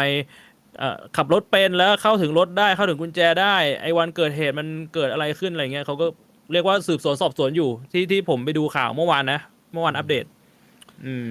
แต่ยังไงมันน่าจะต้องมีคนสอนไหมเกียร์กระปุกมันไม่เหมือนเกียร์ออโต้ที่แค่แบบเหยียบคันเร่งแล้วมันไปนะ แต่ผมคิดว่าคำถามที่สำคัญกว่านั้นก็คือ มีคนสอนเลยยังไงอะเพราะว่าคนต่างจังหวัดอะพ่อแม่แม่งก็สอนเด็กขับรถตั้งแต่ ก็ใช่ 10 ขวบ ใช่ ขวบหมด ไม่ใช่ คืออยู่ เออ ๆเราจะมาตื่นตูมแล้วก็บอกว่าห้ามสอนเด็กเหรอคือแม่งก็สอนกันปกติ ผมเลย ทุ ส ก ง เรื่อง สั มั ย นก็วิ่ง ว่า มันเส้นเดิมนะ ผมสงสัยว่าไอ้เคสเนี่ยมันทะเลาะกันหนัก หรือว่าเป็นประเด็นที่คนมันคุยกันเยอะเพราะอะไรพี่บวงทราบไหมผมก็รู้สึกว่าโอเคมันก็เป็นอุบัติเหตุอันหนึงที่มันรุนแรงไว้ยคือหรือว่ายังไงคนมันแบบว่ามีคนเข้าข้างเด็ก มีคนเข้าข้างพระแย่งกันอย่างนี้เหรอว่า หรือว่าพระผิดมาเดินบนถนนอะไรอย่างนี้เหรอมันมีประเด็นตรงนั้นไหมหรือว่า อันนั้นเป็นพวกแบบเสียงนกเสียงกาอะไรพี่บวงทราบไหม เพราะวิชวลมันเด็กไงพอเด็กมันก็ดูแบบ เด็กขับรถมันก็ดูแบบเฮ้อเด็กขับรถชนเฮ้อเด็กขับรถชนพระมันแบบแม่งรวมหลายคอมโบความไฮไลท์อ่ะอันนี้คือเป็นถ้านับเป็นคอนเทนต์นี่แม่งก็คือคลิกเบสสัสๆอ่ะแบบเด็กที่ขับรถเกียร์กระปุกชนพระมันดูแบบเฮ้ยจริงเหรอวะอะไรเงี้ย เป็นเนื้อเรื่องขาย แล้ ตัว วมันเอง คือมันเป็นแบบที่น็อตบอกจริงมันเป็นเรื่องราวที่มันโคตรคลิกเบสแล้วที่ความบัดซบที่สุดเลยก็คือเฟกนิวเกี่ยวกับเรื่องนี้แม่งออกมาเยอะมาก เพราะว่าสื่อแม่งพยายามที่จะเรียก engagement เพราะรู้ว่าเรื่องนี้ขายได้ แม่งก็แบบมีคนปั้นเรื่องหลายเรื่องมากแบบ ตาออกมายอมรับแล้วว่าเป็นคนสอนหรือว่าจริงๆไม่ใช่เด็กพิเศษหรืออะไรเงี้ยแม่งเฟกนิวแม่งออกมาเยอะมากแต่พอมึงไปอ่านข่าวจากสื่อใหญ่อะแม่งคนละเรื่องกับไอ้พวกที่แบบว่าใน Facebook แม่งแบบพยายามแชร์กันเลยอะแม่งก็มีแบบเลเยอร์ของการแบบหิว engagement มาสร้างข่าวเฟกนิวอีก เป็นเรื่องของสื่อไปที่โดนวิพากษ์วิจารณ์เพราะว่าสุดท้ายแล้วในข่าวมันก็ไม่มีอะไรนอกจากอุบัติเหตุของเด็กที่มันไม่รู้อิโหนอิเหน่แล้วมันก็พลาดใช่ไหมมันมีแค่นี้ใช่ไหมบวกข่าวเนี่ย หรือว่าผมควรจะแบบว่าประนามเด็กคนนี้ให้มากกว่านี้หรือมันต้องยังไงวะหรือว่าคนส่วนใหญ่เขาค่อนข้างโมโหเด็กนะแบบไอ้เด็กเปรตเด็กเหี้ยมึงมาขับรถอะไรอย่างเงี้ ถาย มว่ามันพอเข้าใจได้ไหมว่าคนมันโมโหมันเกลียดชังเด็ก ผมว่ามันก็พอเข้าใจได้ แต่ว่าจริงๆแล้วอ่ะอันเนี้ยผมมองว่ามันเป็นกระจกที่ส่องความเป็นคนไทยได้เป็นอย่างดีเลย คือถ้าสมมุติว่าประเทศเรามันมีระเบียบวินัยทุกคนมันมีจิตสำนึกมันรู้ว่าอะไรควรอะไรไม่ควรมากกว่าเนี้ยเคสนี้มันจะไม่เกิดขึ้นถูกปะ ใช่ หรือถ้าเกิดขึ้นมันก็จะเกิดขึ้นน้อยโอกาสเกิดขึ้นน้อยมาก เราจะไม่เห็นเด็กขับรถตามท้องถนน เพราะว่าแบบผู้ใหญ่ที่ดีก็จะปลูกฝังเด็กให้เด็กเนี่ยเคารพกฎแต่อันนี้ก็คือผู้ใหญ่เราเนี่ยสอนเด็กแล้วก็บอกว่าอ้าวมันก็ต่างจังหวัดเขาทำกันแบบนั้นน่ะก็คือสแตนดาร์ดหรือว่ามาตรฐานมันก็คนละเรื่องแล้ว ผมว่า กั มันเป็น ถ้าไปเทียบกับประเทศอื่น ผมว่ามันเป็นปัญหาเชิงโครงสร้างประเทศด้วย คือหลุดออกจากนอกกรุงเทพไปมันไม่มีเอ่อสาธารณูปโภคไงมันไม่มีรถเมล์ไม่มีรถไฟฟ้า คนเขาต้อง มันแล้วพ่อแม่มันก็เลยต้องสอนให้เด็กขับรถนะไม่งั้นลูกมันจะไปยังไง พ่อแม่ก็ต้องทำงานอะไรเงี้ยก็ให้ลูกขับรถแล้วกัน ไม่งั้นจะทำยังไงอะไรเงี้ยเอาแค่เรื่องนี้คือผมไม่รู้มามันมีเด็กพวกเด็กผู้หญิงอะที่แบบว่ายอมมีเพศสัมพันธ์รีบมีแฟนต่างจังหวัดอะเพราะมันไม่มีรถเหตุผลง่ายๆแค่เนี้ยก็ให้กูเดินทางยังไงอะแต่ถ้าเกิดกูมีผัวกูก็มีรถพาไปส่งกูไม่มีรถเมล์ขึ้นนี่กูไม่มีรถสองแถวให้ขึ้นอะจะให้กูทำยังไงกูก็รีบมีผัวแล้วกันก็ถ้าสมมุติว่าสาเหตุและเหตุผลมันเป็นแบบนี้จริงๆผมก็ต้องพูดตามตรงว่างั้นมันก็ไม่ใช่เรื่องแปลกที่มันจะมีเด็กขับรถชนแบบว่าคนตายบ้างเราก็ต้องรับกันให้ได้ เพราะว่าก็ประเทศเราไม่มีสาธารณูปโภคมันจะไปบ่นเด็ก มันก็อาจจะไม่ได้ เพราะว่าเราอยู่กันแบบนี้ไงมันก็เทรดออฟอะใช่ไหมมันคือเทรดออฟไม่มีสาธารณูปโภคแต่อยากเดินทางก็ต้องสอนกันตั้งแต่เด็กๆงั้นก็ยอมรับหน่อยว่ามันก็ต้องมีเด็กขับรถชนคนตายบ้างแล้วอย่างเคสกรณีแบบนี้พี่บวงการที่เด็กสร้างอุบัติเหตุที่มันเป็นแบบโศกนาฏกรรมสะเทือนใจคนจำนวนมากมันแตกต่างกับไอ้พวกเด็กในวัยเดียวกันที่ไปกระทืบเด็กคนอื่นจนตายไหมความผิดของเด็กในการก่ออาชญากรรมอันใหญ่เนี่ยมันควรจะได้รับการลงโทษหรือผ่อนผันไหมเพราะว่าหลายคนตอนนี้มันมีกระแสอย่างที่หลายคนทราบเด็กมันทำความผิดทางกฎหมายเยอะขึ้นคนก็อยากจะให้คนมันแบบปรับลงว่าไม่ควรจะมีกฎหมายคุ้มครองเด็กแล้วเด็กถ้ามึงทำเชี่ยอะไรที่มันแบบว่าอุกชะกันมันรุนแรงมันก็ควรจะได้รับโทษแบบผู้ใหญ่มันมีคนสนับสนุนแนวคิดนี้ค่อนข้างเยอะผมถามพี่บวงว่าถ้ามันจะปรับเนี่ยไออย่างกรณีเนี้ยเทียบกับกรณีของเด็กที่แบบไอ้เหี้ยแม่งไปฆ่าข่มขืนเขาเลยเนี่ยมันต้องใช้มาตรวัดอันเดียวกันไหมหรือพี่บวงมองต่างหรือมองเหมือนยังไงน้องน็อตด้วยคำถามผมยากไปไหมผมว่าเจตนากับอุบัติเหตุก็คนละเรื่องแล้วคือคนสุดท้ายคนมันตายเหมือนกันถ้าเกิดคนมันตายนะแต่เจตนาก็คนละแบบแล้วอันนึงคือเด็กพิเศษที่อุบัติเหตุขับรถชนกับอันนึงคือแม่งจงใจฆ่าข่มขืน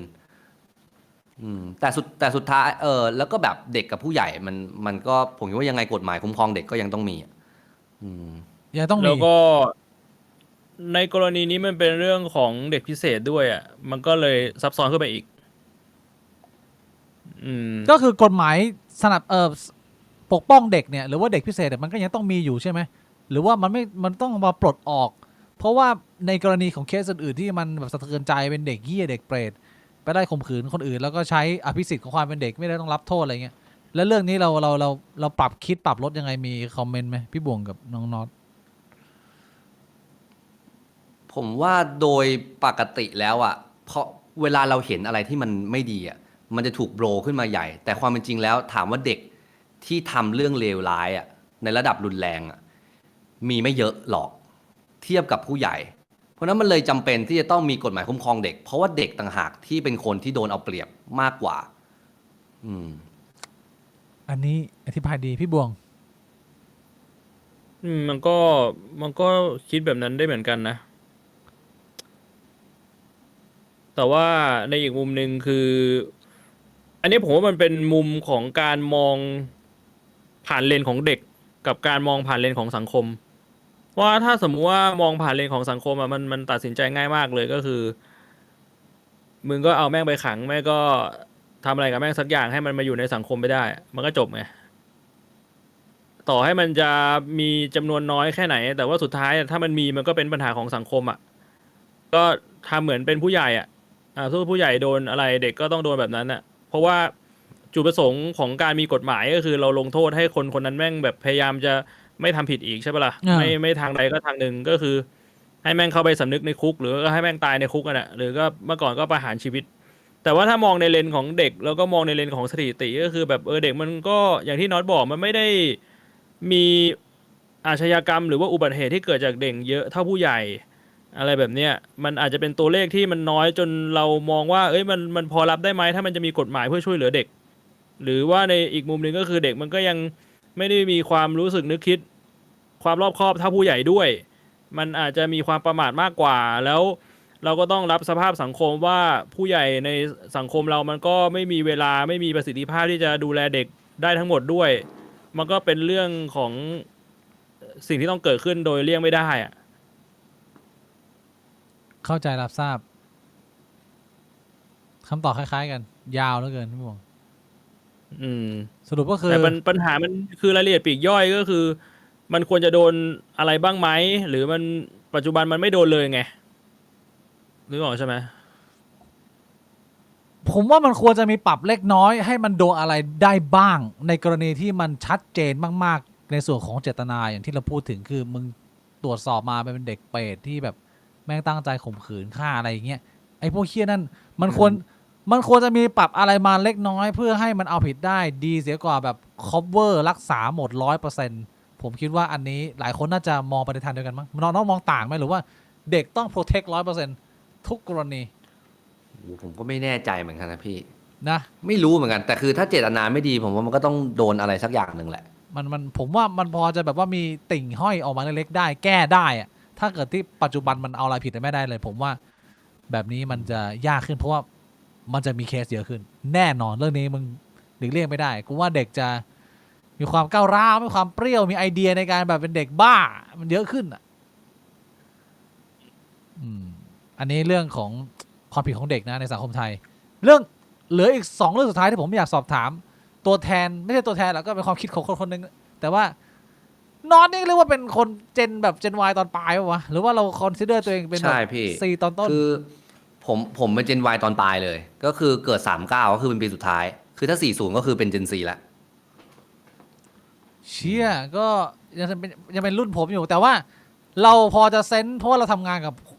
คนรุ่นน้อง แล้วก็ส่วนใหญ่ออเดียนส์เราก็เป็นกลุ่มรุ่นน้องใช่ไหมผมอยากทราบมุมมองของเรากับโลกสายมูกับ เด็กในยุคปัจจุบันนี้ คุณเห็นภาพอะไรบ้าง คุณรู้สึกว่าเทรนด์ของการมีความเชื่อสิ่งศักดิ์สิทธิ์เนี่ยมันขยับยังไงเทียบกับรุ่นพ่อรุ่นแม่เรารุ่นพี่น้องปู่ย่าตายายจนเป็นเราจนไปถึงเด็กเนี่ยเทรนด์นี้มันเข้มข้นขึ้น มันแตกสายเล็กมากขึ้น หรือมันน้อยลงหรือมันยังไง ในมุมมองเรา ผมว่ามันแค่เปลี่ยนเสื้อผ้าแบบว่าคือแค่หน้าตามันเปลี่ยนให้เท่ขึ้นเฉยๆแบบว่ากำไลสายมูหินสายมูที่หน้าตามันดูสวยมากขึ้นในยุคนี้อะไรเงี้ยหรือแบบว่าคือมันมีขึ้นห้างเลยนะไอ้พวกแบบว่ากำไลสายมูแล้วแม่งเอ็กกับจูจูสึไคเซนอะไรอย่างงี้ด้วยเพราะว่าเป็นแบบผนึกมารอะไรเงี้ยขายบนห้างเลยพวกหินพลังงานอะไรอย่างเงี้ยไอ้ของผมอยู่แถวห้วยขวางตรงนี้ก็แบบว่ามาขอแฟนขอการงานกันอะไรเงี้ยผมคิดว่ามันอาจจะไม่ได้น้อยลงจากเมื่อก่อน แต่แค่มันเปลี่ยนหน้าตาให้ดูร่วมสมัยมากขึ้นมากกว่าแล้วก็มันอาจจะเป็นอาจจะเป็นภาพชัดว่าแบบว่าคือบ้านเรามันพยายามแล้วก็ยังได้ยากก็เลยต้องมีอะไรไว้ยึดเหนี่ยวจิตใจธุรกิจตรงเนี้ยแม่งเลยแบบบูมขึ้นมาไม่มีธุรกิจนี้ด้วยพี่คือเป็นธุรกิจรับฝากไหว้ออนไลน์คือเขาเนี่ยจะไลฟ์สด ในการไปที่หน้าวัดหนึ่งที่เป็นชื่อดัง แล้วก็เนี่ยวางของที่จะไหว้เนี่ยแล้วก็เนี่ยโดเนทเงินมาแบบฟีลแบบว่ากดส่งเงินมาตอนเนี้ยเขาก็ทำให้เห็นสดๆว่าเนี่ยกูเอาไปไหว้ให้มึงแล้วนะเขียนชื่อเขียนอะไรให้มึงอย่างเงี้ยคือมันแค่เปลี่ยนหน้าตา ตัวน็อตเองน็อตเชื่อเรื่องพวกนี้ไหมหรือว่ามันมีความเปลี่ยนแปลงในความคิดของเราจากการเสพสื่อหรือเรามองเรื่องพวกนี้ยังไง คือผมอ่ะไม่ค่อยสนใจเท่าไหร่ เพราะว่าเอ่อเหมือนผมมีพร้อมมั้งคือผมก็ทำได้ทุกอย่าง แล้วมันก็ได้อย่างที่ผมต้องการ โดยที่ผมไม่ต้องพึ่งสายมูแต่ว่าผมเข้าใจได้ว่าทำไมสายมูมันถึงมีบทบาทในมุมของคุณว่าทำไมมันถึงมีบทบาทสำคัญในสังคมมนุษย์เราในยุคปัจจุบันใช่ ถ้าเชื่อไหมก็ไม่ได้เชื่อ แต่ผมคิดว่ามันไม่มีอะไรที่เป็นไปไม่ได้แบบทุกอย่างผมว่ามันเป็นไปได้หมดอะแต่แค่ว่าคือถ้าบอกว่าผมบอกว่าเป็นไปไม่ได้เลยอย่างเงี้ยเอาจริงผมไม่ได้มีความรู้ที่จะบอกว่ามันเป็นไปได้หรือเปล่ามันอาจจะมีสักเสี้ยวหนึ่งที่เป็นไปได้ก็ได้มั้งแต่ผมไม่รู้อะแต่ถามว่าสนใจไหมไม่สนใจไม่มีค่าสำหรับเราคือความเชื่ออะไรพวกนี้ที่มาจากบรรพบุรุษศาสนาอะไรอย่างงี้ตอนที่ได้มาจากโรงเรียน ตอนนี้เราแบบห่างๆไม่เราเป็นเรื่องที่เราไม่สนใจผมคิดว่ามันเป็นฟีลแบบว่าอะไรคือถ้าอะไรมันช่วยได้ก็เอามั้งอะไรเงี้ยคือผมก็ไม่ได้ทำอะไรนะแต่หมายถึงว่าถ้าจะเข้าใจสักคนหนึ่งที่มันทำอะว่าแบบมันทำสิ่งนี้เพราะว่าแบบมันคิดว่าสิ่งนี้น่าจะช่วยจิตใจมันได้มั้งมันก็เลยทำอะไรเงี้ยก็เข้าใจได้ก็เรื่องของมึงอะไรเงี้ยคือการที่คุณเป็นคนหนึ่งที่เคยหมกมุ่นกับคำถามที่ว่าแบบยังไงเราทุกคนก็ต้องตายแล้วไอเดียเกี่ยวกับโลกนี้โลกหน้าชาตินี้ชาติหน้าค่าบุญค่ากรรมมันไม่เป็นเรื่องที่แบบว่ามันดูน่าจะเป็นแบบว่าทางเรานะไอ้เชี่ยแล้วถ้าเกิดทั้งหมดทั้งมวลแม่งมีขึ้นมาจริงๆหรือมันไม่มีจริงๆคุณไม่ใส่ใจเรื่องพวกนี้เหรอคือผมรู้สึกว่าถ้าเกิดเราไปชาติหน้าเราก็จะจำชาตินี้ไม่ได้ใช่ไหมไม่รู้ว่าก็กดบางที่เขาบอกแบบนี้อีกบางที่เขาก็ไม่ได้บอกแบบนี้นะมันก็แล้วแต่ที่โอเคงั้นผมก็คิดว่ามันคือเราไม่สามารถรู้ได้แล้วเราจะแบบพยายามเหนื่อยไปทำไมเราเอาเวลามาโฟกัสเรื่องที่รู้แน่ๆดีกว่าว่าตอนเนี้ยจะทำยังไงให้มีเงินกินข้าวจะทำยังไงให้ซักเซสในตอนเนี้ยผมคิดว่าตรงนี้สำคัญกว่าส่วนแบบโลกหน้ามันจะรอดไหมอ่ะเราทำอะไรได้เราเลือกอะไรไม่ได้เลยเราไม่รู้อ่ะแล้วก็มีคนบอกว่าถ้าเกิดว่าไปซื้อเครื่องรางร้านนี้หรือว่าไปเป่ากระดอของพระอาจารย์คนนี้สัก2 ปื้ดเนี่ยมันก็ชีวิตมันก็ดีขึ้นอ่ะบางคนมันก็บอกมาบอกต่อๆกันมาอย่างเงี้ยใช่แต่ว่าเวลาบอกมามันก็ต้องแบบมีแอดพรูฟไงว่ามันจริงหรือเปล่าถ้ามันยังไม่รู้ว่าจริงเราก็เชื่อไม่ได้อยู่ดีไงแต่ถ้าณวันนี้เรารู้แล้วว่าซื้ออะไรได้อะไรเรียนอะไรได้รู้อะไรคือเนี่ยเวลาเราคุยกันเนี่ยมันก็ดูเหมือนเป็นคอนเซปต์ที่มันเข้าใจง่ายๆเว้ยแต่ว่าคุณไม่คิดว่าอันนี้คือคนส่วนใหญ่เขาคิดกันแบบนี้เหรอคุณว่ามันเป็นส่วนที่มันเป็นพอร์ชั่นเล็กแล้วคนส่วนใหญ่เขาไม่คิดแบบนี้กันเหรอเพราะว่ามันไม่มีการเปลี่ยนแปลงหรือว่ายังไงเรื่องแบบนี้คือมันเป็นฟีลแบบเสียตังค์นิดๆหน่อยๆเพื่อช่วยจิตใจอ่ะผมว่าก็แบบไหว้อันนี้แล้วมันอาจจะช่วยกูนิดนึงก็ได้มั้งฟีลแบบก็อาจจะฟีลเหมือนซื้อหวยอ่ะแล้วซื้อก็อาจจะถูกก็ได้มั้งมันคือมันเลยใช้คำว่าความเชื่อไงผมว่าซื้อหวยกับไหว้เจ้ามันก็อาจจะต่างกันแหละแต่ว่ามันมีเรื่องของความเชื่อเหมือนกันว่าแบบมันอาจจะช่วยได้มั้งถ้าไม่เหนือบากกว่าแรงก็เสียซะหน่อยถ้าเป็นคนทั่วไปนะที่พี่บอกว่าคนทั่วไปมันก็ต้องคิดได้ก็เนี่ยก็คนทั่วไปก็คิดประมาณเนี้ยแต่คนที่มันเสียแพงๆทำอะไรที่มันผิดแปลกเช่นอมกระดอเจ้าสำนักอันนั้นไม่ใช่คนทั่วไปที่เป็นคุณมากฮะสำหรับมีคนโดเข้ามานะขออนุญาตนะฮะคุณไซเลน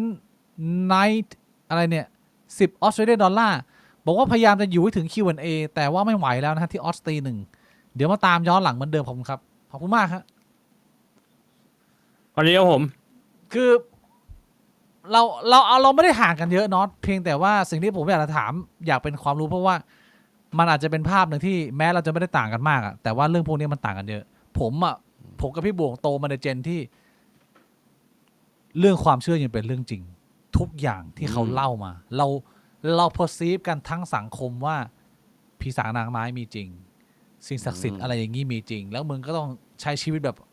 เอาตัวรอดอ่ะมึงก็ต้องแบบว่าหาทางหนีที่ไล่ของมึงอ่ะมึงก็ต้องระมัดระวังอะไรพวกนี้แต่ว่าพอ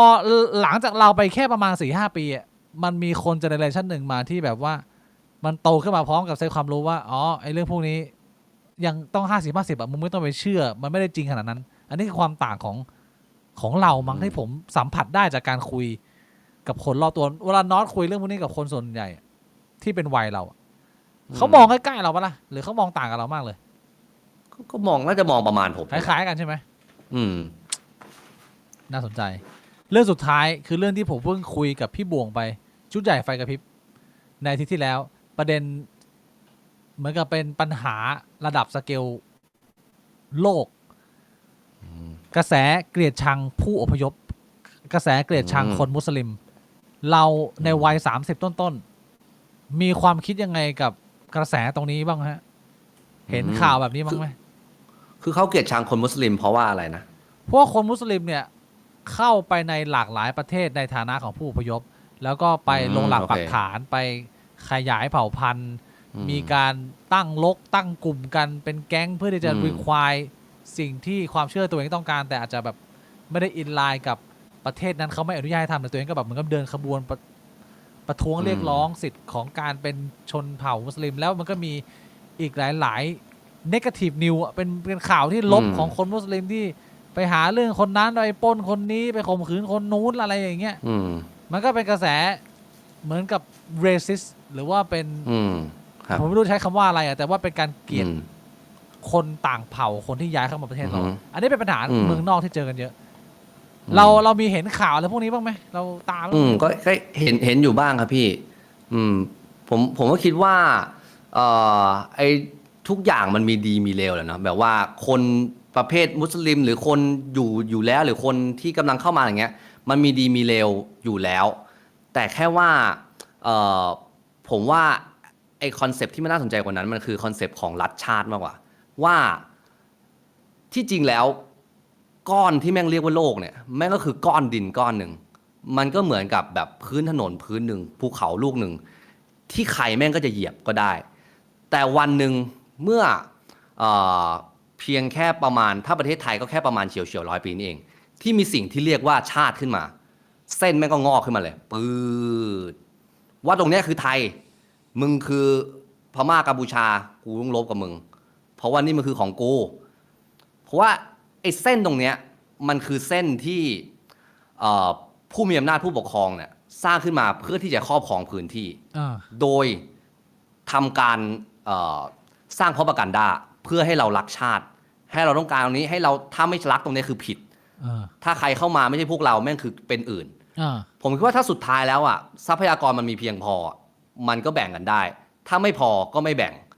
ผมว่าคอนเซ็ปต์มันคือตรงนั้นมากกว่ามันอาจจะไม่เกี่ยวว่าคนที่เข้ามาแม่งเป็นผู้อพยพหรือแม่งเป็นคนในชาติเราเอง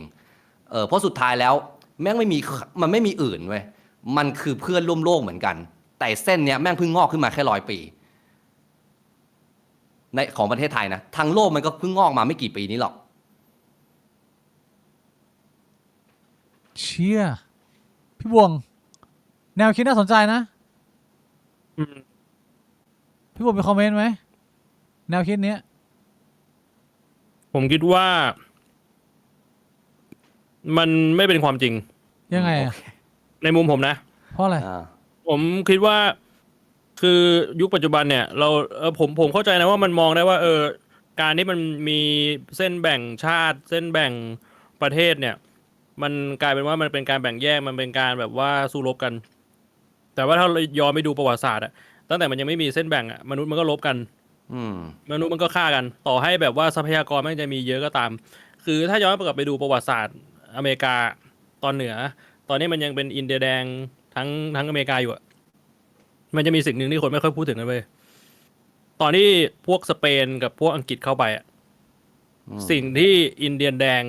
มาค้าขายกับสเปนแล้วต้องการเอาจากพวกสเปนหรือเอาจากพวกอังกฤษคืออะไรรู้ป่ะคืออะไรเอาปืนเพื่อจะไปฆ่าเผ่าอื่นที่อยู่ข้างมันก็อยากได้ปืนไม่มีเส้นแบ่งเขตไม่มีเรื่องของการแย่งทรัพยากรเอาปืนฆ่าเผ่าของข้างคือเพราะนั้นอะถ้าเรามองแค่ว่าพอมันเป็นคอนเซปต์ของการแบ่งแยกปุ๊บต้องเป็นประเทศนี้ต้องเป็นศาสนานี้มันเป็นการฆ่ากันผมมองว่ามันไม่ใช่สาเหตุหลักคือแค่มนุษย์ไม่เป็นสัตว์มันก็ฆ่ากันสัตว์ต้องฆ่ากันนะ ผมกลับมองว่าจริงๆแล้วอ่ะการที่มันมีเส้นแบ่งเขตอะมันลดการฆ่าฟันกันลง แล้วมันทำสงครามทางอื่นทำสงครามทางการค้า ก็จริง ทำสงครามทางวัฒนธรรมทำสงครามทางศาสนา โดยที่เราลดการฆ่ากันลงใช่ไหม เราไปสู้กันที่กระดานอื่น ประชากรมนุษย์มันก็เลยเพิ่มขึ้น อืม ก็จริง ใช่ คือตอนนี้เนี่ยพอมันมีกระแสเกลียดชังผู้อพยพทางต้นทางประเทศเขาหลายๆประเทศในยุโรปเนี่ยที่เป็นคนขาวเนี่ยเขาก็ออกมาเหมือนระบายความโกรธความอัดอั้นของเขาที่มีต่อคนอพยพแล้วคนมุสลิมเยอะ มันก็เลยกลายเป็นคลื่นกระแสของการที่คนมุสลิมในเมืองไทยส่วนหนึ่งก็รู้สึกว่าเขาโดนโจมตีจาก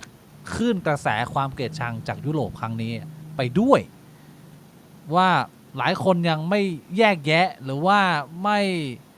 มองว่ามุสลิมมันเป็นที่แล้วแต่คนทุกคนมันไม่เหมือนกัน ซึ่งบางคนก็มองว่าไอเชี่ยศาสนาเนี่ยไม่มีปัญหาศาสนาเนี่ยวิธีการนำการเผยแพร่ทางความคิดของคุณมันมีความสุดโต่งอยู่ ก็เป็นเรื่องที่เขาถกเถียงทะเลาะกันในส่วนหนึ่งที่ผมเห็นในอินเทอร์เน็ตไม่รู้ว่าน็อตคิดเรื่องนี้ยังไงว่ามุสลิมน่ากลัวไหมสำหรับเรา มันเป็นศาสนาที่มีปัญหาที่สุดไหมหรือว่า ก็แล้วแต่คนพี่คนดีๆก็มีคนแย่ๆก็เยอะก็เหมือนกับศาสนาอื่นไม่ต่างกัน เรามีมุมมองเรื่องตรงนี้ยังไงไหม โห เอาจริงผมไม่ค่อยรู้เรื่องพวกนี้เลยว่ะพี่ เรื่องนี้ไม่รู้เรื่องนะ เรื่องศาสนาเรื่องเนี้ยไม่ค่อยรู้เท่าไหร่ แต่ก็คิดว่าจากสื่อที่ได้รับมาก็ดูแบบมันก็ดูมีปัญหาเยอะนะ แต่คือก็ไม่กล้าพูดเยอะเพราะว่าไม่ได้อยู่ในฟิลผมไม่รู้อ่ะ คุณเคยเห็นมีมอันนึงไหมที่เขาใช้กันในการล้อประเด็นเนี้ยคือที่เป็นกลุ่มคน LGBT ที่ต่างประเทศ กลุ่มฝ่ายซ้ายเนี่ยเขาจะไปถือธงปาเลสไตน์ถือธงคนมุสลิม ว่าแบบว่าให้ซัพพอร์ตคนปาเลสไตน์ประมาณนี้ อย่าให้พวกอิสราเอลยิวพวกนี้มันเป็นคนแบบฆ่าล้างเผ่าพันธุ์แล้วก็จะมีคนที่เขาไม่ชอบเนี่ยเขาก็จะมาขึ้นเหมือนเป็นมีมล้อกลับว่าแบบ LGBT ที่สนับสนุนคนมุสลิมมันก็เหมือนกับไก่ที่เรียกร้องความถูกต้องให้กับ KFC ไปเหมือนกับมึงเป็นคนที่โดนเขาเกลียดนะ แต่ว่ามึงยังไปเรียกร้องปกป้องเขาผมอยากรู้ว่าคุณเคยเห็นมีมอย่างงี้ไหมคุณเข้าใจไหมว่าเขาต้องการสื่อ เข้าใจคุณคิดยังไงกับมีมนี้ผมก็รู้สึกว่าแม่งเป็นกลุ่มคนที่สุดยอดนะถ้าเราจะสามารถแบบสงสารและเห็นใจกลุ่มคนที่แม่งเกลียดเราได้ ไม่มองว่าเป็นคนโง่แล้วแบบเอ้ยมึงรู้เรื่องอะไรหรือเปล่ามึงศึกษาพื้นเพเขาหรือเปล่าแล้วมึงไปสนับสนุนเขามึงโดนเขาแขวนมึงโดนเขาปาหินนะคุณมองว่ากลุ่ม LGBT นี้ไปอีกขั้นหนึ่งนะในเรื่องของจริยธรรมอันนี้คือสิ่งที่คุณมองผมคิดว่าไอ้ความโง่ไม่โง่มันก็แล้วแต่คนที่จะแบบศึกษามาลึกหรือตื้นแค่ไหน แต่ว่าแบบสุดท้ายแล้วเรื่องของจิตใจว่าแบบสุดท้ายแล้วเจตนาที่เขาทำเพื่ออะไรก็สำคัญเหมือนกันนะฟีลแบบสมมุติแม่ผมแบบว่าแม่ผมแบบส่งผมไปเรียนในวิชาที่ไม่อยากเรียนอะไรเงี้ยแล้วก็แบบไม่ได้รู้อะไรเกี่ยวกับความต้องการผมเลยอะไรเงี้ยแต่ก็ยังรักแม่เพราะว่าแบบเจตนาแม่คือแบบอยากให้ผมได้ดีอะไรเงี้ยมันอาจจะไม่ค่อยเกี่ยวกันนะอาจจะยกตัวอย่างงงๆหน่อยแต่ผมรู้สึกว่าแอคชั่นก็เรื่องหนึ่งดีไม่ดีก็ว่ากันไปแต่เจตนาที่เขาทำไปเพื่ออะไรก็สำคัญเหมือนกันคือเขาทำเพื่อเรียกร้องกลุ่มคนที่เขามองว่าต้องการความช่วยเหลือแม้ว่ากลุ่มคนเหล่านั้นอาจจะเกลียดเขาก็ตามผมว่ามันก็เป็นคอนเซปต์ที่ดูแบบดูดีนะน่าสนใจพี่บวงเคยเห็นมีมนี้มาหลากหลายครั้งแล้วพี่บวงคิดยังไงว่าชิคเก้นอะไรเนี่ย KFC for chicken อันนี้พี่บวงมองเหมือนน็อตไหมมองต่างไหมประเด็นนี้แล้วผมว่ามันอาจจะไม่ใช่แบบ KFC ไม่ใช่คนไม่ใช่ไก่กับ KFC แต่เป็นไก่กับพนักงานขาย KFC ต่างหากนึกออกไหมเพราะถ้า KFC คือศาสนาคนมุสลิมแม่งคือพนักงานมันก็คือสักแม่งคือแบบ1ชีวิตกับ1ชีวิตเหมือนกันแต่ว่าคนมุสลิมในกรณีของเขามันคือว่าคน LGBT คือ ไก่ แล้ว อ่า KFC คือศาสนาอิสลาม ใช่ เพราะฉะนั้นถ้าเกิดจะบอกว่าคนที่นับ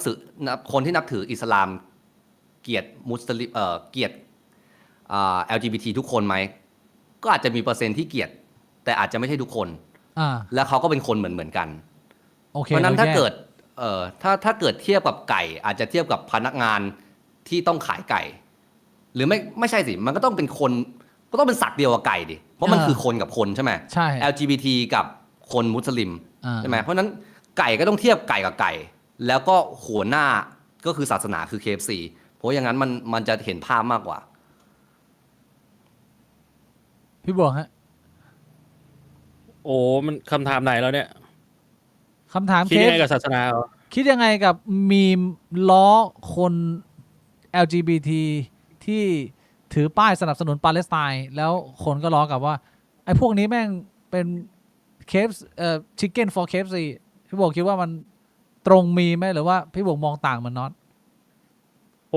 ผมคิดว่าจริงๆมันไม่ได้ยากอะไรเท่าไหร่หรอกก็ที่เขายังถือได้ เพราะว่าเขาถือป้ายในโซนที่มันถือได้ไง ก็ใช่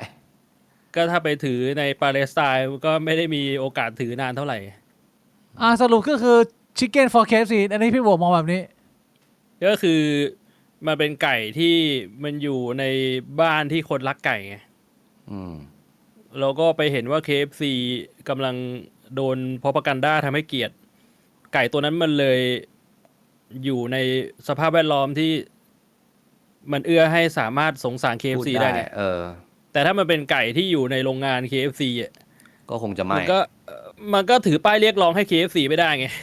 อืม ใช่ไหม ก็ใช่ มันก็เหมือนเรา เออ ตอนนี้ที่แบบเราอาจจะพูดบางเรื่องไม่ได้ในประเทศนี้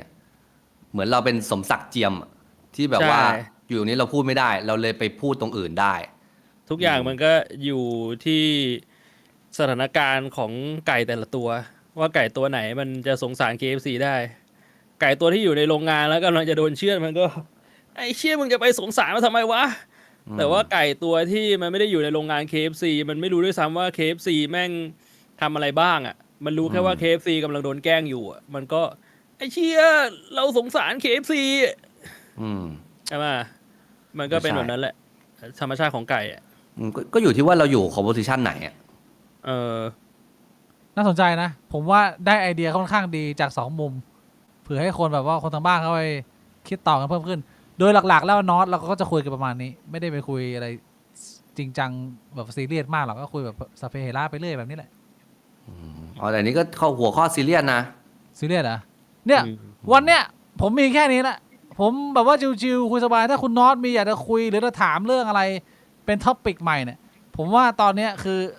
ฟรีสไตล์เลยถ้าไม่งั้นเนี่ยผมก็จะตัดเข้า Q&A นั่งคุยกับคนทางบ้านนะตอบคำถามคุณน็อตมีอะไรจะเพิ่มเติมไหมเราจะนั่งคุยอะไรกันเพิ่มอีกไหม ก็ไม่น่ามีแล้วพี่ ตอนนี้ผมปวดขี้พอสมควรแล้วนะ น็อตไปขี้ก่อนเลย ได้เนาะ ได้ งั้นน็อตไปขี้ก่อนแล้วเดี๋ยวเราคุยกันแป๊บหนึ่งแล้วพอน็อตกลับมาก็เข้า Q&A อะไรอย่างงี้ไหม ได้ แต่จริงๆเข้า Q&A ก่อนได้พี่ ผมแค่ฉี่ก่อน ผมมีความสามารถในการอ่านขี้ได้ ได้งั้นให้น็อตแบบไปฉี่แบบว่าไล่น้ำมาก่อนแล้วเราคุย Q&A กันสัก20 นาทีแล้วพาคุณน็อตไปนอน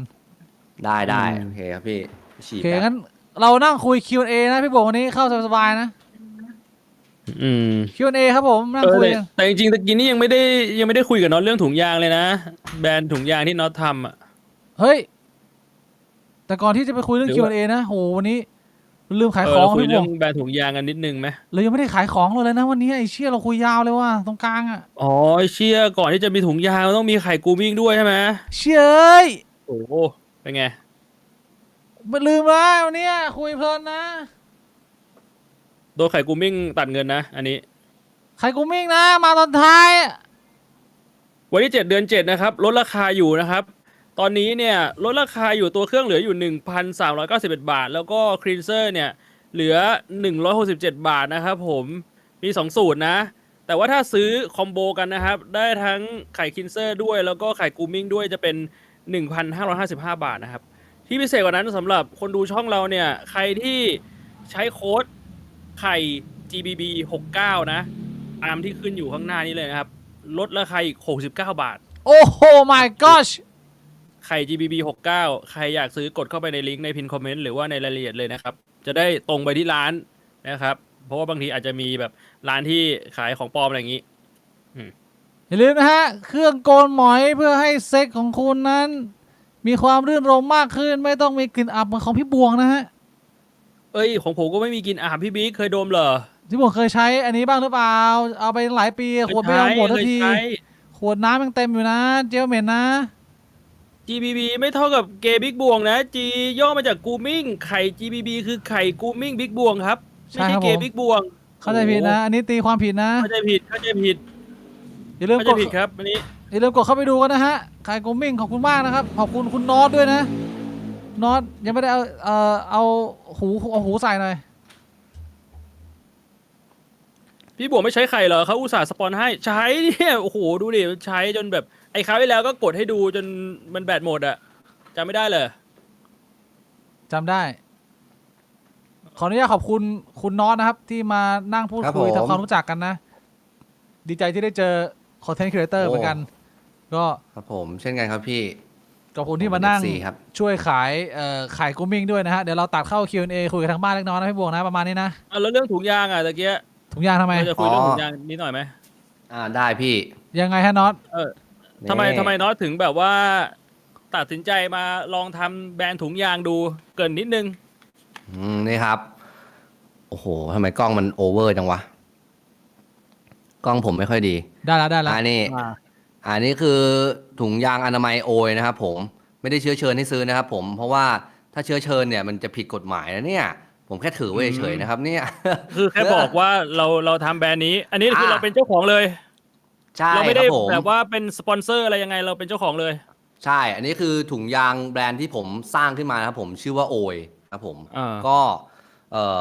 ถามว่าอะไรนะ ทำไมถึงสร้าง ถาม แบร ว่า นด์นี้ขึ้นมา ทำไมอยู่ถึงเอ้ยกูขายถุงยางดีกว่า อ๋อทำไมอยู่ถึงขายถุงยางเหรอคือ ผมแค่แบบว่า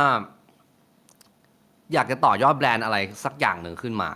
แล้วก็คิดว่าเฮ้ยเราขายอะไรที่มันน่าสนุกดีวะผมก็นึกไปถึงถุงยางว่าแบบมันดูน่าจะเจ๋งดีนะถ้าอินฟลูเอนเซอร์ขายถุงยางอะไรเงี้ยแล้วมันเป็นเรื่องที่ผมถนัดอยู่แล้วด้วยไงเรื่องแบบ sex education อะไรเงี้ยมันเป็นทางที่ผมชอบอยู่แล้วอะไรเงี้ยก็เลยสร้างขึ้นมาโดยที่แบบไม่ได้รู้ว่าหลังจากนั้นอ่ะแม่งจะยากและโหดแค่ไหนกับแบบวงการนี้อะไรเงี้ยที่มันแบบต้องสู้กับกฎระเบียบของอย.กฎหมายอะไรทำได้ทำไม่ได้อะไรเงี้ยแล้วต้องสู้กับแบบตลาดที่มันแบบคนมันมีฟิก mindset ไปแล้วอะว่าคุณต้องใช้แบรนด์เนี้ยเท่านั้นอะไรเงี้ยความน่าเชื่อถือที่แบบโรงงานที่เราทำแม่งก็แบบท็อป 3ของโลกเพราะว่าแบบประเทศไทยมันเป็นเจ้าแห่งการผลิตยางอยู่แล้วเพราะนั้นแบบโรงงานบ้านเราก็ใหญ่ แต่ว่าคนมันก็อาจจะมองที่แบรนด์ที่เขาเชื่อถือ เขาก็มองโบแบรนด์เรา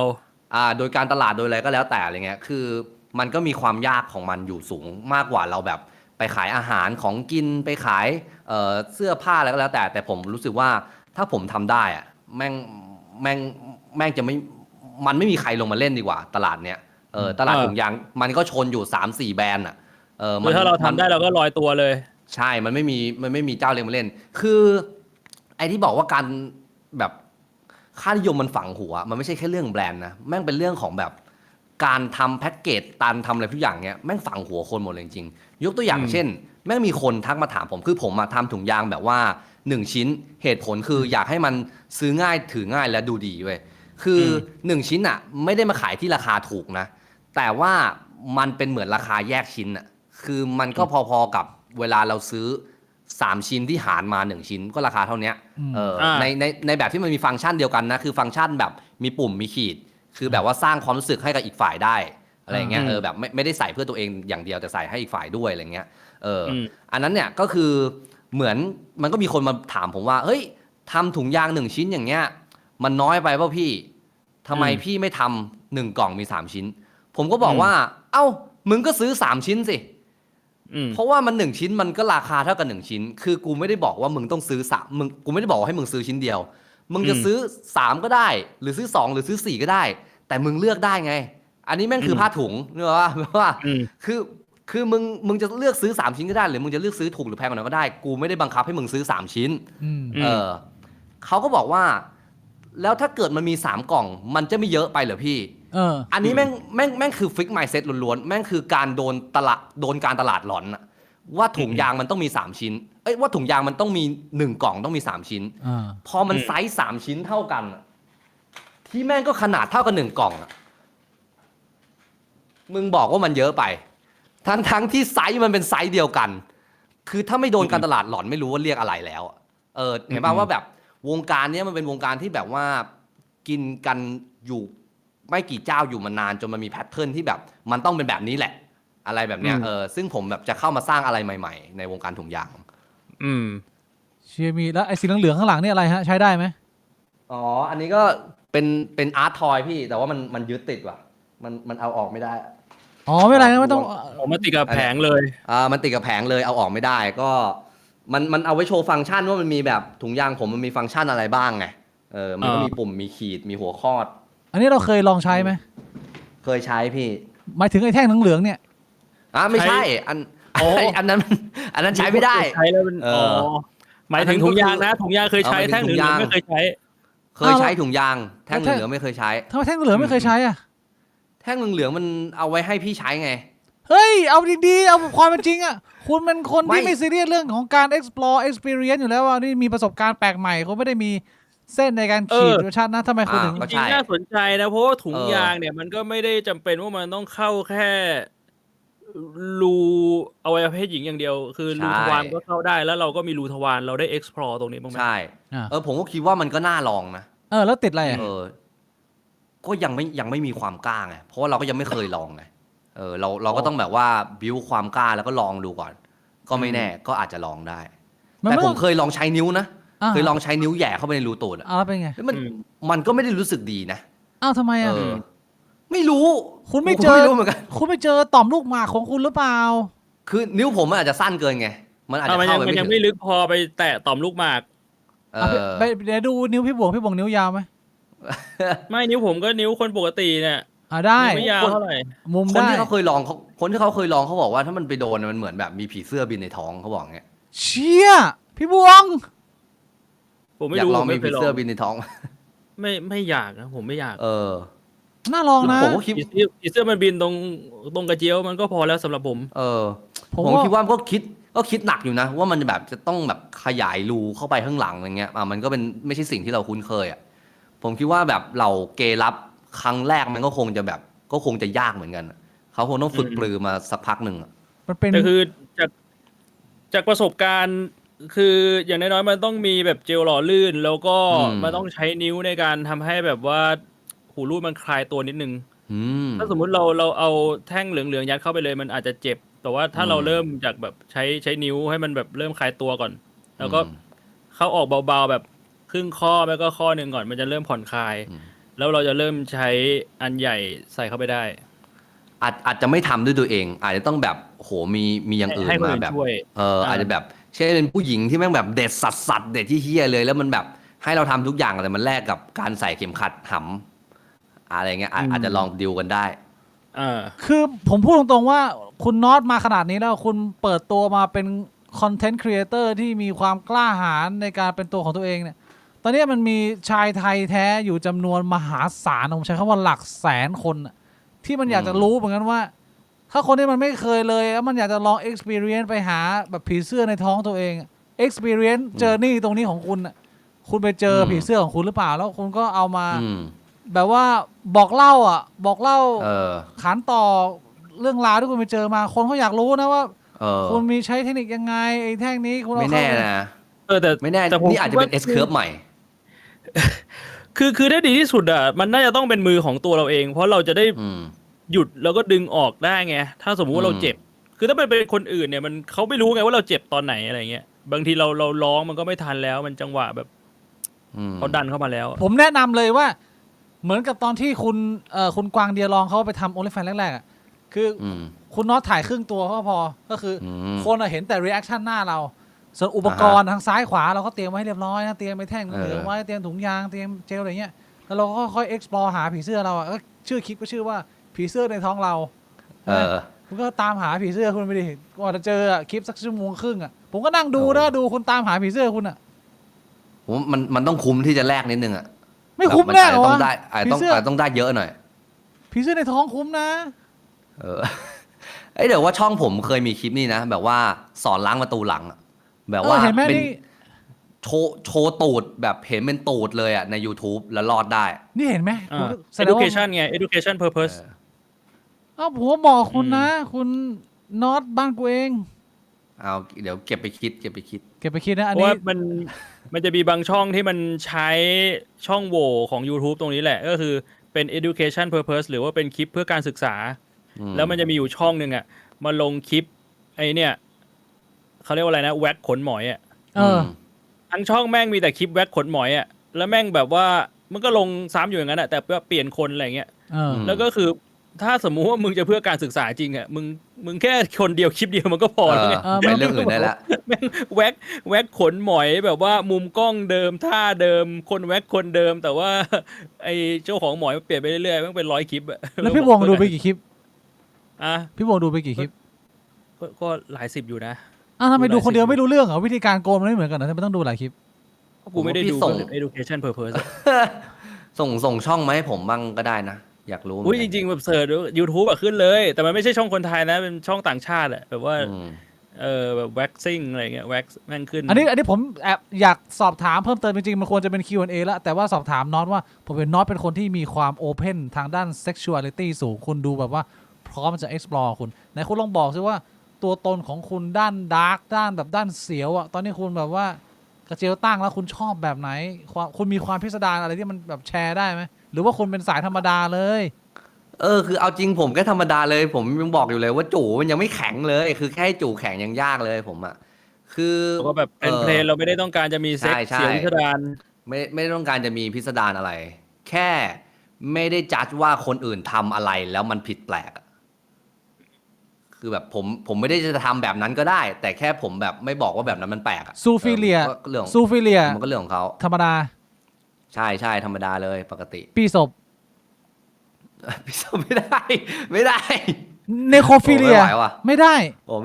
ไม่ไหว อ้าวไม่ได้ up to you ไม่ อ่ะ ได้มันสำหรับผมไม่ได้แล้วกัน อ้าว ถ้า คุณ ยังถ้ายังอุ่นๆน่ะแบบเพิ่งแบบหัวใจหยุดเต้นเลยยังอุ่นๆแบบตะกี้นี่ยังคุยกันอยู่เลย ผมไม่ได้ว่ะพี่ จิตใจแม่งไม่น่าไหวว่ะ ปีหมา ไได้นะหัวใจหยุดเต้นเมื่อไหร่ก็คือจบ ปีหมา เออ ไม่ว่าอะไรแต่ปีศพทำใจไม่ได้ทั้งที่ศพอะไม่เจ็บแต่หมาเจ็บ เอาถ้าเป็นคอนเซปต์ก็ได้อยู่ คือถ้ามันไม่ใช่ผมแล้วมันไม่มีเรื่องกฎหมายมันก็ได้อยู่ อืม งั้นก็คือถ้าเกิดว่าจะใช้ใจวัดมันก็ยากอะพูดอย่างนั้นใช่ไหมแบบว่าไม่รู้ว่าจะตอบอันไหนได้ไม่ได้ อืม แล้วอย่างในบ้านเนี่ยคุณรังเกียจไหมสมมติว่ามีเพื่อนของคุณที่แบบว่ามีอินเซสเนี่ยคุณรังเกียจไหมคุณตัดทิ้งจากความเป็นเพื่อนไหมหรือว่าไอ้เชี่ยมันไม่ถูกนอมของรุ่นกูก็จริงอะแต่ว่ากูคบมึงเป็นเพื่อนได้นะหรือเรามองเรื่องนี้ยังไง อืมคือเขาเย็ดศพเหรอ่ะ ไม่ใช่อินเซส ไม่ คือ อินเซสคือมีเพศสัมพันธ์กับคนในครอบครัวแบบพี่กับน้อง โอเค พ่อ โอเค กับลูก แล้วเขาเป็นคนกลูมไหมหรือว่าเขาเป็นคนถูกกลูมอ่ะ เขาเป็นคนกลุ่ม เขาเป็นคนกลูมอ่ะ เขาเป็นคนที่อายุมากกว่ามีอำนาจมากกว่า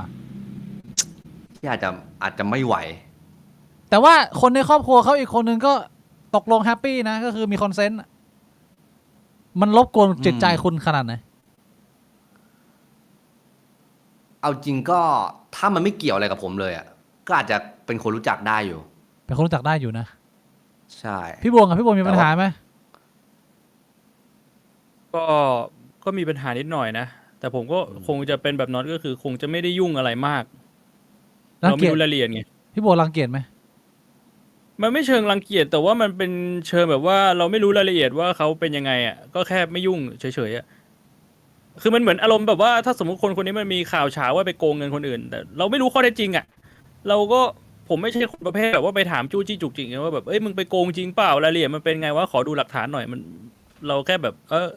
ก็ไม่ได้จะไปประณามเพิ่ม แต่ก็ไม่ได้จะไป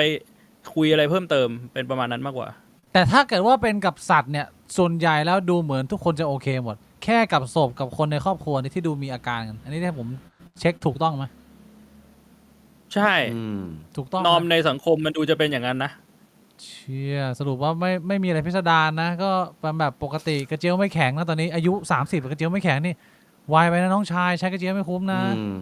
โหนี่ผมเป็นอย่างนี้มาก่อนหน้า30อีกอะแต่ แล้ว แต่ตอนนี้ปกติดีครับ แบบว่ารุ่มๆด ป อก น ติดีโอเคชิว แล้วเวลาช่วยตัวเองนี่ ใช่ครับ มันแข็งตัวไหมหรือว่ามันมีปัญหาเฉพาะเจอคน ๆช่วยตัวเองก็มีปัญหาเหมือนกัน คือผมอะไม่ช่วยตัวเองได้ ก็คือแบบไม่ทำได้ไม่ช่วยตัวเองได้เลย ๆอืม เป็นเดือนสบาย ก็ยังไม่เคยถึงขั้นนั้นนะแต่ก็คิดว่าทำได้ถ้า ความต้องการ ถ้ใจ ทางเพศ ำ ต่ำ จริงๆใช่ความต้องการทางเพศต่ำ อย่างผมกับพี่บวงเนี่ยดูออกไหมว่าใครความต้องการทางเพศต่ำใครความต้องการทางเพศสูง ไม่รู้ผมจะดูยังไงอะแต่ มันมี ถ้า มันมีคนหนึ่งถ้าเกิดว่าใครเขาตามช่องเราเยอะเขาจะรู้เลยว่าคนหนึ่งเนี่ยความต้องการทางเพศต่ำกว่าอีกคนหนึ่ง เหรอก็คือพี่บวงสูงกว่า สูงกว่า ดูออก 352 เท่า เออ ดูออกเลยเหรอ ก็คือถ้าให้เดามันก็เป็นอย่างนั้นอ่ะ ทำไมอ่ะผมก็พูดเรื่องกระเจียวเยอะนะ ก็ใช่ไงผมก็เอามาดูกับตัวเองไงเพราะผมก็พูดเยอะแต่ผมไม่ได้ต้องการเลย แต่คน อ๋อ เงียบๆอ่ะที่ผมเห็นอ่ะมันมีหลายคนที่แบบเงียบๆแต่แบบว่าเย็ดดุกินเรียบอะไรเงี้ย ส่วนใหญ่เห็นไหมพี่บวงคนที่พูดเยอะๆมาผมว่ามันมีแต่น้ำลายนะ ส่วนไอ้พวกสายปี้อ่ะมันเป็นพวกคนมีหนวดมีรอยสักแล้วไม่ค่อยพูดเยอะนะ พวกเนี้ยเนี่ย ผิดตรงไหนเนี่ย มึงพูดเหมือนกูทำผิดอะไรสักอย่างอ่ะ บางคนเข้าใจผิดนะ เอ้าอ๋ออันนี้คือพูดแบบว่าแก้ความเข้าใจของคนอื่นนะ ไม่เกี่ยวกับผม ใช่ โอเค ผมขอบคุณคุณน้อยไปแล้วนะขอบคุณมากได้มานั่งพูดคุยกันรู้จักกัน ครับผม มากขึ้นได้มีโอกาสได้กินข้าวอย่างนี้อีกก็ดีนะเดี๋ยว ได้เลย คุณน้อยจะไปเลยไหมหรือคุณน้อยจะเอาสัก2-3คำถามเผื่อแบบคุยกับคนทางบ้านเล็กน้อย อืมสักคำถามหนึ่งก็ได้ครับ สักคำถามหนึ่งนะแล้วเข้า Q&A นะ ได้โอ้ คุณรัฐา วันนี้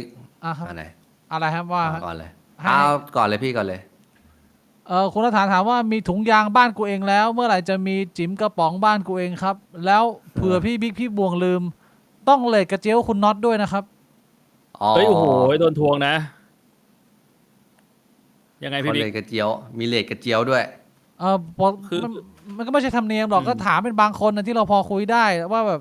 เห็นผู้หญิงเขาชอบเลทความสวยตัวเองว่าคุณแบบระดับ8หรือระดับแบบ10อะไรเงี้ยผมก็มีแบบบางทีก็มีถามเพื่อนๆว่าเราเลทความสวยงามและความสมบูรณ์ของจุจูเราเนี่ย คุณน็อตให้ตัวเองกี่คะแนน ให้เลดจู่ตัวเองเหรอ ในเชิงของศิลปะนะ โอ้ในความงามเหรอ ความงามนะ ผมคิดว่ามันก็เป็นฟีลแบบน่ารักมั้งฟีลแบบ 6 ไม่ได้ 7 ใหญ่ 6.5 7 ไอ้ยังไม่เคยวัดว่ะพี่ เลโช ไม่หมาย เป็น ถึง ไง ถ้าเต็ม10ให้คะแนนเท่าไหร่แบบว่า อ๋อ ในความคิดเรา เต็ม10ผมว่าให้สัก5แล้วกันอ่ะ อืม โหถ่อมตัวนะ คือเป็นพวกไม่พูดโกหก ไม่เวอร์ไม่โม้ อืม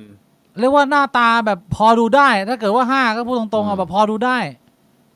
มันก็โอเคก็เย็ดได้อยู่ แต่ไม่ได้เก่ง เราไม่ได้พูดถึงความเก่งเราพูดถึงความ ไม่ สวยงามของ ไม่ สรีระของแบบ ไม่ได้ใหญ่ ไม่ได้ยาว ไม่ได้ใหญ่ไม่ได้ยาว แต่ ชอบ ไม่ได้ใหญ่ไม่ได้ยาว แต่ว่าสีสันแบบว่าน่ารักกรุบกริบออกแบบซีดๆชมพูอมม่วงหน่อย ม่วงดำนะ ๆแล้วแบบมีเส้นเลือดมีเส้นเลือด ไซส์กำลังแบบว่าพอใช้งานได้เลยไม่ได้แบบว่า เออ หรือหวาอะไร ไม่หวือหวาไม่หวือหวา ขิบไหม ไม่ขิบ เป็น แต่ พวก ว่ามันหนักไม่ขิบแต่เนื้อน้อย ก็คือแม่งโชว์หัวตลอดเวลา อ๋อเป็นพวกลิ้นจุกปากนะไอ้พวกเนี้ย เออ ใช่ไหมไอ้พวกจู ลิ้ ลิ้ น น จุ จุ ก ก ปา ปาก กเขาเนี่ย เออ เหมือนจะแลบลิ้นตลอดเวลา เออ เออ โผล่ตลอดเวลา อืม พวกลิ้นจุกปากนะพวกนี้โอเค ถ้าเกิดว่าคุณน้องเขาจะแสดงความจริงใจที่5คะแนนนะผมก็ขอน้อมรับนะ อันนี้ถือว่าเป็นสิ่งที่สำคัญที่สุดนะความสูงของคะแนนมันไม่ใช่สิ่งที่เราต้องการความจริงใจในการที่จะ reflect คะแนนตัวเองนะ อันนี้5คะแนนเราชัดเจนพี่พวงนี่ของจริงนะเขา5เขาก็5นะไม่แบบ5แล้วไป แล้วกู 8 ไม่ นะ ของจริงตรงไหนเนี่ย พี่บวงตอนแรกบอก5พอจันเลนบอก7พี่บวงก็โดดไป8เลย ไม่คือตอนแรกนึกว่า เล่นให้ตัวเองเจ็ด รท อะ ว่าแบบคิดว่าจูมันยาวหรือมันใหญ่หรือเปล่า แต่พอ อ๋อ เปลี่ยนเป็นความสวยอ่ะมันก็ต้องเปลี่ยนคะแนนหรือเปล่าก็แคตตากรีมันเปลี่ยนอ่ะ จูที่สวยของน็อตเนี่ยที่แบบว่าแบบเนี้ยเราดูดเลยต้องสรี เรา ระ ดูดเลยเหรอ่ะ เราสรีระเป็นประมาณไหน ผมว่า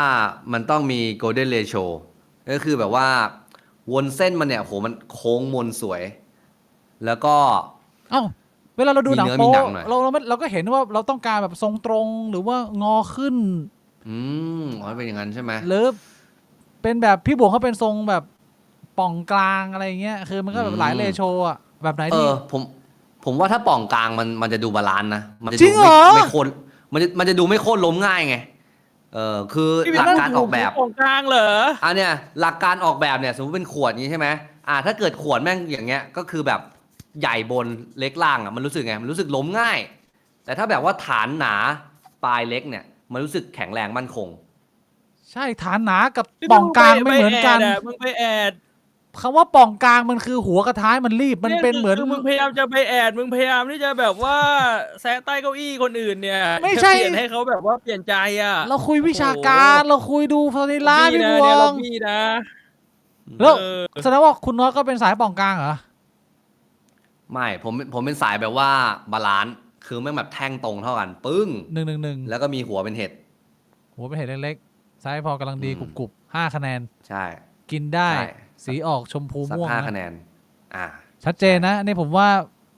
ไม่มีใครโอ้เรียกว่าจริงใจมากไม่เคยใครให้คะแนนนี้ แต่ว่านี่คือความจริงใจเลย อืม แล้วเมื่อกี้เขาถามอะไร อันนี้ นะ มีคนโดเข้ามาคุณซูมิมบอกว่าเอ่อสวัสดีครับพี่น็อตเดือนกันยาพี่ว่างไหมครับ ว่าจะชวนมาสัมมนาโปรเจกต์ในคณะครับ ที่มหาวิทยาลัยสงขลานครินทร์ปัตตานี หัวข้อการออกแบบถ้าสนใจผมติดต่อได้ที่ไหนบ้างครับ โหให้กูนั่งเครื่องไปสงขลาเลยเหรอ่ะ อืม มัน ถ้าสมมุติว่าไม่สะดวกก็ปฏิเสธได้ก็บอกว่ามันไกลไปอะไรอย่างงี้ปฏิเสธได้ ก็ลองทักโยนโปรเจกต์มาดูก่อนก็ได้ว่ามันเกี่ยวกับอะไรอ่ะถ้าอยู่ๆบอกว่าไปไหมก็คงไม่ไปอ่ะแต่มันต้องบอกว่าเกี่ยวกับอะไรยังไงอะไรเงี้ย ถ้ามันเป็นโปรเจกต์ที่น่าสนใจใช่ไหม ใช่ก็ลองส่งเข้าเมลบ้านกูเองก็ได้เพราะเอาจริงๆก็แบบไปงานนักศึกษาหลายอันอยู่นะ ยะลาก็ไปนะ เชื่อเจอผู้คนนะ มี Q&A สอบถามเราในอาทิตย์นี้กันอีกไหมฮะอีกอันสุดท้ายแล้วคุณน้องไปนอนแล้ว ตายแล้ว นี่เป็นการไลฟ์ที่ยาวนานที่สุดที่ผมเคยเข้าร่วมเลยเนี่ยตั้งแต่1 ทุ่มยัน4 ทุ่มครึ่งโคตร สอง บ้า สองคำถามสุดท้ายครับ ก่อนลาไปคำถามแรกถามพี่บิ๊กพี่บวงได้ลองใช้ถุงยางโอ้ยของพี่น็อตหรือยังครับ ผมมีอยู่อันนึงแต่ว่ายังไม่ได้ลองเลย ยังไม่มีโอกาส พี่บวงรอโอกาสหรือรออะไร รอโอกาสเนี่ย โอกาสยังไม่มาเหรอ ยังไม่มาโอกาสยังไม่มา เชยผมยังไม่มีนะ ยังไม่เคยลองนะผมแทงคน1 คน6 รูจนมีรูเข้ามือตัวเอง แล้วผมโดนฝั่งเขาฟันก็คือฝั่งเดียวกับคนที่ผมแทงคำถามทำไมผมถึงไม่โดนไล่ออกจากโรงเรียน หรือติดคุกตัวละครมี3 คนเคยเช็คประวัติแล้วประวัติคือขาวสะอาด What the fuck นี่คุยกับกูปะเนี่ย คุยกับใครพี่บวงคุยกับพี่บวงปะเนี่ย ไม่รู้เหมือนกัน ไม่รู้นะงั้นเราตอบไม่ได้เหรอเขาเหมือนคุยลอยๆ แล้ว อะ ยังงงคำถามอยู่เลย ถ้างั้นเราลาเดี๋ยวพี่บวงให้คุณน็อตไปนอน อืม น็อตเหนื่อยแล้วขอบคุณมากเลยคุณน็อต ครับขอบคุณพี่มากๆครับผมก็คือแบบว่าดีใจมากที่พวกพี่ให้มานะครับผมนับถือพวกพี่มากครับคือแบบว่าคุยสนุกแล้วก็มีเอกลักษณ์เป็นของตัวเองมากๆครับผมโอเคขอบคุณช่องแชททุกคนนะครับผมที่ดูผมมาจนถึงตอนนี้ดูฝากไปดูช่องผมด้วยนะบ้านกูเองแล้วก็แบบฝากติดตามพวกพี่ๆเขาตลอดไปนะครับก็ไม่น่าเชื่อว่าขึ้นต้นมาด้วยเรื่องกระเจียวแล้วก็จบด้วยเรื่องกระเจียวนะครับเป็นช่องที่แบบมั่นคงในแนวทางจริงๆนะครับผมโอเคขอบคุณทุกคนมากครับ ขอบคุณครับพี่บวง ข ข อ อ บบ คุ คุณ ณ ครับ มากครับ สวั ไว้ สดีครับ เจอกันใหม่ครับ สวัสดีครับ พุธหน้าครับพุธนี้ลาไปก่อนสวัสดีค อย่า รับ ลืม ครับผม อย่าลืมไข่กูปิ้งด้วยนะครับ ใครคุณ ดู มิ่งนะ รายละ ฮะ เอียดในคอมเมนต์ได้นะครับผม โค้ดอีก อย่า 1 ลื ที มถุ พี่ ง บวง ยางโอยด้วยนะครับ โค้ดหน่อยพี่บวง ไข่ GBB 69ครับผม ไข่ GBB 69นะฮะขอบคุณมากครับไข่กูมิ่งขอบคุณคุณน็อตขอบคุณพี่บวงครับขอบคุณทุกท่านราตรีสวัสดิ์ ส ครั วั บ สดีครับสวัสดีครับ